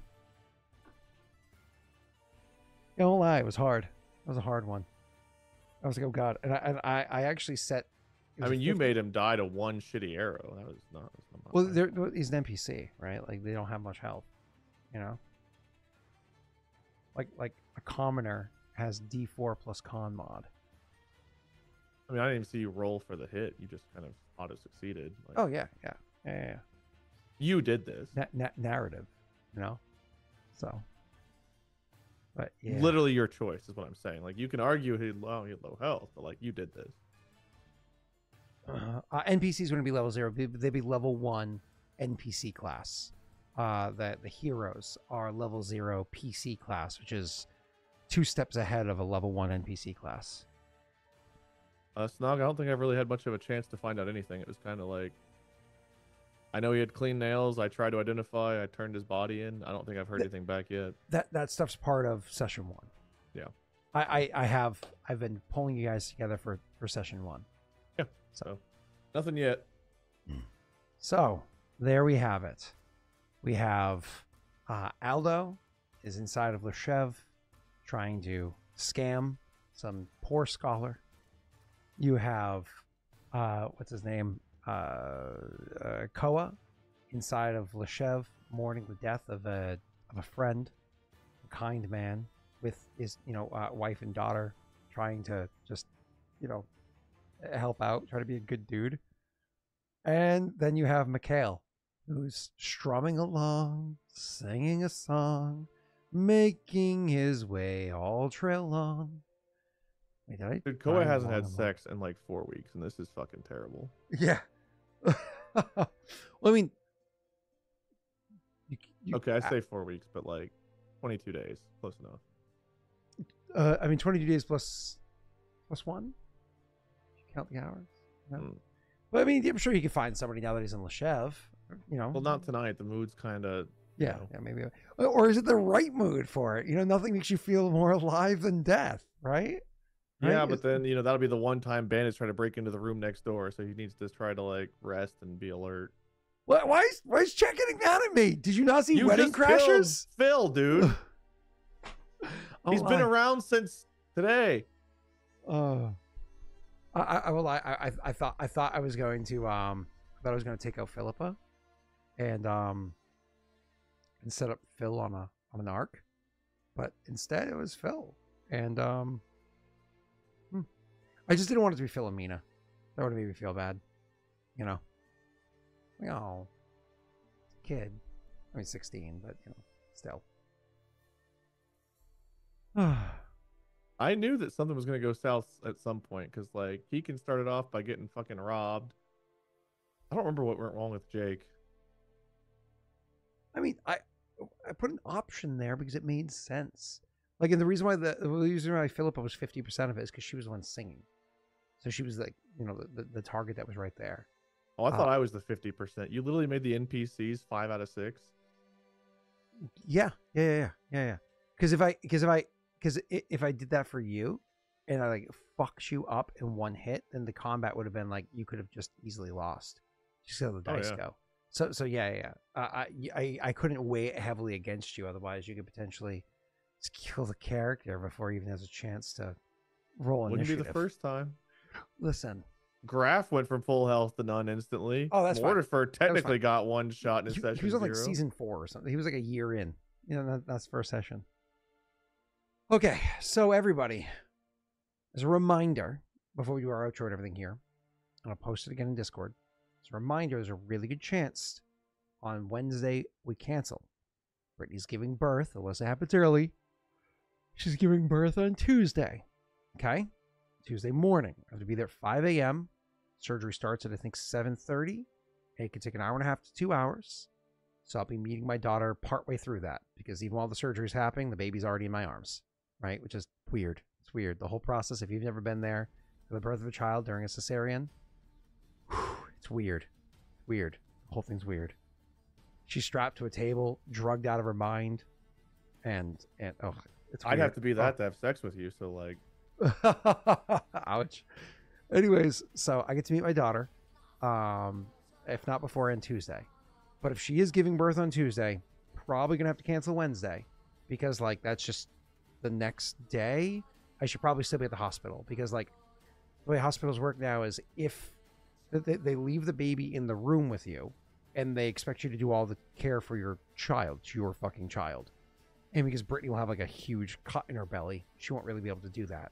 Now, if she gives birth early, if she goes into labor, say tomorrow, which has always been my anticipation, that happened on Thursday, or today now because it's after midnight. If she goes into labor early, then it's different. Like if she were to give birth on Monday, like what we originally expected, we would have still played. If she would give birth on Sunday, but like Tuesday, it's the day before. We're talking like 36 hours before the session the baby's born. That's a little too close, you know. So I'll keep y'all posted. You know what I mean? But she's like, I really want you to be able to play. I'm like, bro, there's no way you're getting up for the 6 hours I have to leave, run the stream, and come back. There's no way for 6 hours you're going to handle the brand new 36-hour-old infant on your own, recovering from a major surgery. Yeah, that's what grandparents are for. They're not allowed there. Brothers? Immediate family means significant, like the other parent of the child. And Rory is allowed more leeway, but like the parents and whatnot, because of like new protocols, they're not allowed to meet the baby until the baby is like 5 hours old. Like there's always a church doorstep for a day. Huh? There's always a church doorstep for a day. Oh boy. Anyways. All right, fine. No session next Wednesday. Got it. Unless. Okay.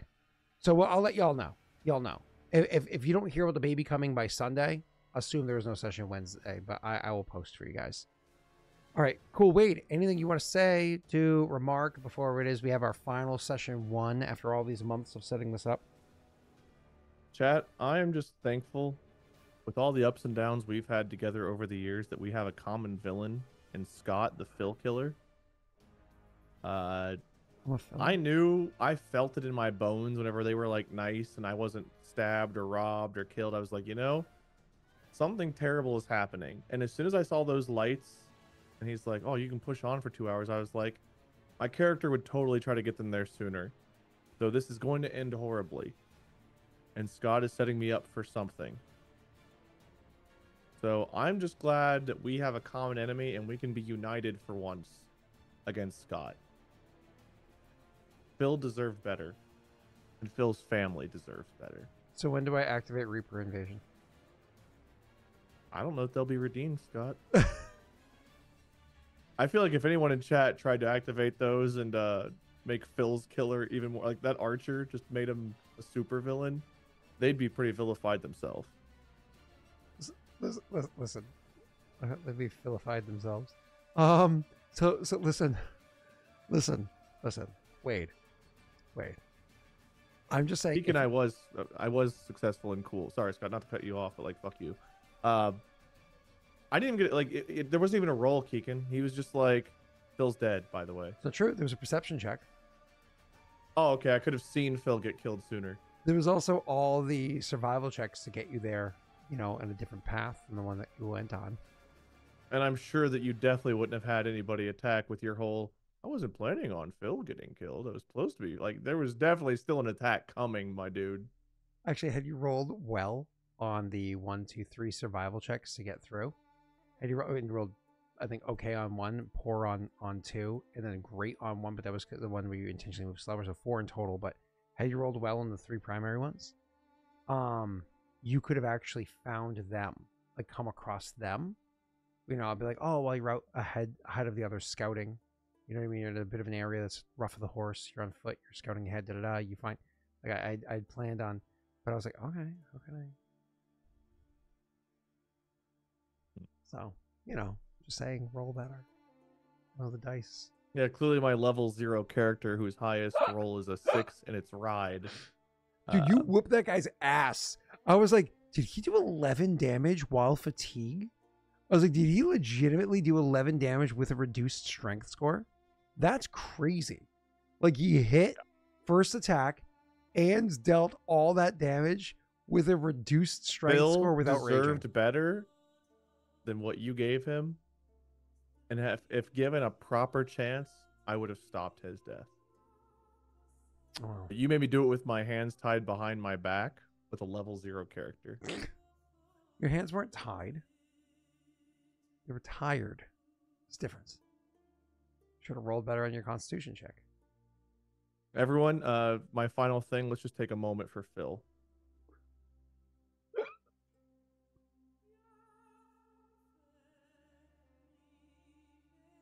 Thank you. Do we have to have a Phil emote? Get a Phil emote? Or do I just rename the rest in peace emote to Lost in It Phil?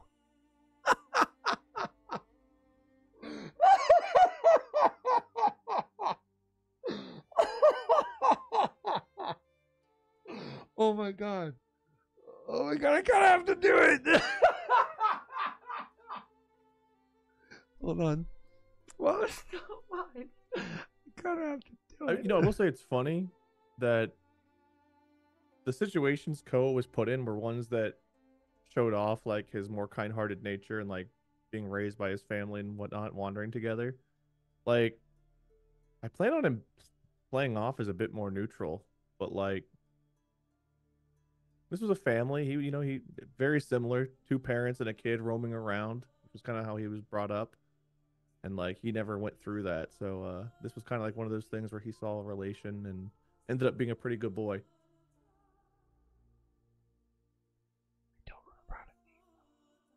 You're muted for me. I don't know if you're muted for them. No, I whispered. I don't remember how to name them.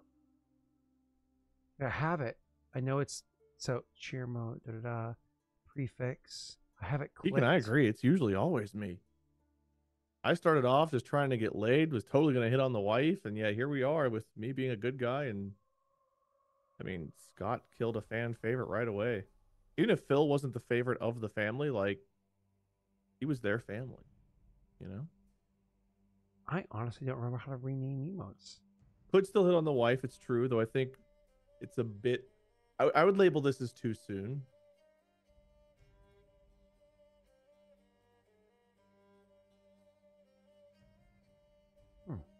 I think even with an average charisma and wisdom, he can figure that out.